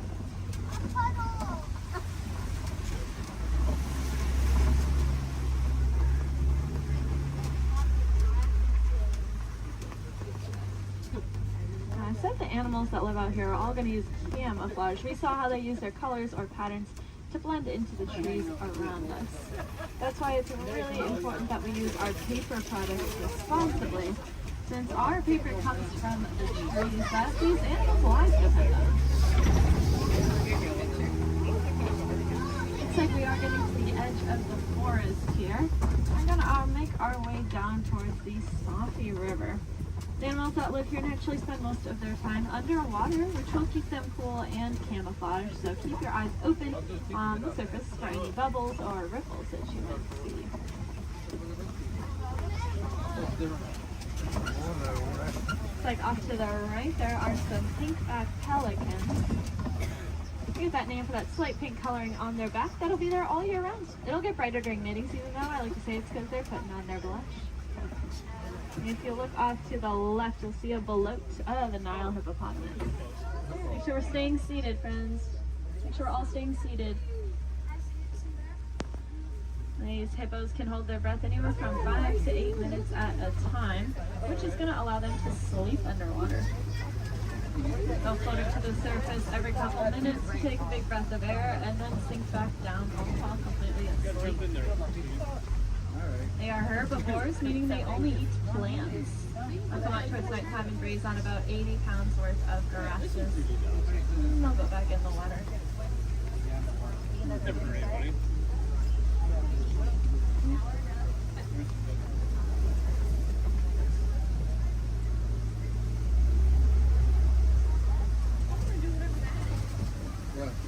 Keep your eyes eyes to the left, especially as we cross over this bridge up ahead here, and you'll see the Nile crocodile.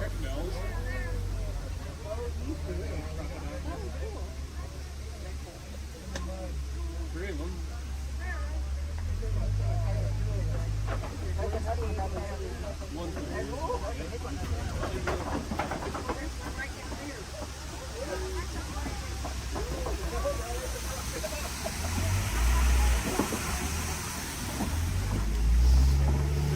Those crocodiles are pretty impressive. They can weigh anywhere from 500 to 1,000 pounds, be as long as a giraffe is tall, and they have the strongest jaw and bite force of any animal. Being said, they are really amazing parents. They're going to take their eggs, put them in their mouth, and roll them around very, very gently. That'll help break up the shell, making it a lot easier for those babies to hatch. It sounds like there is an animal in the road up ahead, so I think we're going to hang tight here for just a second. This is their home, and they can go wherever they want, and sometimes they choose the middle of the road. But we'll just wait for them.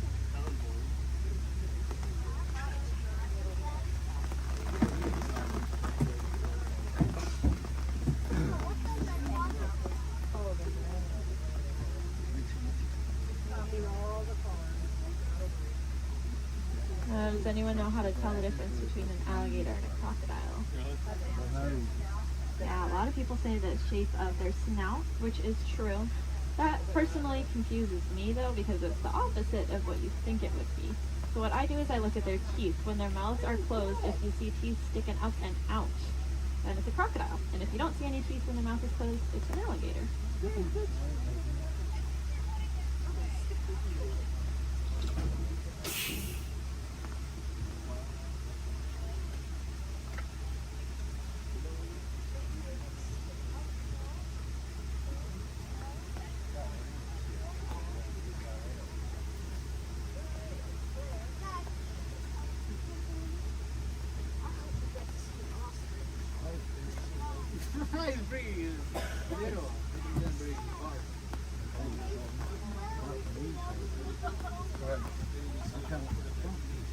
Well, thanks for your patience here. Hopefully the animal will move soon.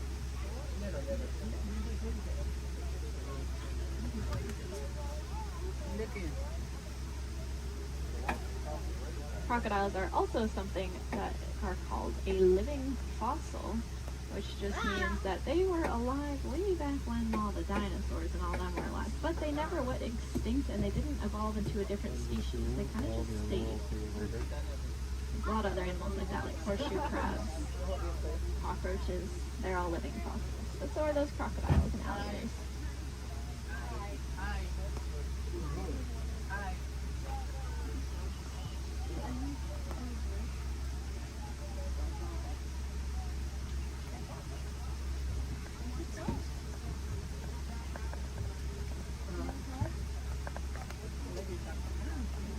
Sounds like there are some giraffes that just keep walking in the road. This is just what we call a giraffic jam. Now you can say you went to Disney World and got stuck behind a giraffe.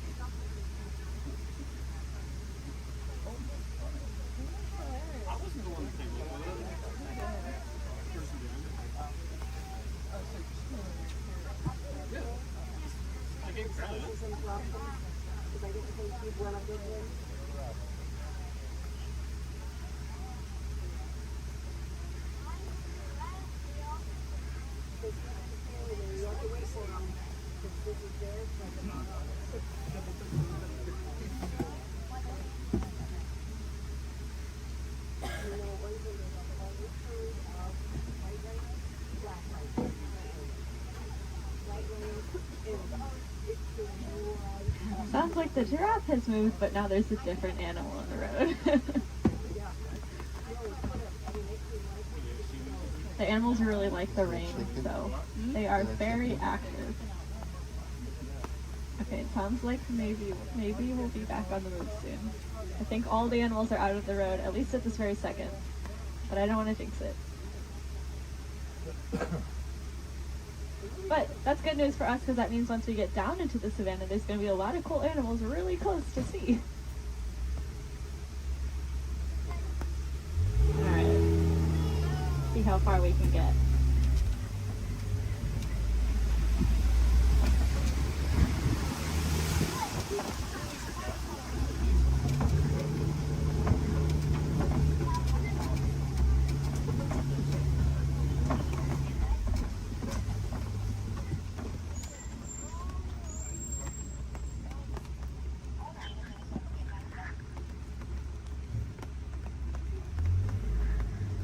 Now this might sound really ironic considering that it is raining, but we are leaving the river and heading towards a much drier area where it really does not rain as much. And I say that because the baobab tree that's off on the right there, it is going to be leafless about 9 months out of the year just to conserve water. Some people call it the upside down tree because, well, it looks like the roots are on the top.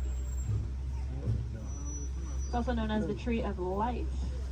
That's because it stores a lot of water in its trunk there. So other animals will use it as water source. We can even use the bark as medicine. One of my favorite things about the baobab tree is that it does have flowers, but they only bloom at night because they're pollinated by bats. Alright, looks like we are finally able to head here into the savannah.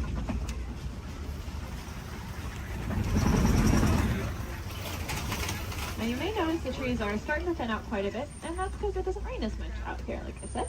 So the animals here can't really rely on camouflage in the same way, and so they're going to be very agile and flighty. Most of them can run within an hour or two of being born. And that is something I personally cannot even fathom, being able to run within an hour or two of being born. Crazy. Looks like here to greet us is what's Maasai giraffe off to the right. They are, of course, the tallest land animals, averaging at about 18 feet tall. You can see that really long, dark tongue. That dark coloring is there to act like sunscreen. And that's because giraffes eat most of the day. And by most of their day, I don't mean like half the day. I mean, they eat about 20 to 22 hours. Out of that 24-hour time period, they're going to spend eating. So that tongue is that dark coloring just to protect it, since it is out about 20 hours a day.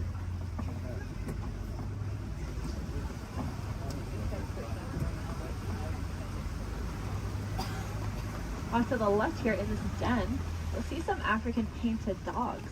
They are the most successful hunters out here with an 80 to 90% success rate. That is so successful that their young, sick, and elderly will eat first, and the healthiest adult will wait and eat last. What makes them so successful is that they are so cooperative. As a pack, they're not going to move on until everyone's got the chance to eat. Those painted dogs are there on the left. On the right, you'll see another giraffe, as well as some Ankole cattle. I think these two were the culprits that were in the road earlier.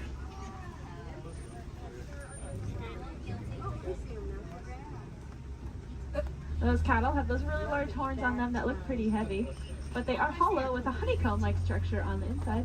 That'll help blood flow to keep them nice and cool. If you look to the left, you'll see the sable antelope, those 3-bound antelope back there. You'll also see some Hartman's Mountain zebra. Now take a really good look at these zebra here, because one of them is a little bit smaller than the other one, and that's because she's about 7 months old. That's her and her mom there. And if you look at her legs, though, her legs are just as long as her mother's, and that's because zebras are born with their legs fully developed. Running, as I said, is very important out here, so those zebra babies are born with long, lanky legs, ready to run within half an hour of being born. Their stripe patterns are going to be unique to them in the same way that our fingerprints are unique to us. That's actually true for a lot of animals, not just those zebra. It's true for those painted dogs we saw, and it's also true for these giraffes up here.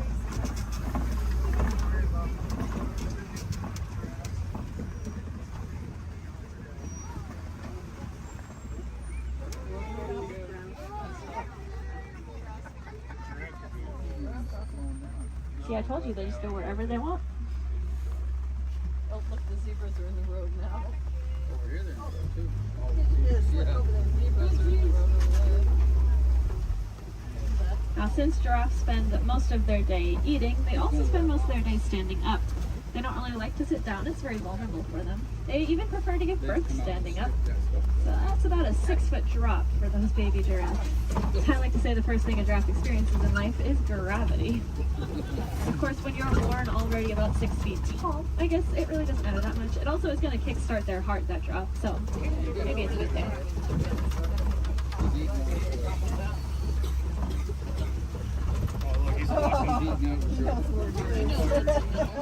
Just gotta steal some more goodies. If you look to the left here, you'll see these really large tan antelope. These are the eland. Elands are the heaviest just antelope species. About 6 feet just at their shoulders, and they can jump straight up from that standstill position up to 10 feet in the air.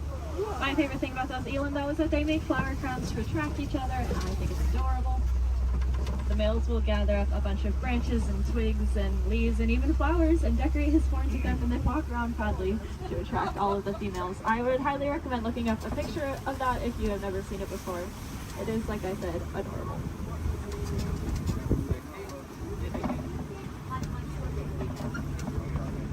Now, off to the right, there's going to be a path.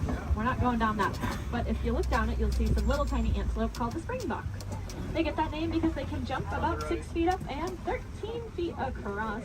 When they do that, it kind of looks like ping pong balls hopping across the savannah. It makes it really confusing for those predators out there. Now, all the animals that live out here have a very important job to do. They're going to be the landscapers. So those antelope will be the lawnmowers, giraffes will prune back the trees, and then larger animals will be the bulldozers. They'll knock over trees. And if you look around us, looks like there have been a whole bunch of trees knocked over. There's really only one animal I can think of, though, that is large enough to act as a bulldozer and knock over an entire tree. Let's see if we can find them. There's also a really large watering hole. There they are. Like off to the right is an African elephant. We are going to get a really good look in a second, though, so I don't mind looking over to the left because there are some mandrills walking around.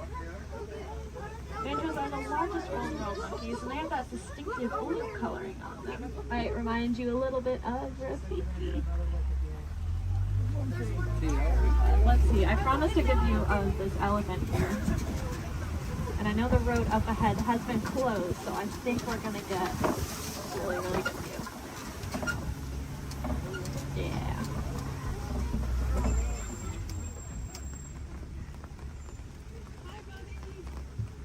Elephants are, of course, the largest land animals. Also very, very intelligent. You can see him using that trunk. They have about 40,000 muscles in that one trunk. To put that in perspective for you, we have a couple hundred different muscles in our entire bodies. They have 40,000 in that one trunk. That is kind of unbelievable to me. And it's going to allow them to do a lot of really cool things, though. You see them eat with it. They also drink water, kind of like a straw. And then sometimes they'll suck up a bunch of dirt or mud and then spray it on their backs to help protect their skin from all those natural elements.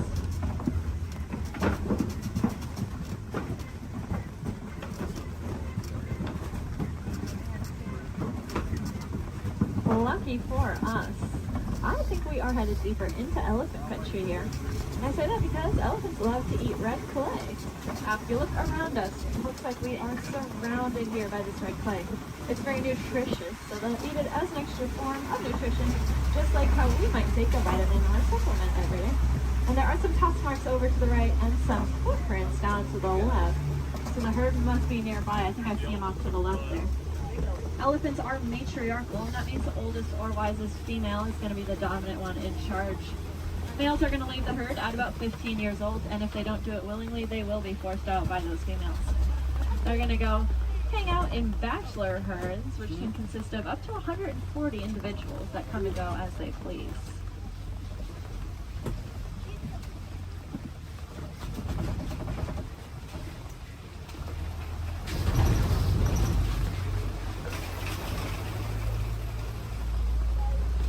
Keep your eyes to the left.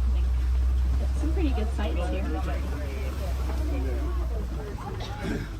Unfortunately, though, elephants are running into a lot of different conflicts out there in the wild. They are losing their homes for various reasons and getting forced closer and closer to people, specifically farmers and their crops. Not knowing any better being elephants, they see those crops as yummy treats and they eat them, or they stomp all over them, which of course upsets the farmers, putting the elephants in danger. Luckily, we did some research recently and learned that elephants are afraid of bees. They're very sensitive skin and do not like to be stung. So now out in Kenya, farmers are building fences out of beehives. That scares off the elephants, which keeps them safe, and in turn keeps the crop safe and the farmer's livelihood. The farmer gains a new crop, which is, of course, the honey from the bees. And if you like honey, you can look up the Elephant Safe Honey Project and learn a little bit more about how you can support that. If you look to the left here, you'll see the greater flamingos. They are the largest flamingo species, but the lightest in coloring. They're going to get that pink coloring from the brine shrimp that they eat. There's a protein in there called beta-carotene, and that's what'll turn them pink. It's the same thing that's in carrots. They're going to get their food by doing something called filter feeding. So if you can picture a pasta strainer, the noodles get stuck inside and the water comes out. That's how their beaks work. They take a big mouthful of water, the food gets caught inside, and the rest of the water flows right on out. That's why it's super, super important that we keep our waterways clean, because if we have plastic or trash floating around in that water, they could take a big mouthful of that. And we don't want any of our trash ending up in those flamingo beaks.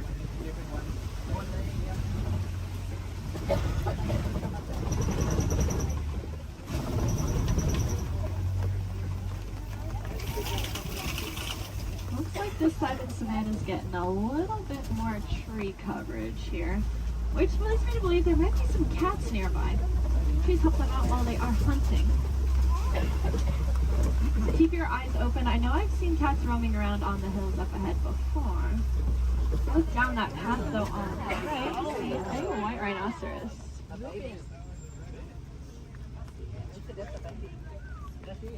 White rhinos are the most social of the 5 rhino species. They're usually always in a group with their buddies, so that one's friends probably aren't too far behind. They have a really, really good hearing too. Their ears will wiggle independently of each other, and they look like funnels, which helps them pinpoint the exact location a sound is coming from.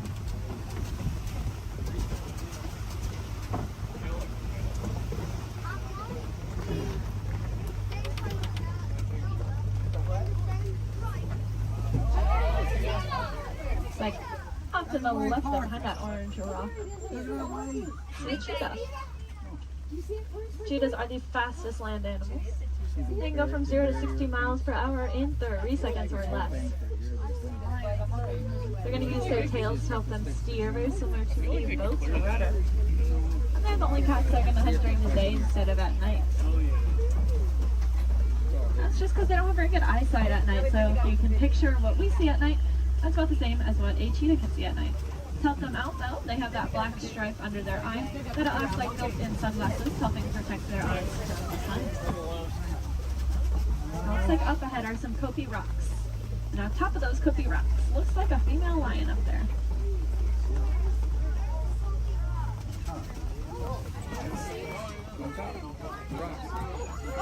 The second tallest rock on the top of it. She's laying up there. Females are going to be the ones that go out and hunt. The males are going to stay behind to protect their territory and any cubs they may have.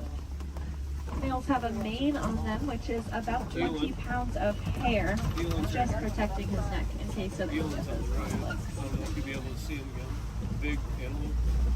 Male lions also have the loudest roar of any animal. You can be heard up to 6 miles away.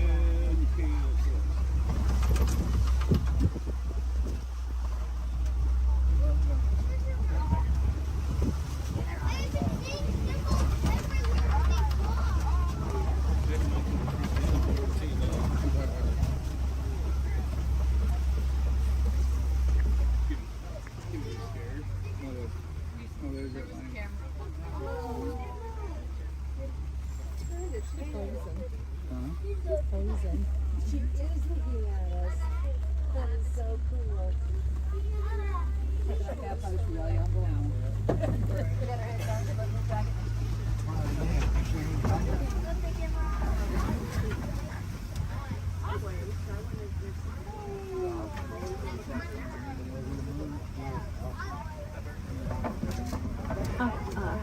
Looks like there are a couple ostriches walking around. They are the largest and fastest birds in the world, but they cannot fly. They have really big wings to help them steer because they can run upwards of 40 miles an hour.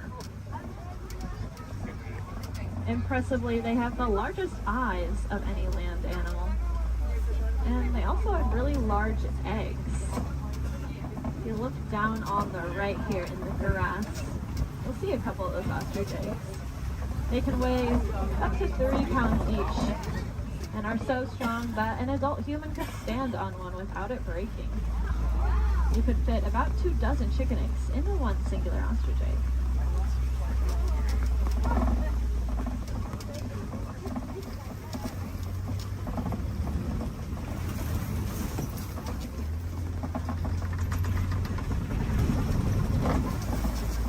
Up ahead is the warden's post. The warden takes care of all the animals out there on the reserve. There's some special ones up here with them. I bet they're all hiding under this porch from the rain though. These are the Nigerian dwarf goats. They look like cute little babies, but this is them full grown adults. They really do not like that rain. They have a very sweet and nutritious milk that is high value in Africa, so in return for it, we'll give them a nice place to live and some amenities to eat. It just goes to show that we can peacefully coexist with a lot of amazing animals.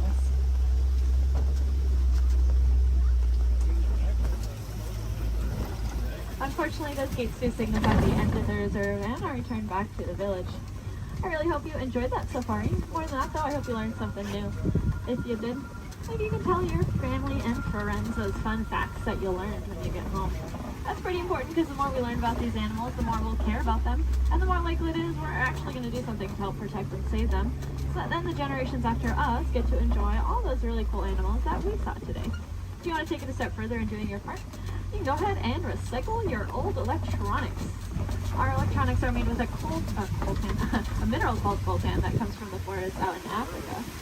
So when we mine for it, we are making things away from many, many animals.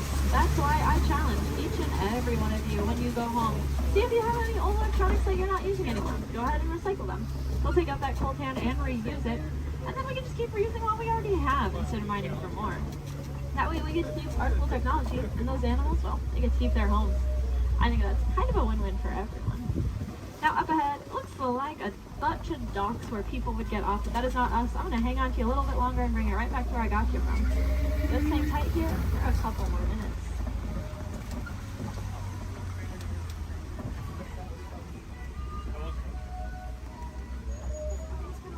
These people watching.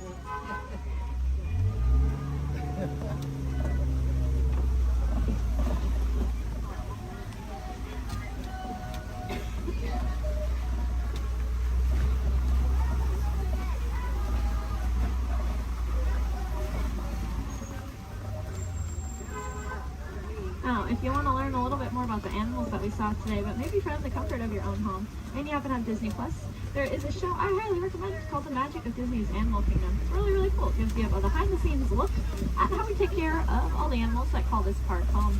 It is one of my favorite shows, but I am, of course, not biased at all. If you want to see some more animals while you're in the park today, I'd recommend heading over to the Gorilla Falls Exploration Trail. Lucky for us, it's going to be right where I drop you off. Once you get off my truck, you'll go down a ramp, and if you take a right, you'll just be exiting the area. If you take a left, though, you are magically already on that trail. It's about a 10 to 15 minute walking path, where you can see a bunch more African animals, including, of course, those gorillas. If you head over to Asia, there's an Asian version of that trail as well called the Maharaja Jungle Trek, and they have all those Asian animals that we love, like bats, Komodo dragons, and tigers. There's also an aviary in both of those trails. If I had any wilderness explorers on board, you're riding the Simba 1. That is the code you'll need to get your safari badge, the Simba 1.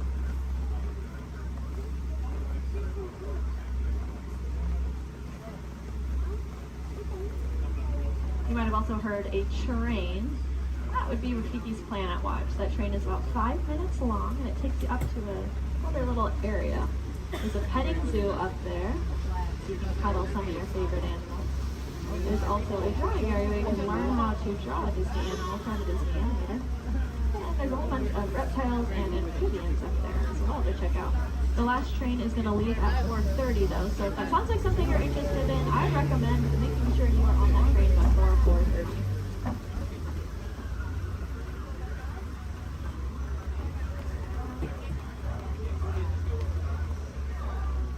Looks like we are almost there. Thank you for your patience. I know that was a little bit longer than expected.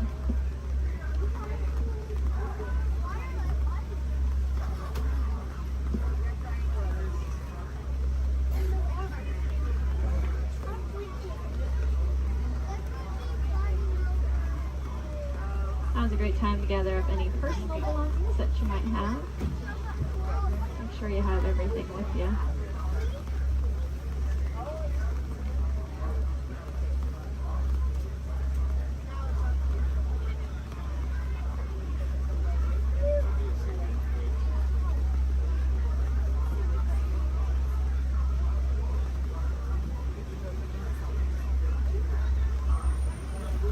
Here in Harambe, we do not like to say goodbye because it is far too sad and final. Instead, we say Kwaharini, which means to go well. So Kwaharini, my friends. Again, my name was Julia from Fort Collins, Colorado. I really hope that y'all had just as much fun out there as I did.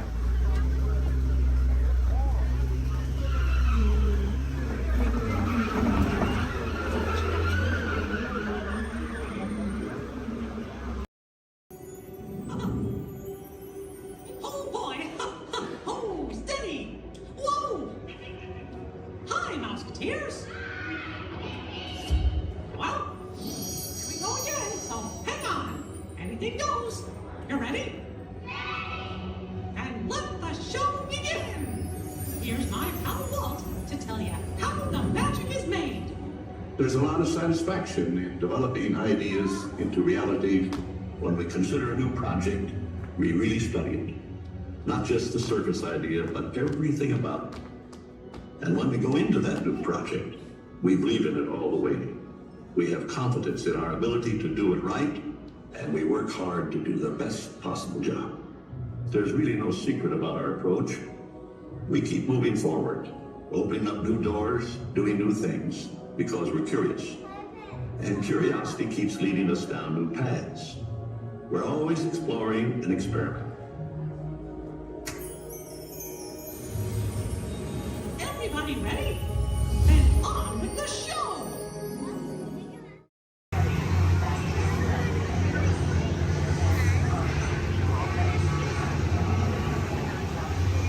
Time travel commencing in T-minus 10 seconds and counting. This is Seeker. Listen up. We've got to get in, grab the iguanodon, and get out before that asteroid hits. Let's roll!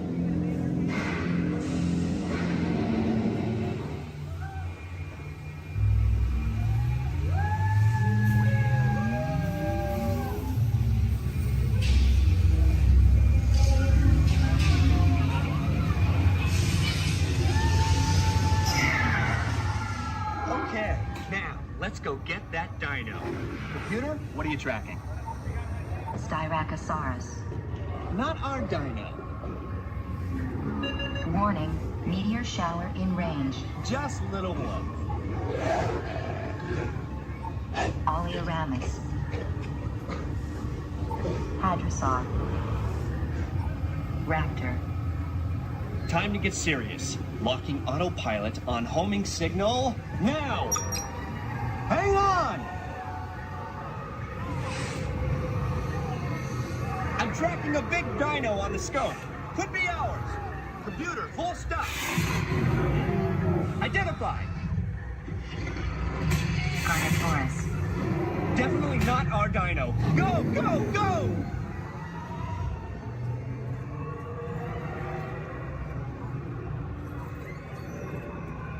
Another big guy coming up. Computer.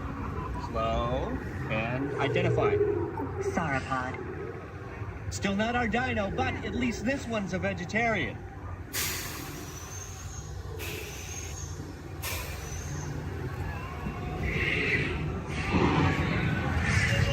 Asteroid impact in 90 seconds. We better move it. Pterodactyl. Incoming! Asteroid impact in 60 seconds. We can't stop now. Keep going, keep going. Compsognathus. Computer, what's happening? Loss of traction. Four-wheel drive, move it! Warning, meteor strike. Evasive maneuver! Left! Right! Left! Right! That was close. Computer, now what? Carnotaurus. That's it! Abort mission! Abort! Abort! Iguanodon. Forget it! Get them out now! Asteroid impact. Brace yourself! This is it! They're not gonna make it! They're not gonna make it! Mission accomplished.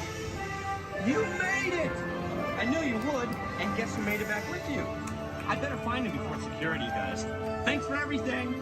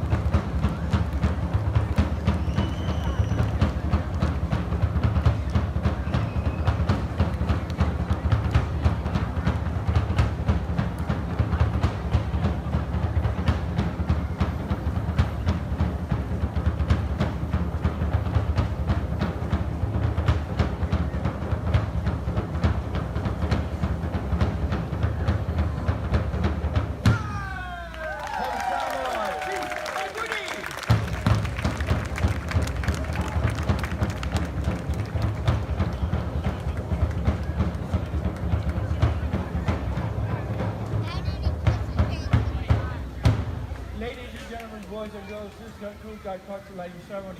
Thank you for attending and please enjoy the rest of the evening. Mahalo and aloha! Intrusion alert, level 2. Intrusion. Disarmed. Sensor offline.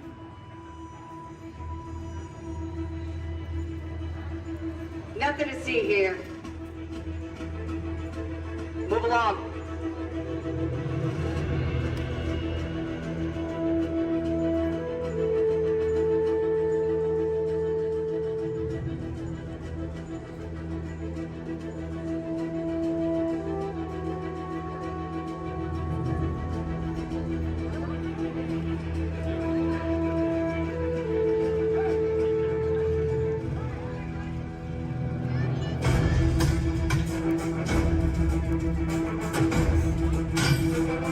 You don't look like recruits.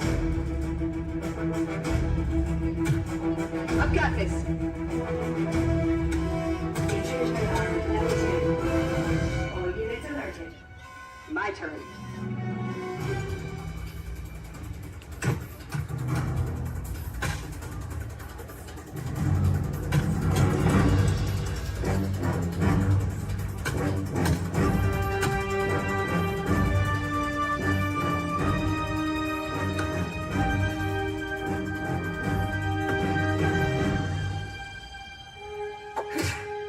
Let's try this again.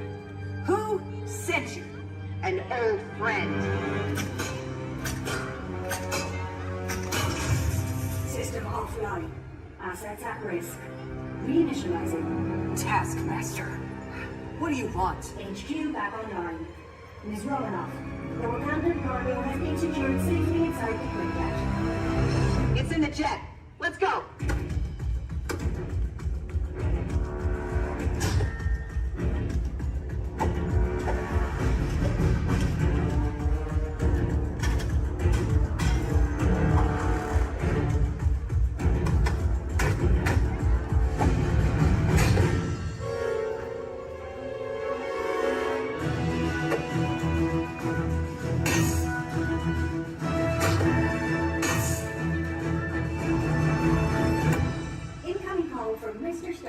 Friday, don't put him through!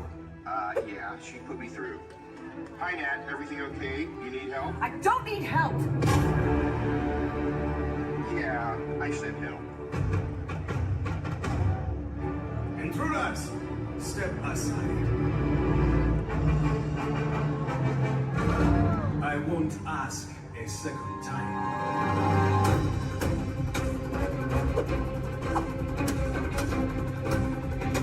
Friday, please introduce our guest. The Taskmaster. Origin unknown. Be ready.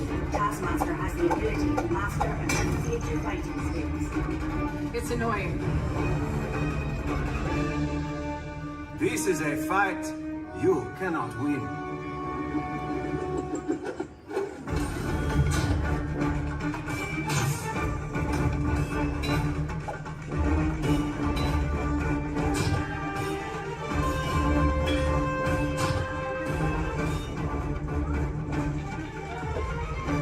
T'Challa, the vibranium! Leave it to me.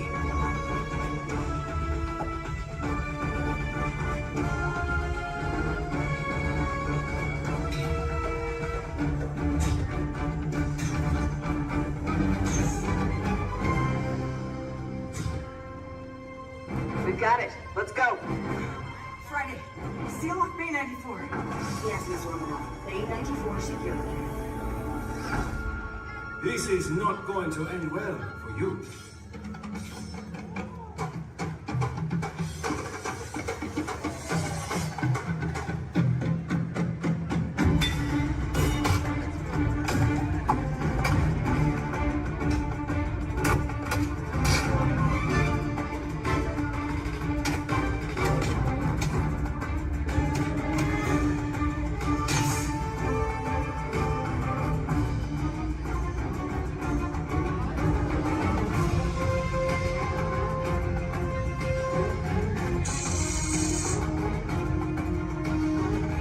Looking for this? Not today. You know how this ends.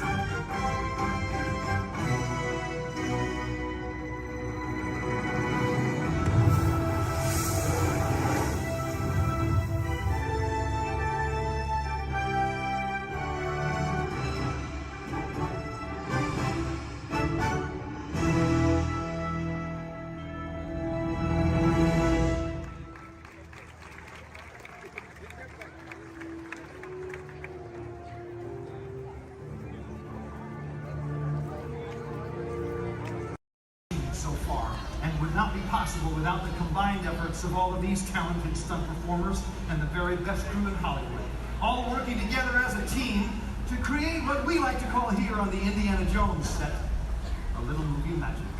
Right, guys? Let's do it! You got it, boss. All right. Ready to hill. Thank you very much, Chaz. You set? We're good, John. Cameras ready, Jason? Standing by. Quiet and set, everybody, please. Roll cameras. Rolling and speed. 16-3 Charlie, as a flight, take one mark.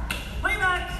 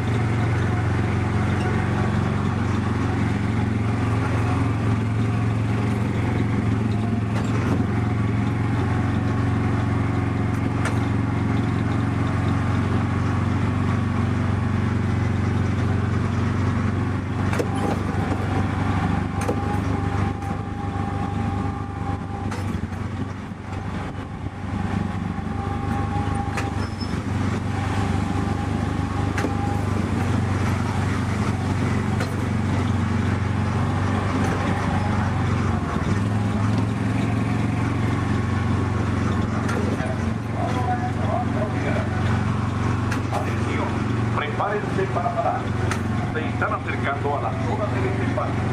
Por favor, reduzcan la velocidad y mantengan una distancia mínima de un largo de auto entre su vehículo y el de adelante. Para parar su auto, quiten el pie del pedal. Gracias.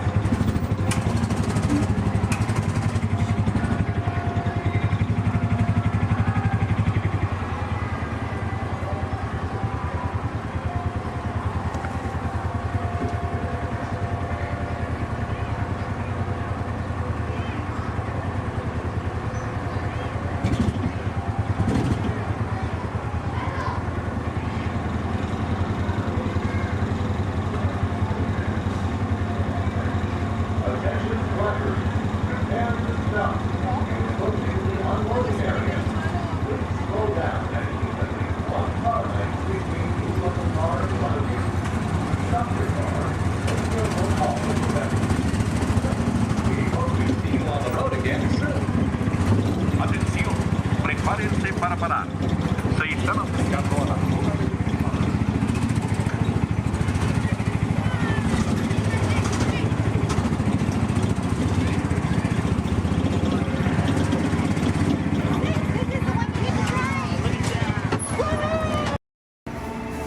Welcome to the sim track.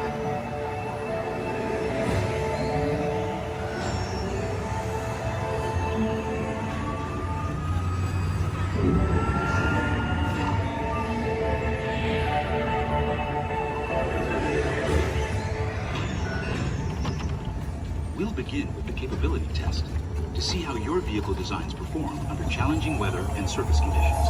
Monitoring road surface. Connecting to OnStar.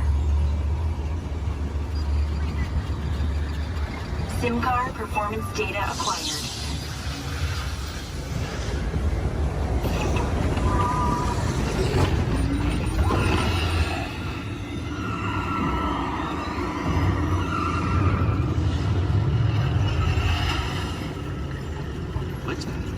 Let's see how your designs hold up now.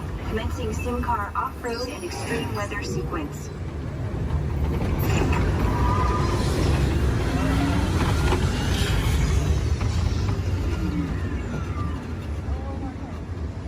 Capability test results displayed and verified. Now let's see how your vehicles compare when it comes to their efficiency.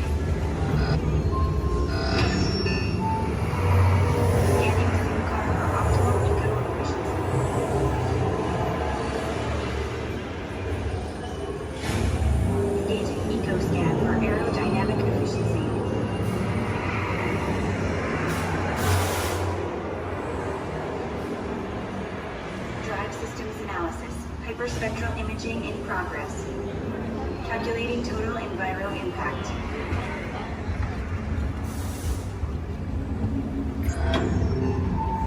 Commencing responsiveness test. Okay, the responsiveness data is now being synchronized. Automated driving technology verified and active.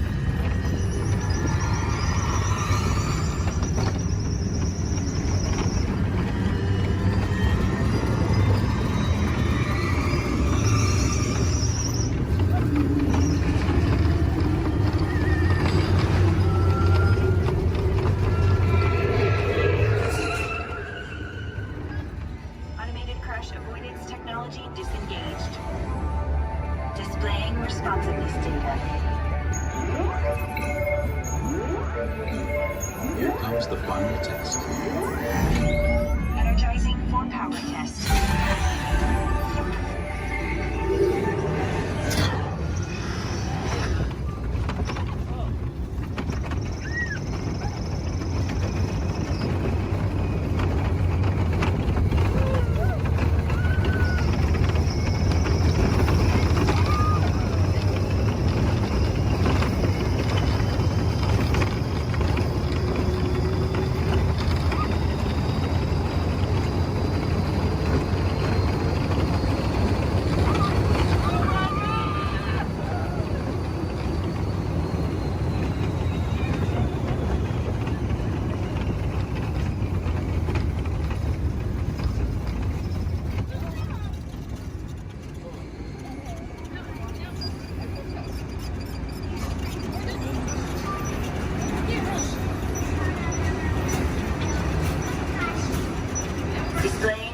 test results.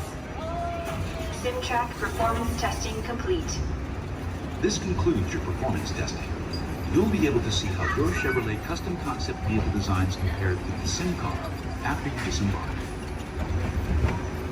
Please watch your step as you exit, and remember to take all your personal belongings with you. Be sure to check your final performance numbers in our scoring area.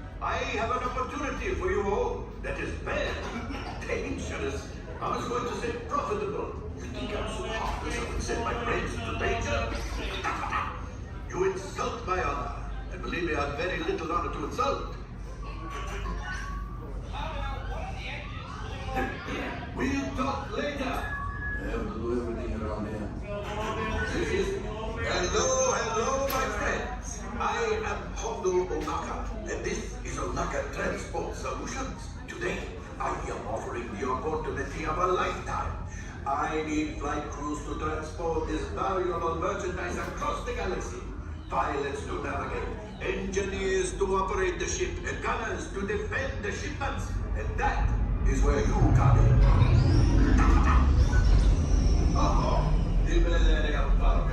On loan for some very fast and very profitable expeditions. Chewbacca, my fine furry friend! Yes, as we agreed, you let us use the ship, we'll get you the supplies you need. It's a win-win. You help the resistance, and I get all the profits. The first order will never know we were there. Okay, time to go, so, bye-bye. We better go before he changes his mind. Move along, my friends. Listen carefully and remember, the better you work together, the more you earn. Your lives and my profit depend on it. Now go.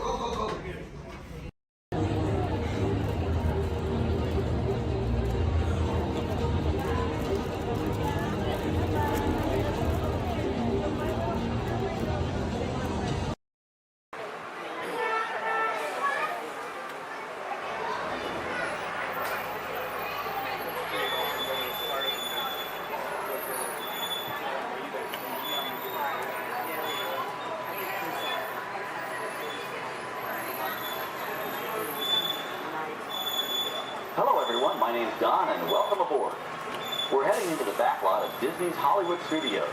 This production area was built in 1988 as a Florida counterpart to the Walt Disney Studios in Burbank, California. We included sound stages, recording studios, high-tech editing rooms, all the tools needed to create movies, TV shows, and radio broadcasts. We've even got our very own water tower too. It's up ahead on the left side of our shuttle. We call it the Earful Tower. It's inspired by the water tower Walt Disney had built for his Burbank studio in 1939.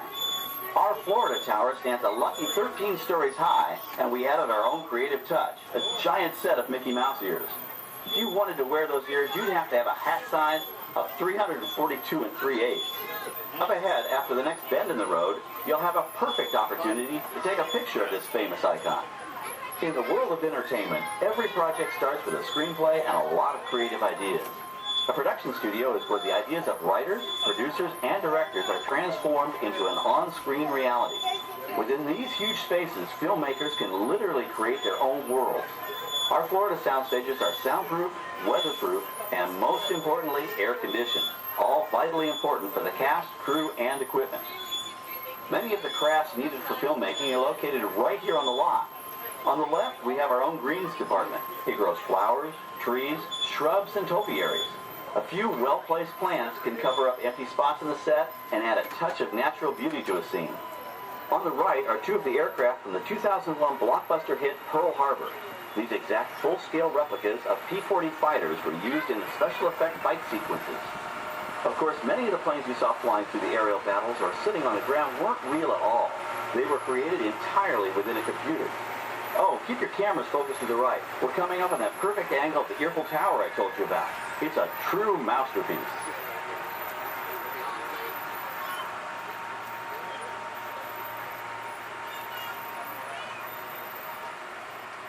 We're entering one of our most glamorous and colorful departments, creative costuming. Every star has to have just the right wardrobe, and it all begins here with a designer's sketch. Our team of designers, seamstresses, and tailors can turn 1.5 million yards of fabric into over 25,000 costumes every year.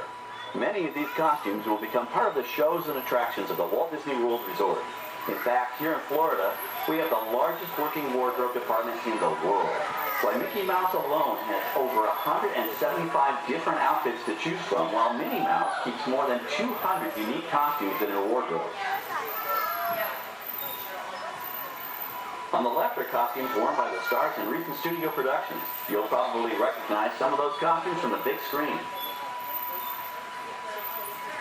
Every story needs a setting, and our design staff can create just about any place a script calls for, from an urban city street to a remote desert canyon. On the left is our scenic shop where large-scale sets and props are built. Our team of set designers, carpenters, artists, and engineers has created caves and caverns, game show sets, even replicas of the U.S. Supreme Court and NASA's Mission Control, all on our sound stages.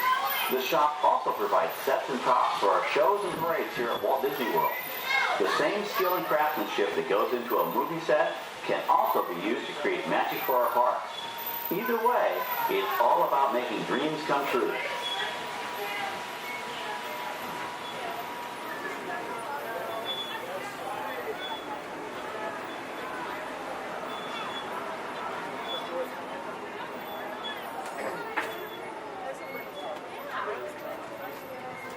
Now we're entering a zone we call the Boneyard. It's an outdoor storage area for oversized props and vehicles.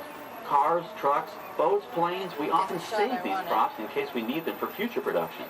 In this backlot collection, you may find real working vehicles, non-working mock-ups, and even large-scale miniatures used in special effects shots. Large-scale models create a more convincing illusion on camera.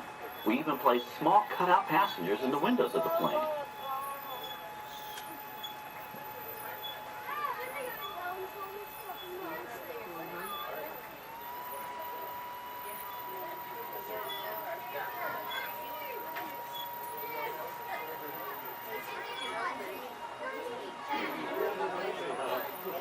We're now passing by the sets for our Lights, Motors, Action Extreme Stunt Show. On the left, you may catch a glimpse of the Mediterranean fishing village that sets the stage for this thrilling attraction. We'll get a closer look at it soon, but for now, we're approaching one of the largest standing sets on our back lot. It's over on the right. It may not look like much from this angle, but it's pretty spectacular on the other side.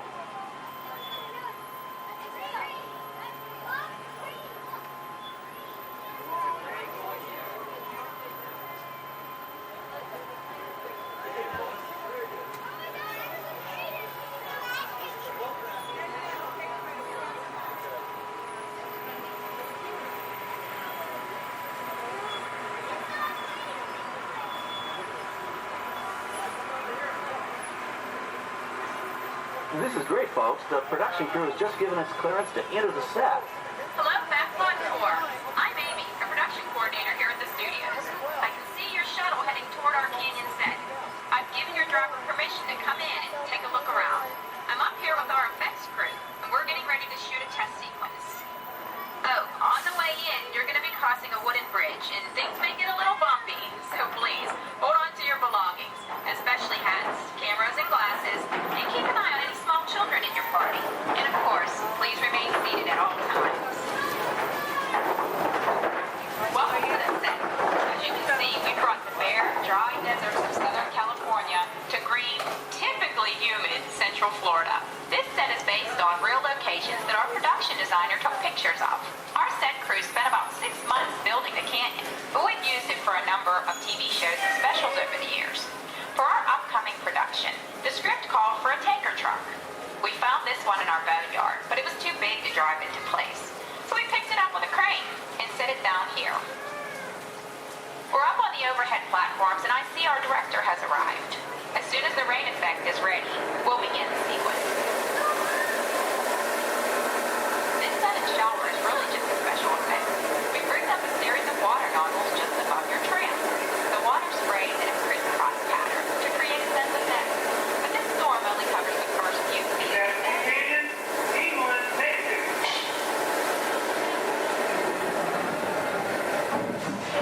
Okay, it's showtime.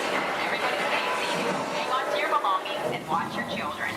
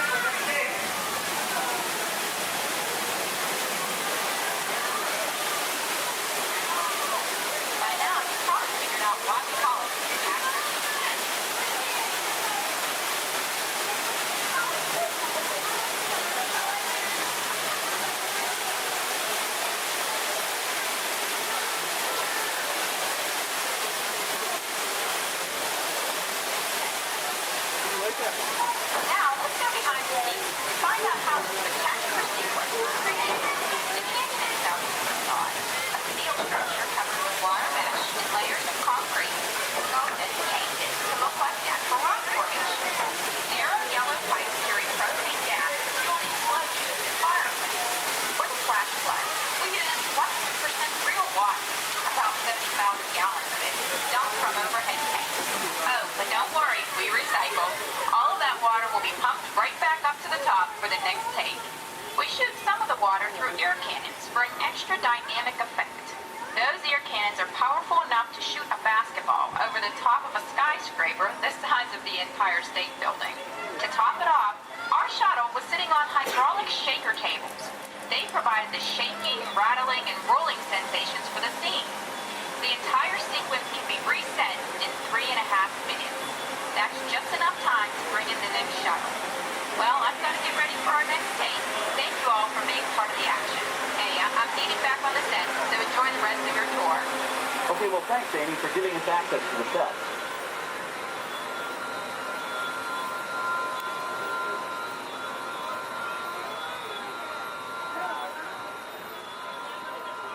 On the right, we have an authentic piece of Disney history. That Gulfstream 1 was known at airports across the country as November 234 Mickey Mouse, but we just call it the Mouse. In 1964, Walt Disney and his hand-picked team used this plane to scout locations for what he called the Florida Project. Soon, they secretly began purchasing thousands of acres of land, which became the Walt Disney World Resort in 1971. During the creation of the resort and later Epcot, the Mouse shuttled studio executives and Imagineers between Burbank and Orlando, making it the most used executive aircraft in the country. Appropriately, the Mouse retired here in 1992. As Walt used to say, it was all started by a mouse. In this case, the 234 Mickey Mouse. On our right, we once again sweep past the magnificent Mediterranean village of our lights, motors, action extreme stunt show. This high-octane attraction is based on the hit show from the Walt Disney Studios Park in France. In this action-packed production, you'll feel like you're right there on the set during the filming of a spy thriller, complete with custom-built cars, motorcycles, even jet skis. You'll experience the split-second timing, coordinated driving, and fiery special effects that make action movies a real blast.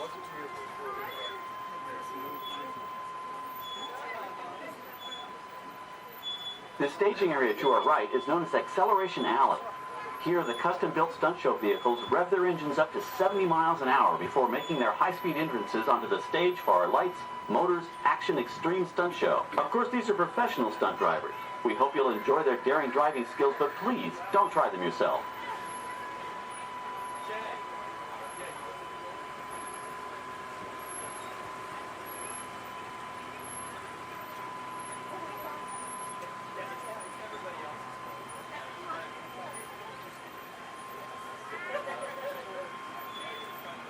On the left, we've reached our second boneyard with more historic props and vehicles. When we reuse older props in a new production, they're often refitted with custom parts and given a whole new color scheme. You might not even recognize them the next time you see them on screen. For instance, coming up is our friend Herbie the Love Bug. He went through a special demolition derby makeover. Those dents and dings were added on purpose, but he can be polished up as good as new for his next starring role.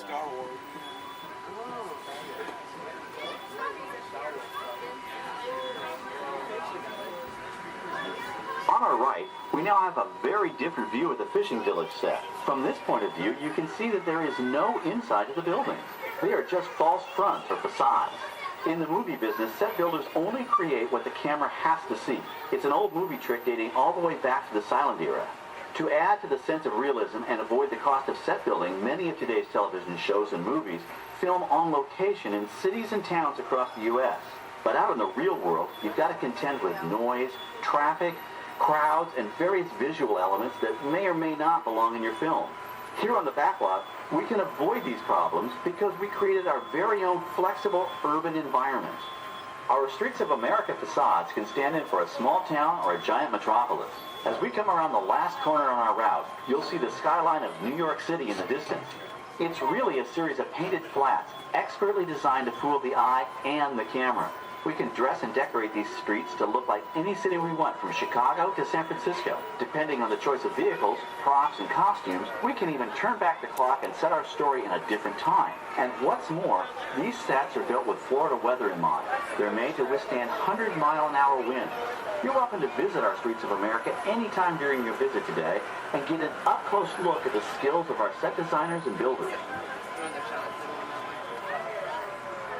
We've just about reached the end of our tour. Our final stop is the American Film Institute Showcase, where you can see the actual costumes and movie props used in some of Hollywood's most famous films.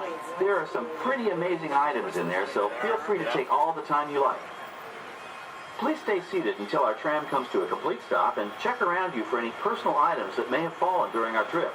Well, as they say in Hollywood, that's a wrap. Thanks for joining our backlot tour, and we hope you'll come back to visit us again soon.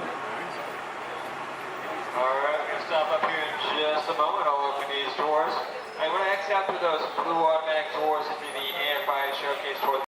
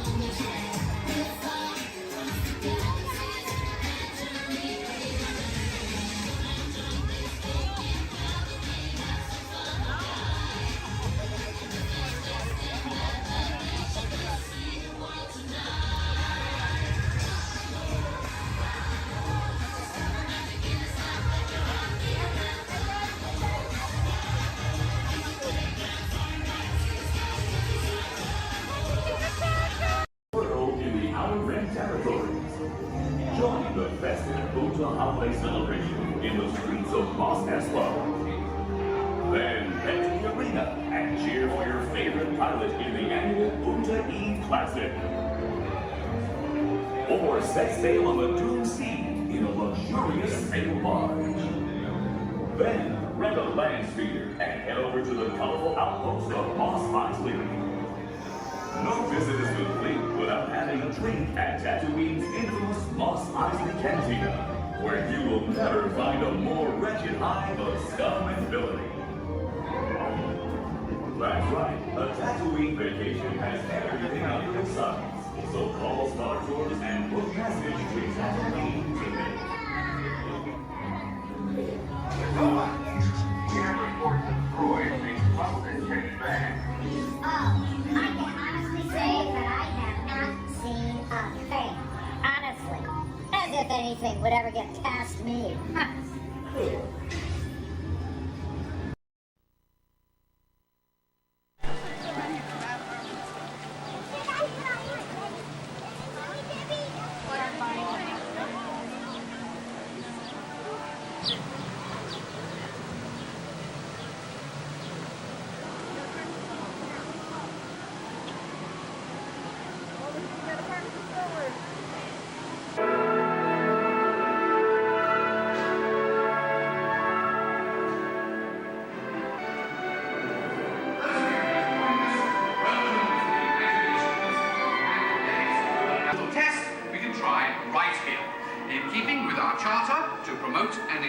The imagination, and because it has been clinically proven that certain types of music can actually make you smarter, a little Mozart, please.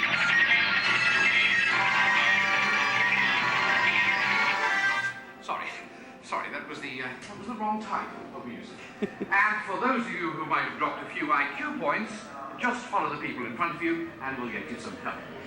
And now, a little Mozart.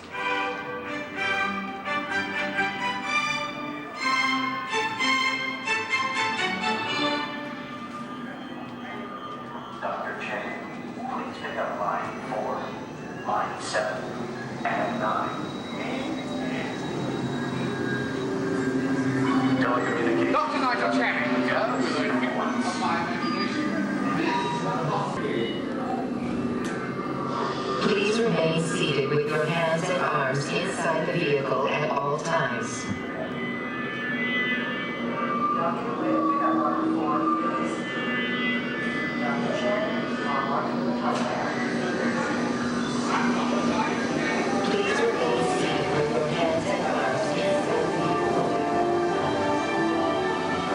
We're about to measure your imagination, so relax as the scanner sees what's in your heads just now.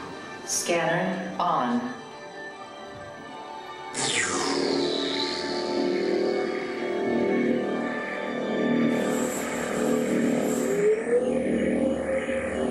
Well, as you can see, there's not much going on upstairs, imagination-wise, but that's just perfect for our experiments.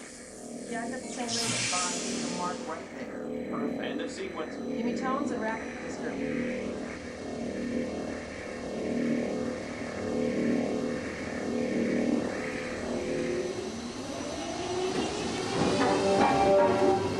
We begin with an exercise in sound. Listen closely and see what you hear.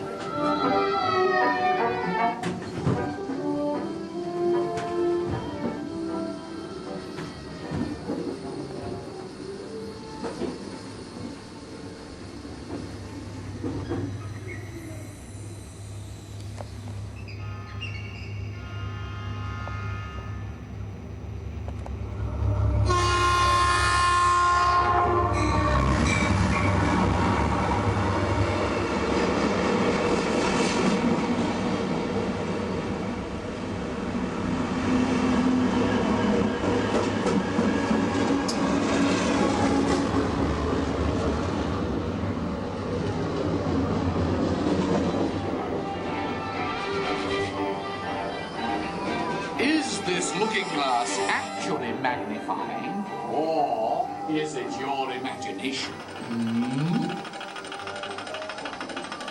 Here Here, one quickly learns that when the laws of physics and common sense are shattered,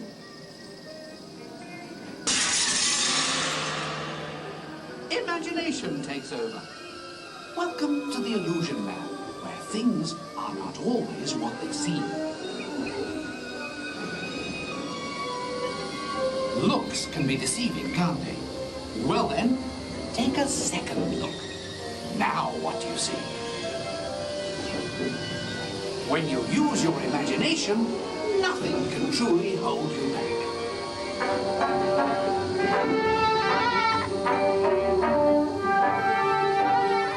In the next experiment, let color work its magic on your imagination.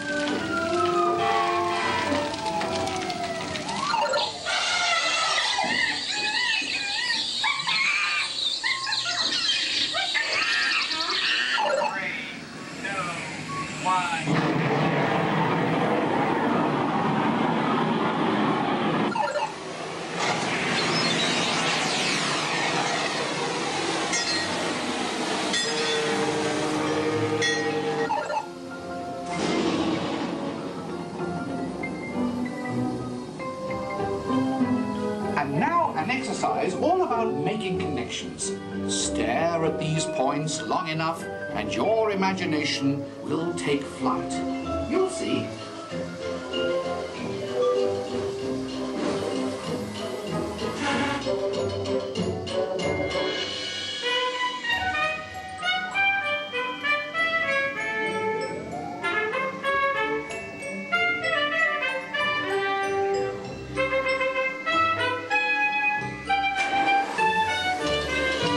Look at the world from a different angle, and anything is possible.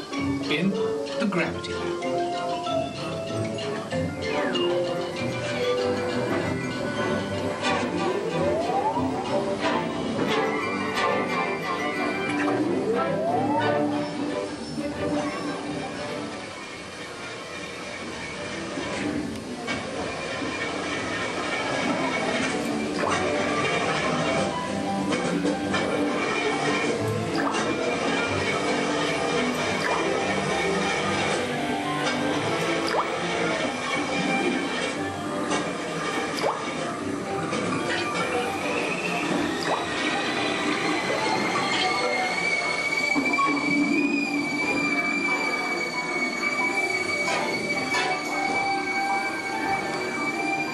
Well, our experiments are now complete. Time to run you through the scanner once again. Who knows what we'll find in your imagination this time? Scanner on. Initiate feedback program. Recalibrate for a wider scan. Interesting. Stand by. Recalibrate. Settings at full. Scanner readings at 150, 175, and 150 performance level at optimum. You've pushed the scanner to the limit. This is absolutely unbelievable. Fantastic! Look what your imaginations have created.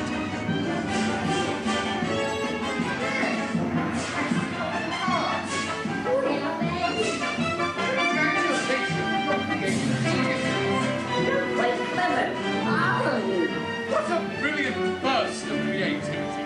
Incredible! Awesome! Absolutely fabulous! I couldn't have imagined a better...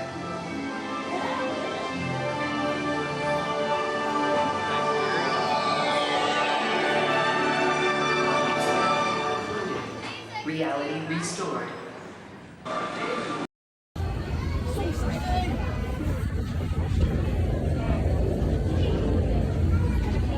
Thanks. What'd you say? That's going to be great. You did? Oh! So I said, like, no. I knew so. I'm like, oh, motion tracking, assigning individualized color profiles, web shooters calibrating. Woo! You there, Spider-Man? I'm here. Where are you? On our way. Okay, please sit back and enjoy your ride until we reach the intended disaster. Wait, I thought you were going to start exponential laser. Yeah, disaster sounds right. I know you agree.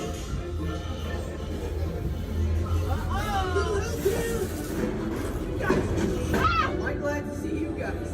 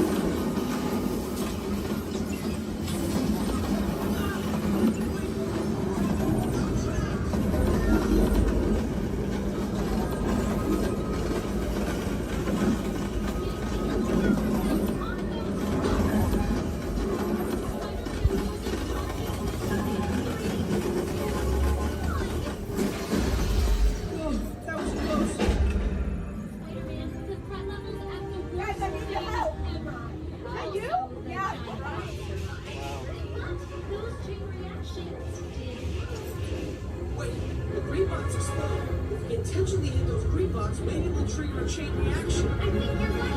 That should stop it.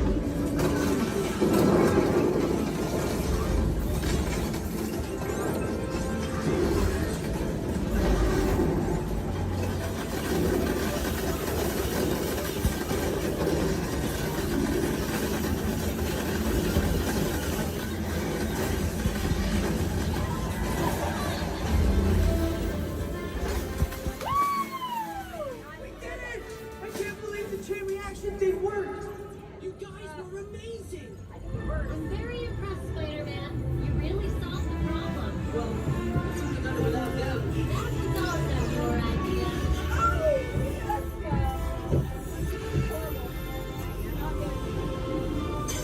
Dang it!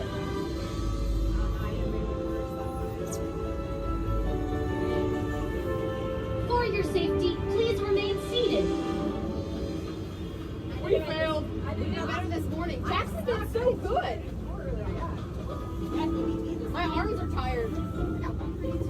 Reinforcements, remain seated inside the transport.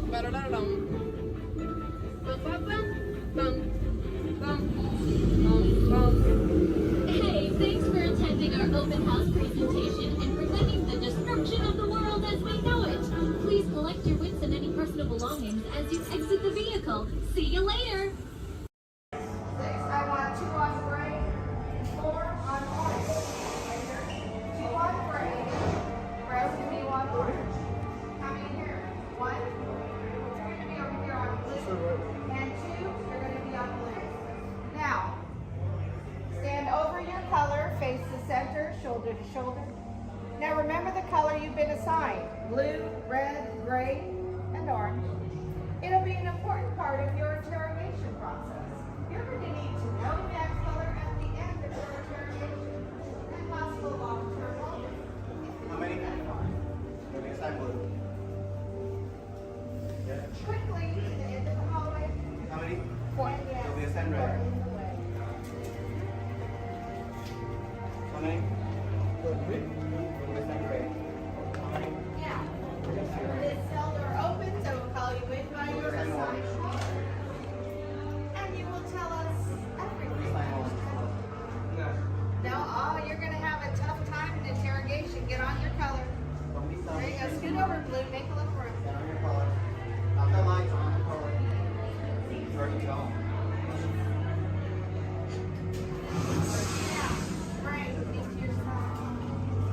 Everyone has to decide a color. Look down and memorize it. Do not forget it.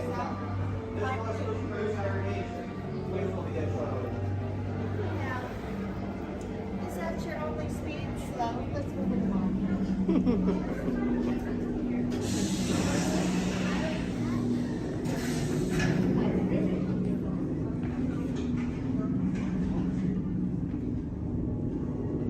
Leave us. Yes, General. Enemies of the First Order, we will soon snuff out your meager resistance. You chose the wrong side, and now you will pay. The Resistance prisoners. You have what I want. You know the location of the secret base, and I will take it from you. We are needed on the bridge. Keep the prisoners here. I will return to finish this personally.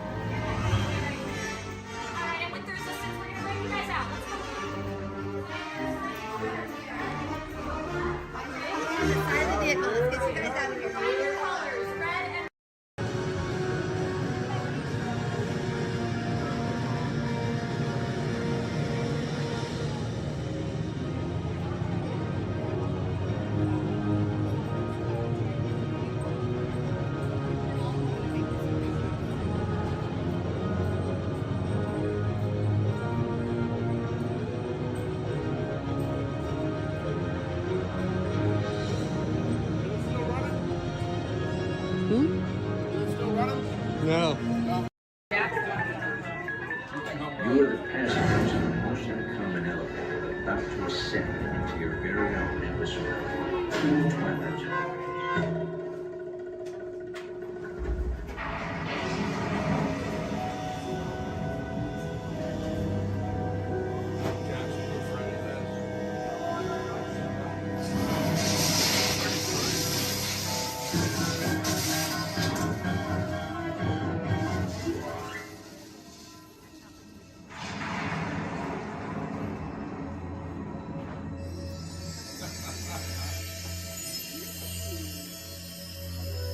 It takes you in somewhere where you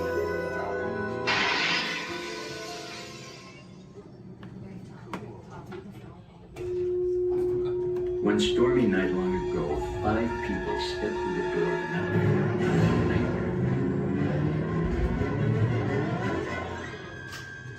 That door is opening once again. This